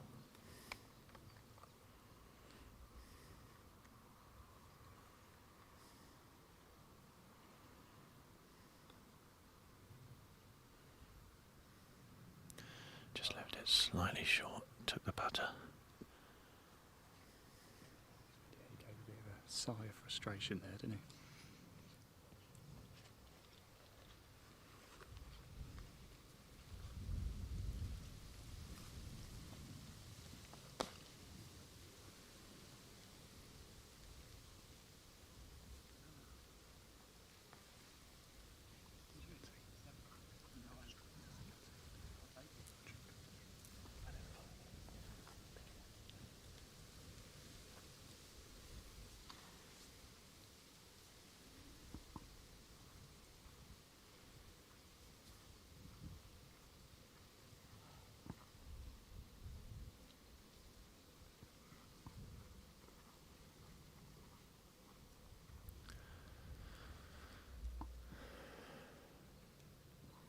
This putt for birdie for Frankie puts him in a commanding position. If this goes in, he's already in 4-shot lead at least.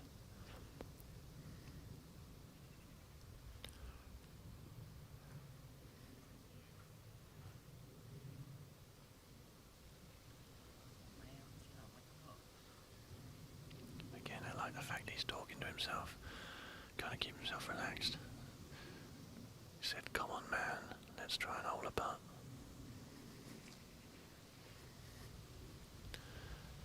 Not much break on the top of this tier.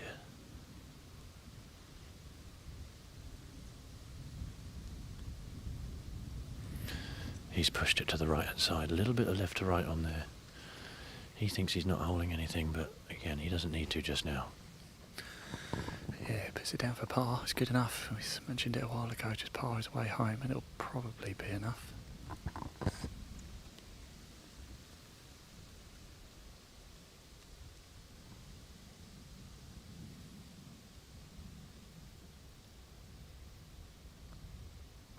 Well done. Good stuff indeed. Right, we are going to go greenside 17 actually. We're just going to nip through. We've got the 17th alongside us. We've got Steve Jackson out on the course for us, gathering all the information, so he'll be able to keep us up to speed with everything. Greenside for 17, and we'll pop that leaderboard up just whilst we make our way down and around. But yes, we are really getting towards the closing stages now. It's great stuff indeed here at Farnham Golf Club. Thank you so much to everybody for tuning in as well. Don't forget, please do keep your comments coming in. Get your shout outs in. If you have a friend or family member playing today, or you're a member here, or you just want to give your club a shout out, then please do comment below. Best place is at Farnham Golf Club's YouTube channel. Guaranteed to see it there, although we are at a number of other places as well. If you do want to access the full live leaderboard at any point, you can. Best place to do that is actually the England Golf website. So just click it, head over to the England Golf main page, and across the tabs there will be live scores. Click that, you'll have 4 options. Obviously pick the English U18 Championship and you can get the full live leaderboard from there. I've just got to duck a couple of times because there's a few leaves coming in, but we've got a tee shot going off here at 18. Par 5 of course to finish, but we have just come greenside at 17 as well. There's an almighty, almost cavern just behind me, and we've got a group just going off here now at 18. We'll watch their tee shots and then see who we've got coming down 17, and we'll pick our leading group up very shortly.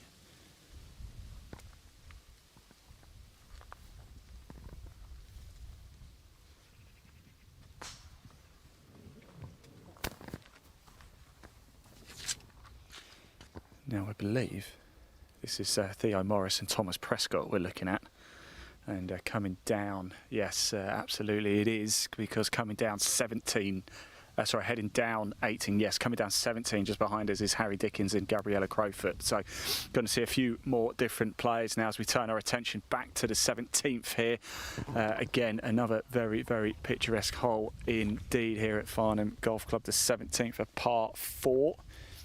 And whilst we wait for the players to come down, I believe actually we can have a little look at 17 in a little bit more detail. Got a nice little flyover video to play. So let's have a quick look, shall we, the challenges the players are going to face here at the English U18 Championship at the 17th hole at Farnham Golf Club. Roll VT. Going further, I'm just going to change battery on the camera, just in case. So halfway. So. Right, Jack, very quickly, when it comes off, can you just put the background and leaderboard up because we're just changing battery on the camera.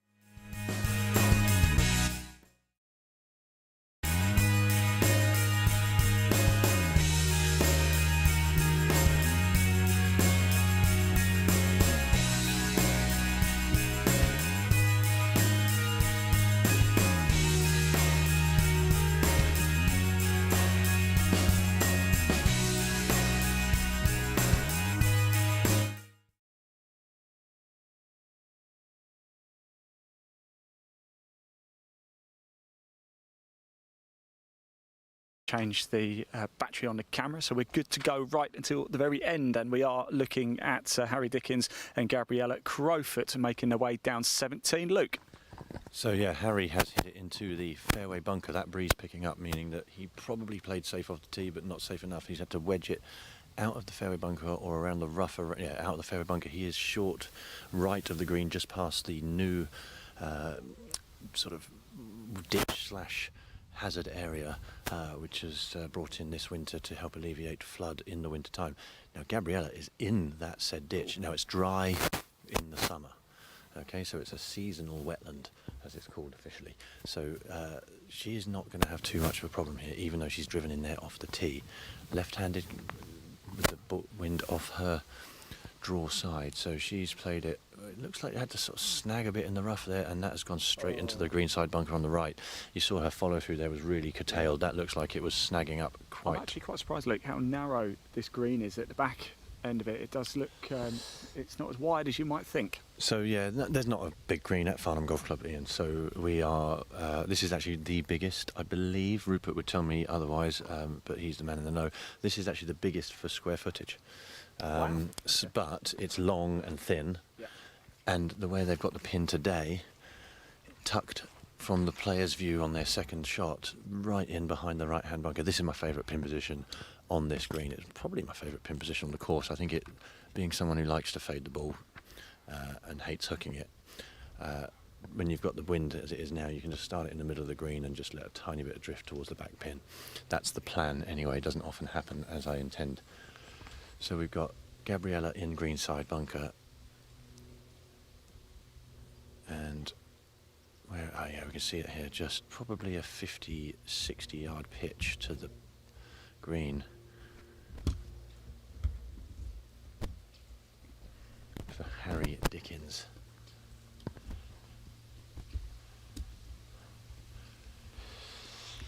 I'm seeing a few maybe more tired attempts at the goal at the hole. You know, a long way into a 4-round event with heat and the conditions. Couple of slightly sort of tired-looking putts, I would say, on the course of this back nine. Lots of putts not getting to the hole. Obviously, we've got the pressure of the situation, but it does. I mean, if their legs feel anything like my legs feel after standing around for the last 4 days, standing on you know, running around the place like you, Ian, they're valiant effort that what they're achieving out there. it's been nearly 6 hours we've been live for now, so yes, we've been going good guns. We've had a couple of breaks, haven't we? But I reckon we've been live for a good 5 hours solidly on the course so far. So great stuff indeed. Big thank you to the team, the broadcast team as well, yourself, Luke, of course, Dan, Jack back at base, and Steve, who we've sent off, who's probably maybe at 16 right now. He's probably wondering where the hell we've gone to as well. I didn't tell him when we were coming straight here, actually. I think he was expecting us to come down that par 3 15th. So we're watching here the approach. Yeah, look, see how he swiped across the ball there? I think that's coming, yeah. Got the right bounce for the right side. You see, it was. I think what he was trying to do was play that wedge with a little fade to get some left to right spin by hitting middle of the green, but he just seemed to swipe across it. Too much of a glancing blow. Ball comes out a bit soft. I mean, he's got away with it, but that's going to be a longer putt than he wanted for par. So Gabriella now in the bunker. She's having a bit of a torrid time so far at the 17th. Yeah, she was only into the ditch in one, but there's no penalty shot. She didn't take a drop, so she's still just up and down here for a par. That wind, if we'd had that wind all day, it would have been brutal. It's nice for us, but not so much for the players, I think. Get a kick. I think that hit the face of the bunker and popped up, because that behaved very, very strangely the way that went. So obviously a bit up close to the face than she would have hoped to be. Both of those putts for par for the two players there. Group behind teeing off 17 currently. See if I can get an idea of what clubs people are taking on this hole. I haven't actually seen this part of the golf course yet this week. Just seeing where their tee shots are coming in. Yeah, this hole's not playing very easy today. There's no sign of that golf ball from the tee shot.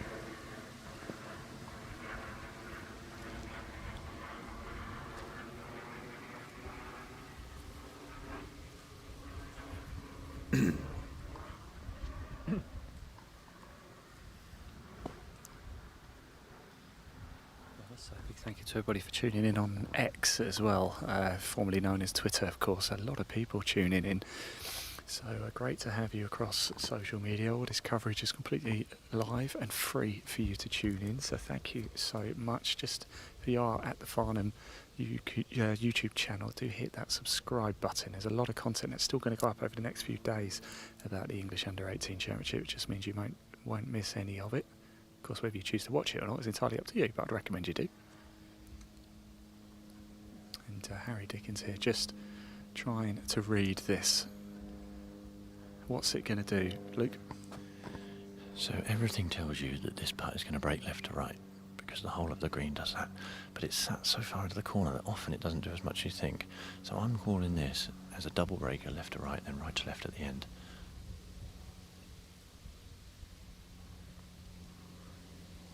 There's the left to right, and then it comes back. I called it. However, he did not hit it. Yeah. In the jaws again. It's needed a quarter more of a Weetabix this morning. It would have gone in.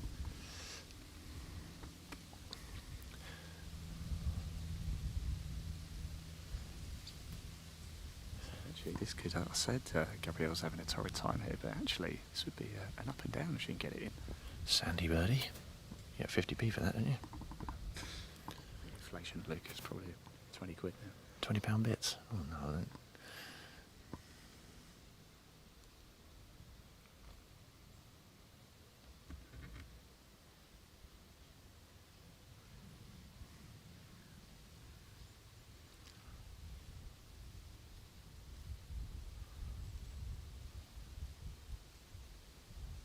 So, she got a read off her partner, and it's gone the other side. Oh, I thought it was dropping.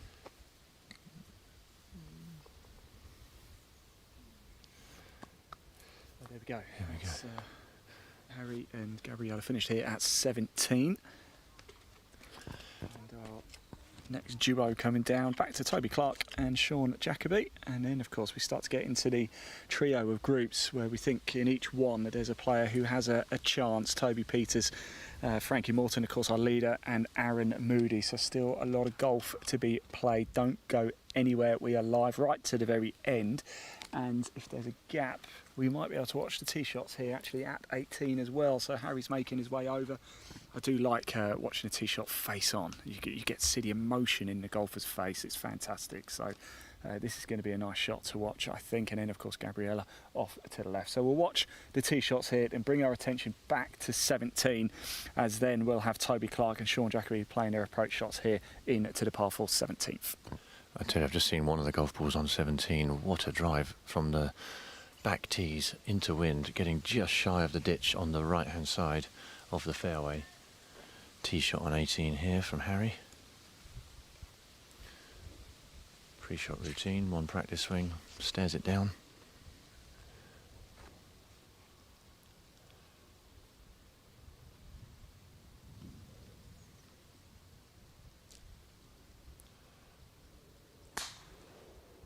It's gone left. He's put his arm out left. Let's have a look, see if I can see anything down there.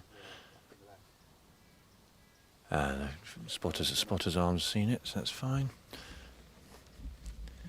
Gabriella now left-handed, so we get a nice face-on view, as if she was doing it for the camera. Perfect.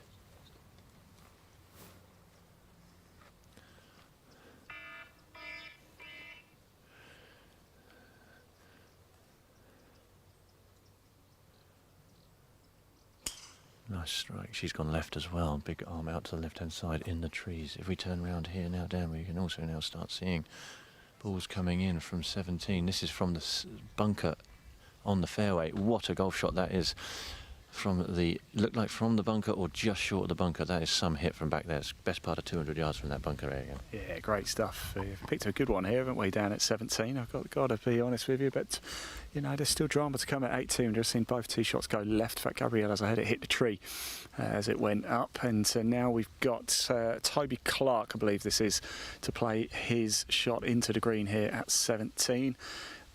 I don't know where Steve has gone, but hopefully you will catch up with Steve Jackson. He'll give us an update. Don't forget the final scoring is at the end of 15. So the final run of 3 holes, we are going to be quite reliant on Steve running around, going to talk to people to keep us up to speed exactly where Frankie is, where Toby Peters is, and where Aaron Moody. The 3 players we think in contention, although it is definitely advantage Frankie Morton with, last time we checked, at least a 3-shot lead.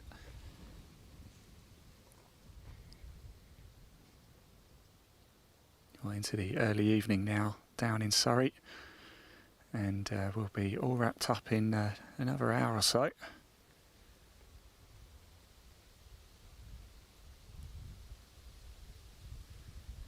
There's Toby Clark here, just goes through his routine.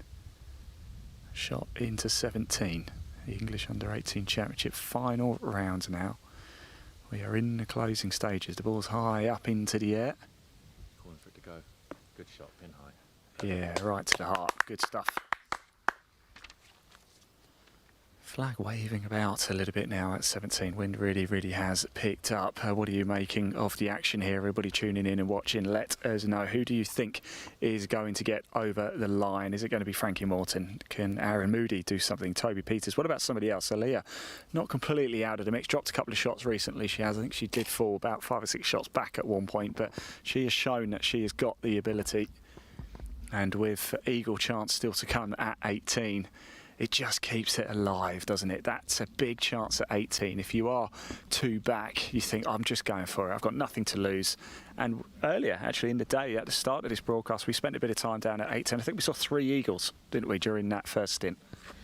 Yeah, the wind was a little more favourable earlier. There wasn't any, and I think whatever there was helping. Now, I don't feel it's helping on this hole quite so much on the 18th anymore. So, yeah, it's going to have to be 2 good swipes to get there. But as you say, still definitely possible, because these youngsters hit it a very long way. Just seeing the balls off 17, wow, whoever's in the group behind the girl has hit it past the ditch on the 17. What a golf shot. There's one just in front of the ditch as well, right centre. Wowzers, trousers. So, a couple of birdie putts here.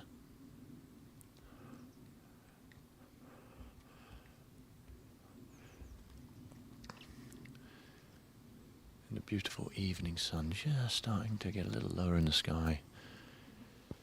Not quite the oven hot temperatures of earlier on, Ian. We are sat in the shade, wind bristling through the trees.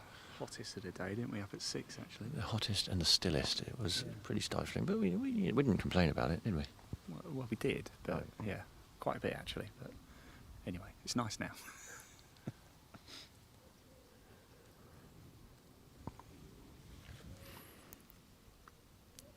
This is Sean just stalking his putt. I'd say the best putt of 30 feet. These are the sort of putts that you'd love to give him a chance, but you know that two putts is good.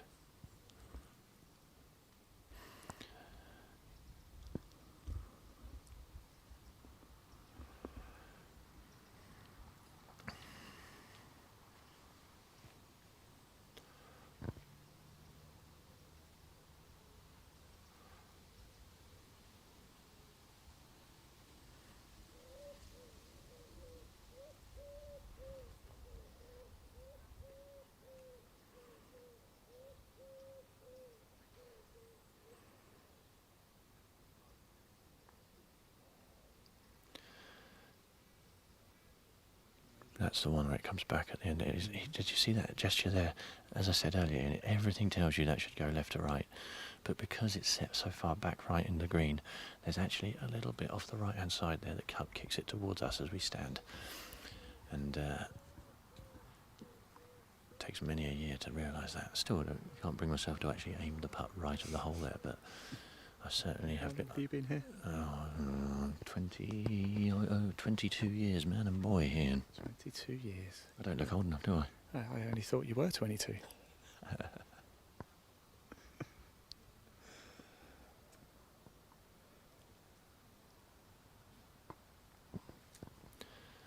I think this is straight. Oh, he's putting with the pin in. That's obviously something he's adopting.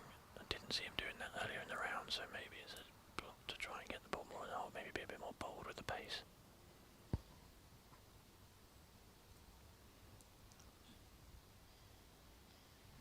Ball's rolling. And just dropping. Yes. Great putt. Nice fist bump as well. We love a good fist bump here, Ian, don't we? We like to see that enthusiasm. In fact, we've seen it a lot from Toby, haven't we? He's animated and I like it. I wonder where that puts him. I think he realises every shot is going to count towards some ranking points here today. Nicely tidied there. I'm going to attempt to get an update, but I'm not actually connected to the Wi-Fi anymore for some reason. I don't know why, but I will see if I can get back on.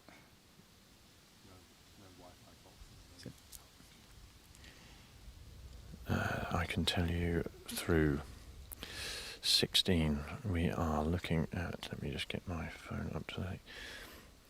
So we've got Frankie at 11 and we've got Aaron at 8. There is only 3 shots in it. We've got Aaron in the last group. And Toby as well. And Toby Peters is fist bump. Toby for an eagle on the last is going to Toby. This is Toby Peters right now, who's just playing his shot into 17. spin. He's just gone a little long there, but that's okay. It's a nice shot. No, he was expecting spin. I think he was just in that first cut where we've put the new ditch crossing in there. There isn't fairway right up to it. There's a little few yards here of rough to hit out of. Didn't get the spin he was expecting. Here's a Leah now, and we believe she had that monster drive, didn't she? She just dropped Spin. away. She was 4 under. Oh, so through 15. Toby is going to be absolutely loving that because he's now going to get a perfect read off Leah from behind the back of the 7th green. Oh, look who's back. Oh, we've got Steve, and we need some updates, Steve. We've been guessing at what the score is looking like here. Apologies, we thought we would let you do the hard work around the back, and we'll just cut from 14 to 17. That's fine. I'll do the legwork well for you. So Toby's had a bit of a frustrating last 3 or 4 holes. Really hasn't got anything going. So basically, he's been playing par golf. I think that shot there is summed up. As soon as he hit it, he said, "Be good," and it's ended up 20 feet past the hole. So keeps him at 8 under though, we believe, if we've read if we're up to date after 15. Yeah, but I've just seen Freddie's tee shot on 16, and that's pin high to the left of the green. But Frankie on 16, right? Yeah, and Josh has almost drove the green, so they played that hole well. Now, Josh must be he's done quite well recently. Josh, let's have a look. Josh Thompson 7 under. He was on 16. Birdied the par 3 as well. Did he? 14. 15. So that took him to 7 under. So yeah. Okay, here we go. We've got Aaliyah here and Toby. Both can be, no matter what happens, both can be pretty impressed with their performance this weekend. Surely, Luke. Yeah, I mean, if you're in the last few groups of a tournament of this calibre, you know you can put yourself in the mixer. And Toby, I think, is cutting a frustrated figure because he knows that he's probably put himself some opportunities to be right up there, and that is all you can do. Sometimes the putts just don't drop on, and the luck just doesn't go your way. Tee shot coming on 18 at the same time as Aaliyah lining up her putt. She's going to hold on, which is good. Now Sean Jacoby there, teeing off at 18. And here is Aaliyah now.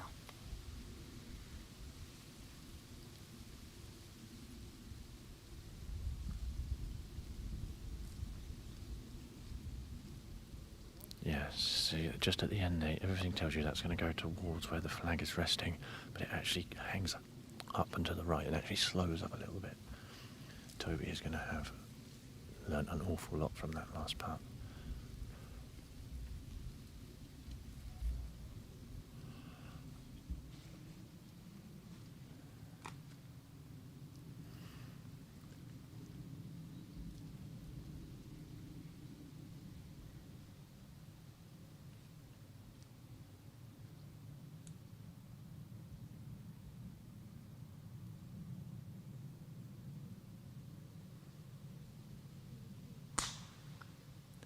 We had some synchronised golfing there.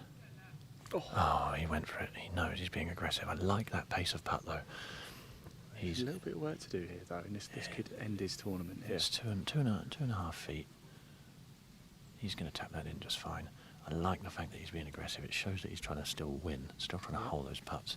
That's never going to go in if you leave them short. Well, they always say, don't they, 100% of short putts don't go in.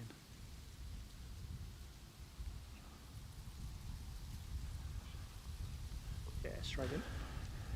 We've seen Aaliyah do that a few times. She strikes the ball and walks it in a couple of times. It was only a short one, but as soon as it left the club face, she was reaching down for it. I like that.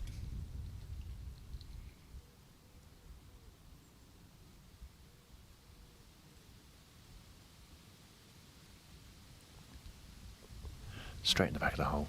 Authoritative. I like the way Toby putts. Even if they miss, I like the fact he's giving them the right pace. So it's got to be eagle minimum really for Toby to cling into something here and potentially take this to a playoff. We will find out, because we do have Frankie Morton and Josh Thompson, and you think things went quite well for Frankie at 16. I haven't seen what... I don't know what scores they got, but they certainly drove the ball well and were right up near the green. So an opportunity to, from their point of view, hopefully get a birdie out of that one. Yes, I think we've been talking about it for a while actually. Par golf for Frankie for the last sort of 5 or 6 holes would have been probably enough to get it done, but a birdie might just seal the deal if he's done one at 16, and who knows what's going to happen here at 17. So we've seen a couple of tricky shots, tee shots here at 18 as well. A couple go left into the trees, so it's not quite a done deal here yet. Also, you have to say as well, Frankie really good up and down on the 15th hole, the par 3 from the bunker to save par there. So that'll done his confidence a power of good. So Frankie is par on 16, I've been told, with Josh birdie on 16. So Frankie at 11, Josh at 8, Toby at 8. This isn't quite over. 2 holes to play. Frankie is in a good position playing into the 17th here. And Aaron Moody behind, worth keeping an eye on as well. Absolutely. We don't know what he's done on 15 or 16, do we, Steve? Nope. Okay. So he could be the dark horse in the pack. Aaron Moody is at 8, I think, through 15. So okay, so if he makes birdie on 16, we're talking about some quite exciting last hole. We can follow in Frankie and then maybe watch behind the 18th to see what Aaron does. Sounds like a great idea. Yes, Aaron Moody, 8 under through 15. So. Here comes Frankie's approach shot. Now, the only risk here, I would say, is leaving it short into the greenside bunker right. He's played a low flighted shot. It's coming. It's definitely going to be pin high at least. It's very firm bounce, and then that little bit of check to hold it exactly where Toby just was on that last hole. That's all day long. Now it's like you've got to make 2 putt from there for par. What Frankie's got to do is make them win it. 2 putt for par. Maybe give himself a birdie putt on the last, and they've got to make the birdie eagle finish. He's not happy. It's just in front of us here, just in front, and it's pin high, but it is a 45-foot chip / putt. It's on a slight downslope as well there too, which Yes, it's just one of those. What he's thinking is, that's the chances of that going in. He knows are going to be slight, so he cut a frustrated figure after that approach. But like I say, not completely out of the woods for Frankie just yet. He has got 2 putts for a par to be 11 under going down the last. Luke, you mentioned it before. You've been here for 22 years. Isn't it scenes like this, just on the right hand side? Look at all the people coming down. They're coming down. They're having a great day at your club, watching a huge tournament. This must give you the hairs on the back of your neck stand up in a good way a little bit, surely. Yeah, it's immense pride. To have an event of this stature here is just absolutely fantastic for the club. For even, selfishly to some extent for me, for myself, it's been, it's given me the opportunity to do this stuff with you, which is, is another great experience. So I thank you on that front, Ian, to allow me on the mic, probably taking over it far too much, I'm sure. No, it's been great. I've had half a day off. But the members, you can tell, absolutely love it here. We are hugely proud to be hosting such an event. I can see our head greenkeeper just to the right of us with his young daughter, Rosie. He's got to come back later, he told me. He's coming to work tonight, so... He does an awful lot of work around this place. His work ethic is second to none. We just set the camera to pan around to the left a little bit, see where the tee is for the 18th hole. The tee shot there, we see Toby sat on the tee. He'll be able to see Frankie's putt here on the 17th, so he'll know what, before he even hits that tee shot on 18, he'll know whether Frankie's got an opportunity to get up and down or not. That could be crucial, couldn't it? Absolutely. It's a minimum eagle for Toby. Toby knows he's got to eagle. That's the case.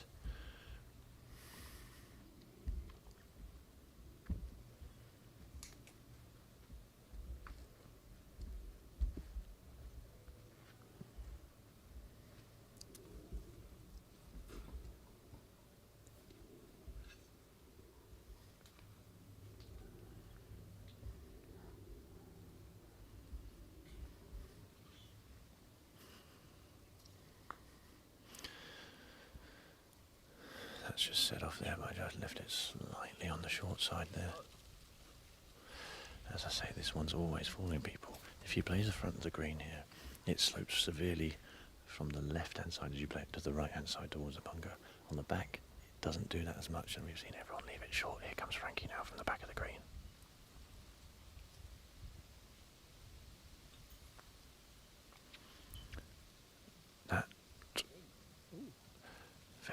Very interesting, both very tentative there. That is not what I expected there. We're now going to see Toby teeing off on 18.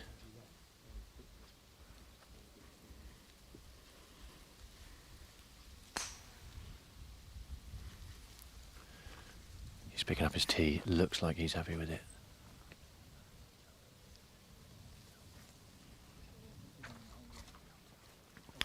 In absolutely no trouble there, Toby. That looks like he's going to have a shot to go for the green in two. These are 2 very, very big putts for these 2 young lads here. So the interesting twist on that was the fact that we were talking about Toby watching Frankie. Other way around, Frankie watched Toby and made sure that he saw what his tee shot did on 18 and watched it right the way down the fairway. Lottie would have done that, wouldn't she? She's watched. Leaderboard watchers.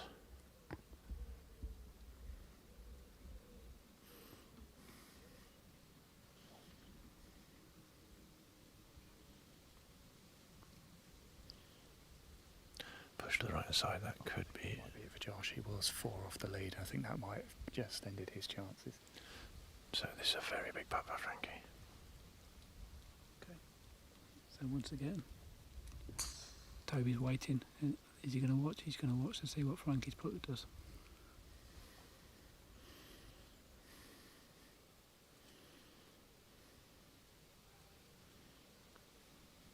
Straight in the middle. Good putt. Little fist bump as well. He knows how important that was for him. He is now still at 11 under going down the last hole. Depending on what Aaron Moody is doing here at 17, Frankie Morton will have a 3-shot lead going down 18, depending, of course, on Aaron Moody. So we will send Steve off to try and find Steve. He's just barely 16. So Aaron Moody's only 2 behind. Okay, right. Fantastic stuff. Let's just stay here for a little bit. So Aaron is just short of the ditch that's across the 17th. I don't know whether he's in fairway or semi-rough, but he's on a good angle regardless. He might have to play it so the ball runs slightly up the green. But it looks like it's going to be Ethan to play first. This is going to get very intense now because tee shot on 18 with this wind is not easy. You could easily just leave yourself in the trees. I'll tell you what though, Luke, this is what we do this for, isn't it? This is the finish we wanted. No gimmies here. And the sun's got back out. That hazy cloud's gone. It's getting warm again. This is really heating up. Steve is off to go and watch what Toby does and see if he can post a number.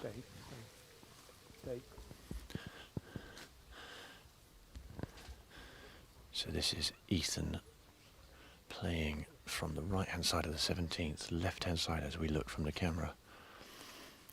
Not the best angle for this pin. He just needs to play towards the cameraman, towards where I'm stood. Leave himself a putt. But it's Aaron Moody, who we need to keep our eye on. That's the person to play second here. Oh, he's gone straight at it. Ethan's gone straight at it. What could happen here? What? He's nearly hit the pin. Very good shot. Oh. What a golf shot that was. Very, very impressive. Very, very impressive. And the crowd thinks so too. Nice round of applause. Now, this is a big shot from Aaron. If Aaron sticks this in close, leads to a birdie putt, we are talking one shot down the last. Exactly what we wanted, Luke. Come on, Aaron. Ball's in the air. I think it's going to be close. Pin high with a bit of spin. Fantastic golf shot. What a shot that is. You could hear that ball hit the green so firmly and then still check. So this could be the biggest part of his life to date so far. This really, if it goes in, then wow, we have a grandstand finish. If not, you know, I mean, we're talking like Frankie's not going to get a birdie or eagle himself at 18. Pretty much a birdie here at 18 for Frankie will pretty much seal the deal, won't it? But well, it will, I think. But still, let's see how they get on. I've sent Steve just halfway down. I said, don't bother going all the way down, because by the time we get down there, Toby would have signed his scorecard, so we'll know exactly what he's done. But he's going to go halfway down and ball watch for us. Fantastic. This is high drama. A fantastic Farnham Golf Club. What a venue we have put on for this event. Perfect conditions, perfect golf course with risk reward on all holes. I can see there's been a few more drivers being hit on the back nine, as I said there would be earlier, especially on this final 4 round when people know they're chasing.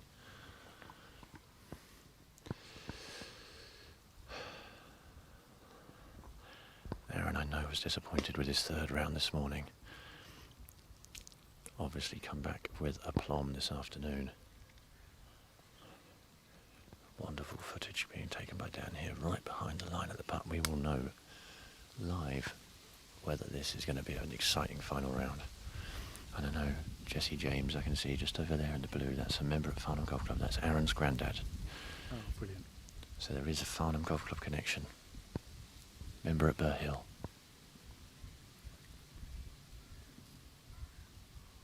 Birdie for Ethan Roos. Birdie chance here first.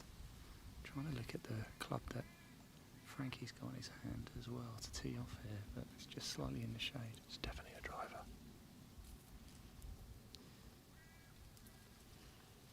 Well, yes, again, everyone that's gone to the right where everything says it should go left.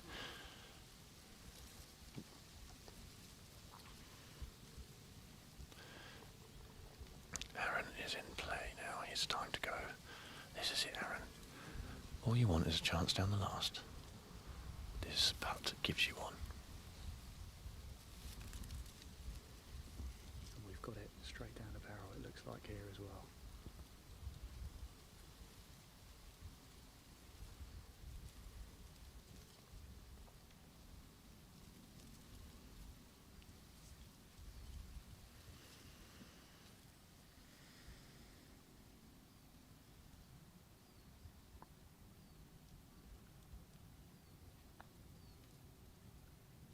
He's got it straight in the middle. Look at that. He's got another fist pump. He knows the importance of that. You can see. So Aaron Moody then, we believe, moves to 10. 1 shot off the lead, 1 hole to play. It's Frankie Morton, wow, against Aaron Moody. It's game on here. This couldn't be set up. The only way it could be better is if they're both level. But anyway, it is advantage Frankie Morton. However, Aaron Moody's put himself in the game, and Toby Peters not completely out of it yet. I've just seen him jumping up to have a look to see where the ball went. So this is very exciting indeed. Did I call a birdie eagle finish earlier, Ian, if I remember rightly?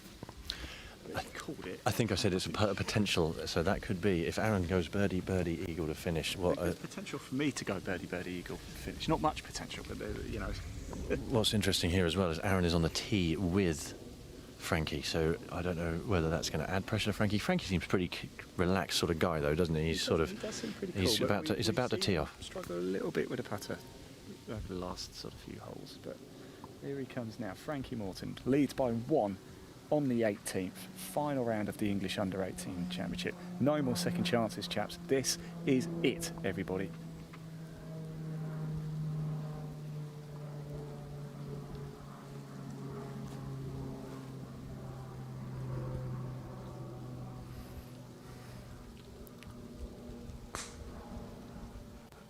He has hit this. Looks slightly down the left, but I think it's safe. Oh, we've heard some hit tree. It's hit tree very hard. Thumbs up. The thumb is up, but we don't know where it's finished. Wow, could Aaron steal this? And with an eagle here, wow. Great stuff indeed. Teeing off now, Josh Thompson. Then we're going to jump in the buggy and make our way halfway down. In fact, we'll follow Frankie, shall we, and Josh, because then at least there's no way we're going to miss Aaron Moody as well. So don't you worry about that. You will catch all of these players heading down 18. Whoa. Big shout 4 left here. And it's okay, the army's up, and we've seen that quite a bit here at 18.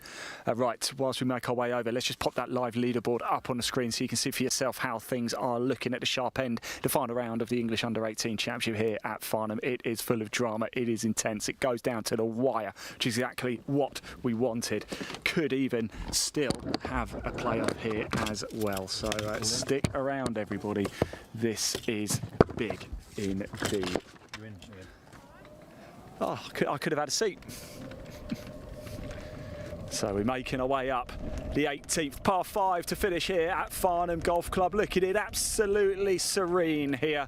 The swaves of fans, supporters, family, all have come out to play to watch the English Under-18 Championship final round. And it comes down to this. 4 rounds.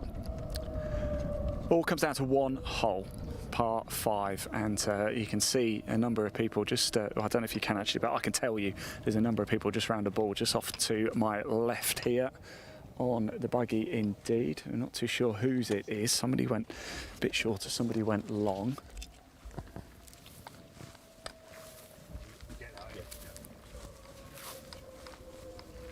Is that the first or second? That's the second. That was the second.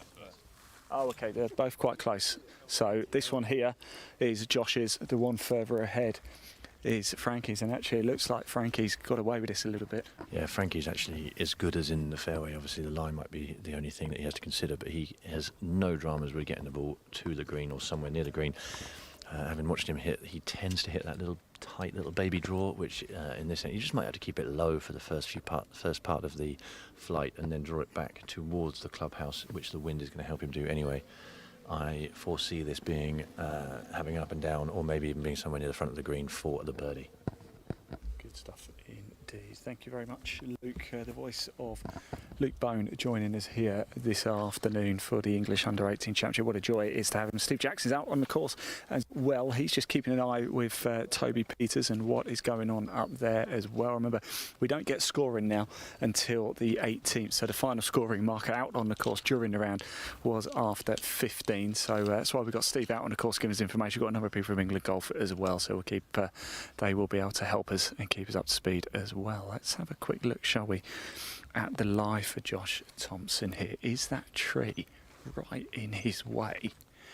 And actually, I think he might be okay. Oh, he might be okay. Luke, just come. You're the expert here. Obviously, we can't see where the green is from here. Is he okay? So, if you can see the 2 chimney pots of the clubhouse there, that just over the top of the shoulder of the player there. We are looking through the gap. I would be seeing that he's going to hit it low with a bit of a fade. You don't want to fade it too much. But he's definitely got a shot to leave himself with a short club into the green for his third. I'm not sure he'd be thinking about hitting green here, but I certainly think he's going to be close.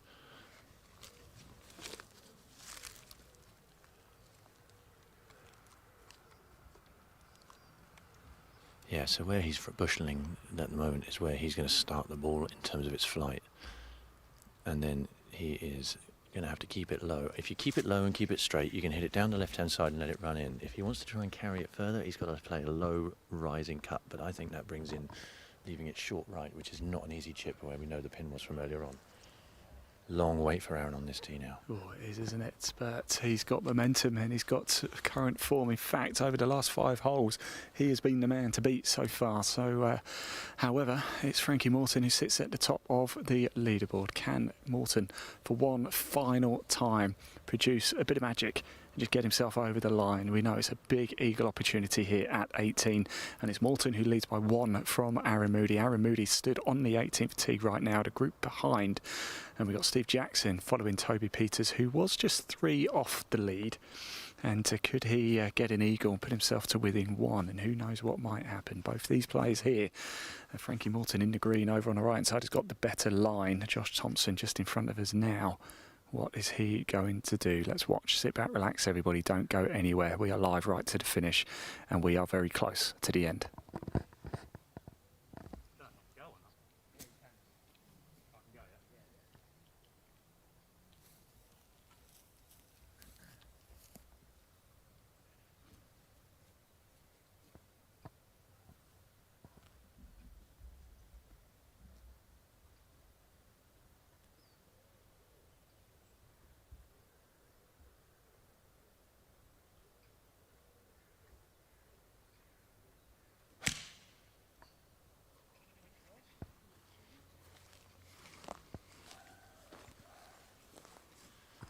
Just turn that over slightly with a low forceful shot. If we can get Dan to come round to the right here, Ian.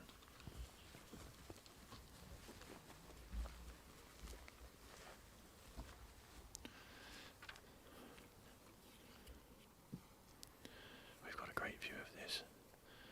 He's just going to play a low draw. Oh, it's played with a big hook. It's going left. It's going hard left. Now, that's okay. The only problem that brings in is bringing into those silver birches and the rough there, and then the pitch on into the tight part of the green. We'll see what happens when we get up there. Right, let's head down greenside now. Let's pop that leaderboard up on the screen just whilst we jump in the buggy again and move the camera down to 18. And here we go. We are going to spend the rest of the day down at the 18th. And wow, this is fantastic. If you enjoyed the coverage, please hit that like button, hit that subscribe button as well. And what a treat it has been. A big pleasure.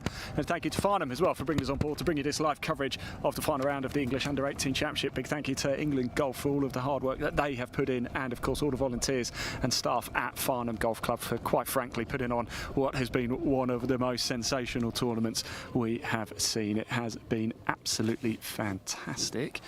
And we move up a little bit. Actually, we are going to stay up here. I can see Steve Jackson just ahead of us as well. The green is clear, so that means Toby Peters is in the clubhouse. He will have signed his scorecard, and the group behind have just teed off, it looks like, too. And I think something's hit the tree behind us.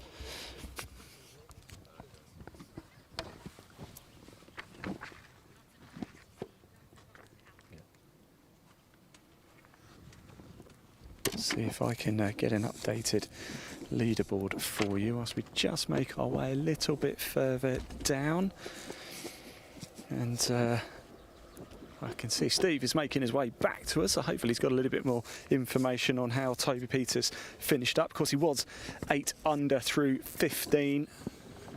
I think he might have dropped a shot at some point, but let's find out. He will be our clubhouse leader, no doubt. Steve Jackson, Toby Peters, how did he finish? So he drove middle of the fairway, had a, probably about 190 yards in, left it just short of the green, had a crack with an eagle putt, which would have brought him up to 10 under par, and left it about a foot short of the hole, so tapped it in for a birdie. So that's our clubhouse leader. Nine Won't be under? enough. Yeah, 9 under, but probably won't be enough. Okay, Toby Peters in the clubhouse, 9 under par. And as we said, Frankie Morton, I started this started the 18th at 11 under, 2-shot lead. So he's going to have to... 1-shot lead from his 1-shot lead, apologies, from Aaron Moody, but 2 ahead of Toby Peters. But we're looking down here. We've got the Mayor of Farnham here as well, which is jolly good. So I wonder if we can grab a chat with him in a bit as well. But let's just stay here with Frankie Morton and Josh Thompson.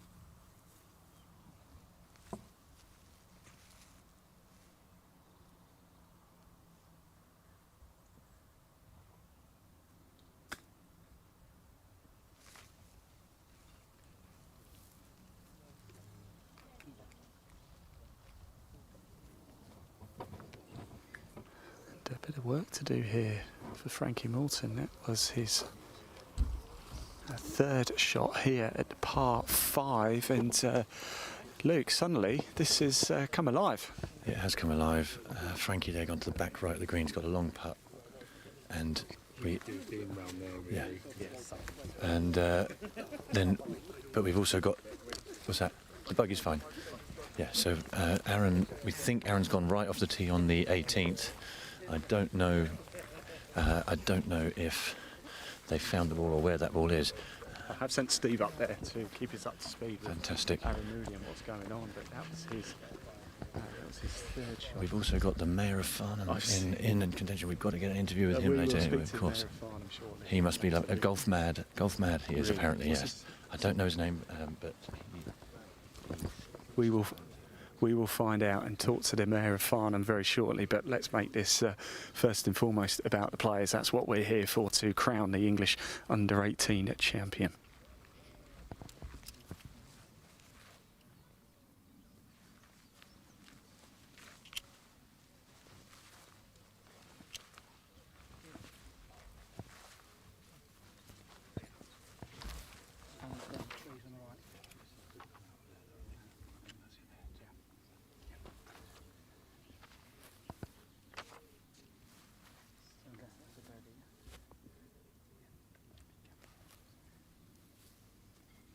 So we've been talking about eagle opportunities here at 18, and it seems in the closing stages, not quite right, not there, but yes, the wind playing a bit of havoc. So Frankie Morton, this is pretty much, I think, to win, isn't it, really? Birdie opportunity at 18 to win the English under-18 Championship. It's not a terrible effort, but there is, hold your nerve for par here for Frankie Morton. yeah, he's definitely just overhit the last 2 shots. And that could just be adrenaline. This is a very, very big putt.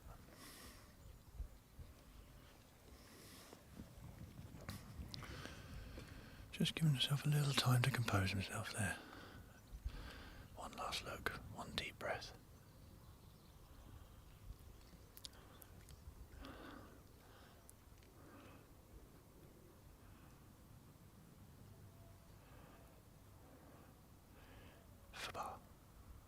For Frankie.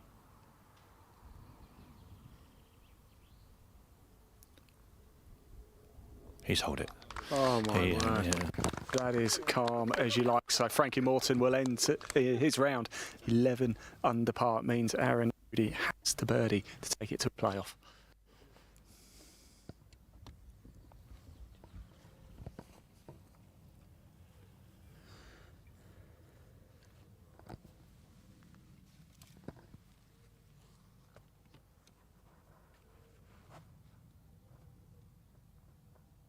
Well done, Josh.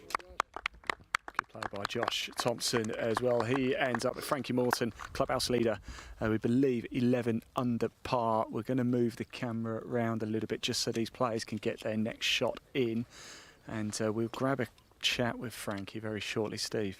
Yeah, so basically, one-shot lead. Aaron in the middle of the fairway. Basically, he's got to get up and down, and that will force a playoff. The playoff, for people who aren't aware, is first 18th hole.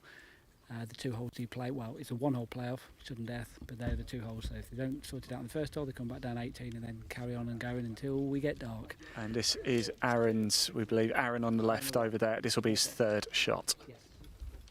Thank you for clearing it up, Steve. Good stuff indeed. Might need somebody to run off and get Frankie soon, but let's just... Change the battery quite quickly.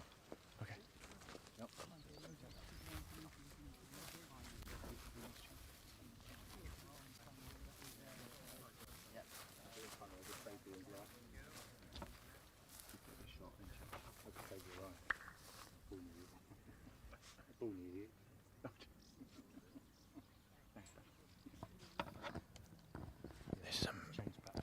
This is a massive shot for Aaron. Small pitch into the green. He's hit it a long way past. Is it going to spin? What a shot! He's got that putt till they go to the playoff. It's about the same length of putt that he just held on 17. He is looking at 3 birdies in a row to possibly force a playoff with Frankie. Amazing stuff. Right, let's put that leaderboard up, shall we? We're just going to very quickly change battery. Don't worry, you won't miss it.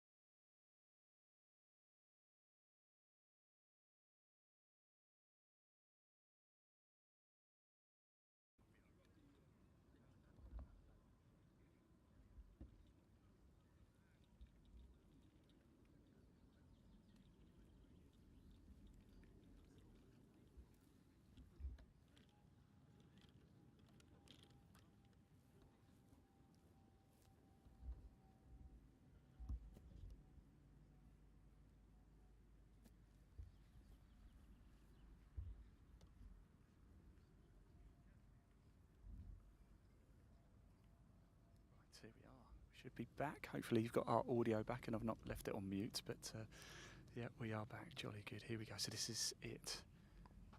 Just been informed by one of the England Golf squad managers that Aaron's putt is for a 9 under par.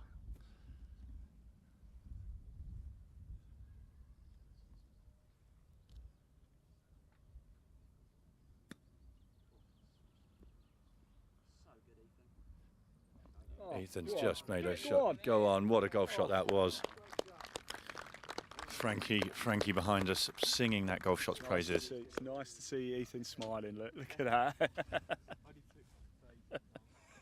And a little bit of humour there as well, which is great. So this is now the big one. Wow. This is the big one. What a privilege it is to be watching this. Look at all the people around the green here, Ian. Goosebumps, generally. He is excited.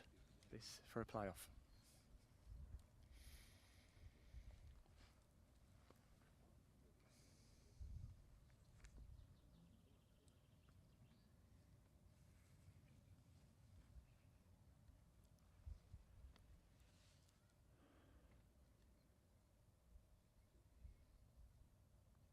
Josh just clears us away, allowing Aaron to take centre stage. This is nail-biting stuff. Come on, Aaron. Let's make this exciting. this to force a playoff here at the English Under-18 Championship. Didn't look likely a while back, but it all comes down to this.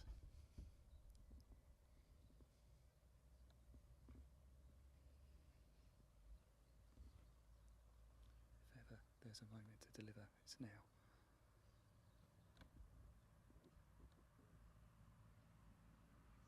He's missed it. He's missed it on the right-hand side. Frankie Morton is your 2025 English Under-18 champion. Look at what it means to him. We'll just give him a moment just to take it in. Frankie, can you quite believe it? Cheers. No, not really. No, I'm lost in words. Started to get a little bit nervy towards the end at times, didn't it? But I saw you kind of calming yourself by talking to yourself a little bit. Yeah, I mean, made a few mistakes, but I try to make myself reset and just think I'm still in the lead. So, yeah, it was a good day. I've watched quite a bit of you. You've looked so cool, calm, collected out there. Is it just keeping your head the whole day? Yeah, yeah, I'm just a chill guy like that anyway. So, yeah, but yeah, it was a good week. I'm happy. What does it mean to you to become the? How does it sound, by the way? English Under-18 champion.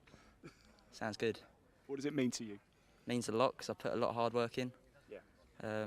And to perform and get the reward is great. Frankie, well done. There's a lot of people watching around the world. You've made a big impact today. Congratulations. You are the English Under-18 champion for 2025. There he is, Frankie Morton. Let's see if we can just grab Aaron as well, shall we? Because what a round that was. Let's go over and have a chat with Aaron. Because the one at scorecard. Don't worry, we'll walk and talk. Don't worry.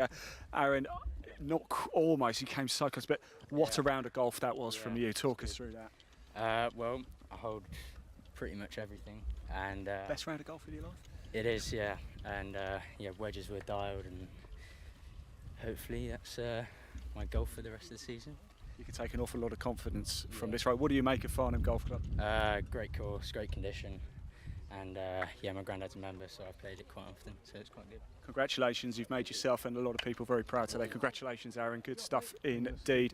Just before we go, wherever Dan is, we've got the Mayor of Farnham here. I wonder if we can have a very quick chat. Golf mad, I've heard indeed. Thank you for coming down and supporting. Absolute pleasure. It is. Look, Farnham Golf Club here, the English Under-18. How nice is it to have such a high-profile event in the town? It is. It's spectacular for the town, really, and it's brought a lot of business in for all the hotels, all the day where everybody's all been staying. I only live local, I'm afraid. Yeah, I know. But I was speaking to quite a few of the parents, and they've all been down here. Some of them have been down here for 2 weeks because they've been playing in other tournaments around locally, so they've used Farnham as a base. So it brings a lot of prestige to the town, but also, you know, the people who are working here, all the players and the members. It's such a prestigious event for them and for the young people. I mean, the talent is amazing, and the future of golf is absolutely fantastic. It's so nice to see it. And you know what? Farnham in 2025 has been the hotbed of golf. I was here for the Brabazon just a couple of miles away a few weeks ago. Golf is big in Farnham. Yeah, it is. We've got Tilly, I believe, who's the #1 amateur. Lottie That's Wade. right. I saw her on the sorry, my apologies. Yeah, she was on the front page of the Herald in the local paper, and she's the #1 amateur golfer, lady amateur golfer in the world. Yeah, brilliant. correct. That is absolutely brilliant, isn't it? We always have good. We have Paralympians, we have cricket players, we have lots of world champion And the sports football people. team's not doing so bad either, And is it? Farnham, come up the town. Go on, yeah. Farnham Town Football Club is absolutely brilliant. I'm a walking footballer, old guy's walking footballer. I am, yeah. So we're doing really well. And I was speaking to the manager yesterday at the carnival, and he reckons they're going to have another promotional year. So that'll be about that's what he 4 on a said. bounce. That's 4 on a row, yeah. So we'll see how that takes them. But yeah, he was very optimistic for the season coming. Anyway, this is about golf. Thank you so much for coming down. Really appreciate it. Mayor of Bracknell. Sorry, Farnham. Great to have you down here. And a nail-biting finish at the end. It's what we as well. wanted, One wasn't it? shot, yeah, nail-biting finish. So they did absolutely brilliantly. So well done to them. Excellent. Thanks There we ever go. so much. The Cheers. Mayor of Farnham there, coming down to support English Under-18 Championship. Right, Steve, Luke, can I have you in over here as well, please, gentlemen? What an honour it's been. Luke Great. Bone, Steve Jackson. Actually, couldn't have done it without you. I could have, but it would have been rubbish without you. Final thoughts, Luke? Thank you, Ian, for everything you do to produce this. Obviously, it's a lot of work going on behind the scenes. There's a producer back at home in the air conditioning, as we said earlier. Dan, you've been amazing on the camera. But I want to just get Dan to turn around and face the clubhouse. Farnham Golf Club members and our invited guests for this event. There's the Mayor of Farnham, there's the manager, the board of directors are here. Look at that scene. What a finish. I know we'd have loved a playoff, but fair play to those boys. 8 under from Aaron. You can't beat that. Okay, he's made Frankie win it, and what a scene. I think we deserve a beer. I think we do. Steve Jackson, your first experience really of the English U18 Championship. Farnham Golf Club, what have you made of it? Yeah, start to finish, fantastic today. You never know whether you're going to get a grandstand finish, and we came pretty close to having something special there with the playoff. That would have been good fun, but it was close, wasn't it? And that last putt there, that shaved the hole, didn't it? You know, that would have been as Luke mentioned, there was a great round of golf anyway. So, we saw Frankie hold a few nervy putts a bit further infield, which at the time you don't quite realise how important they are, do you? No, and he showed a lot of nerve out there because he knew, from the start of that fourth round, he knew he was the leader. He was the person to catch, and that takes some bottle out there. 18 holes, knowing that you're being chased down, and as you've seen, there's some quality golfers out there, and they were ready to chase him, and they did, but they couldn't quite catch him. Excellent. Thank you, Steve Jackson. Thank you, Luke Bone. And that is it. And thank you to you, actually, for watching. Thank you to all the volunteers here at Farnham. Thank you to Farnham for hosting us. And, of course, everybody at England Golf for putting on such a wonderful job. It is over. The 2025 English Under-18 champion has been crowned, and it's Frankie Morton. Thanks for watching, and goodbye. Cheers. Morning, guys.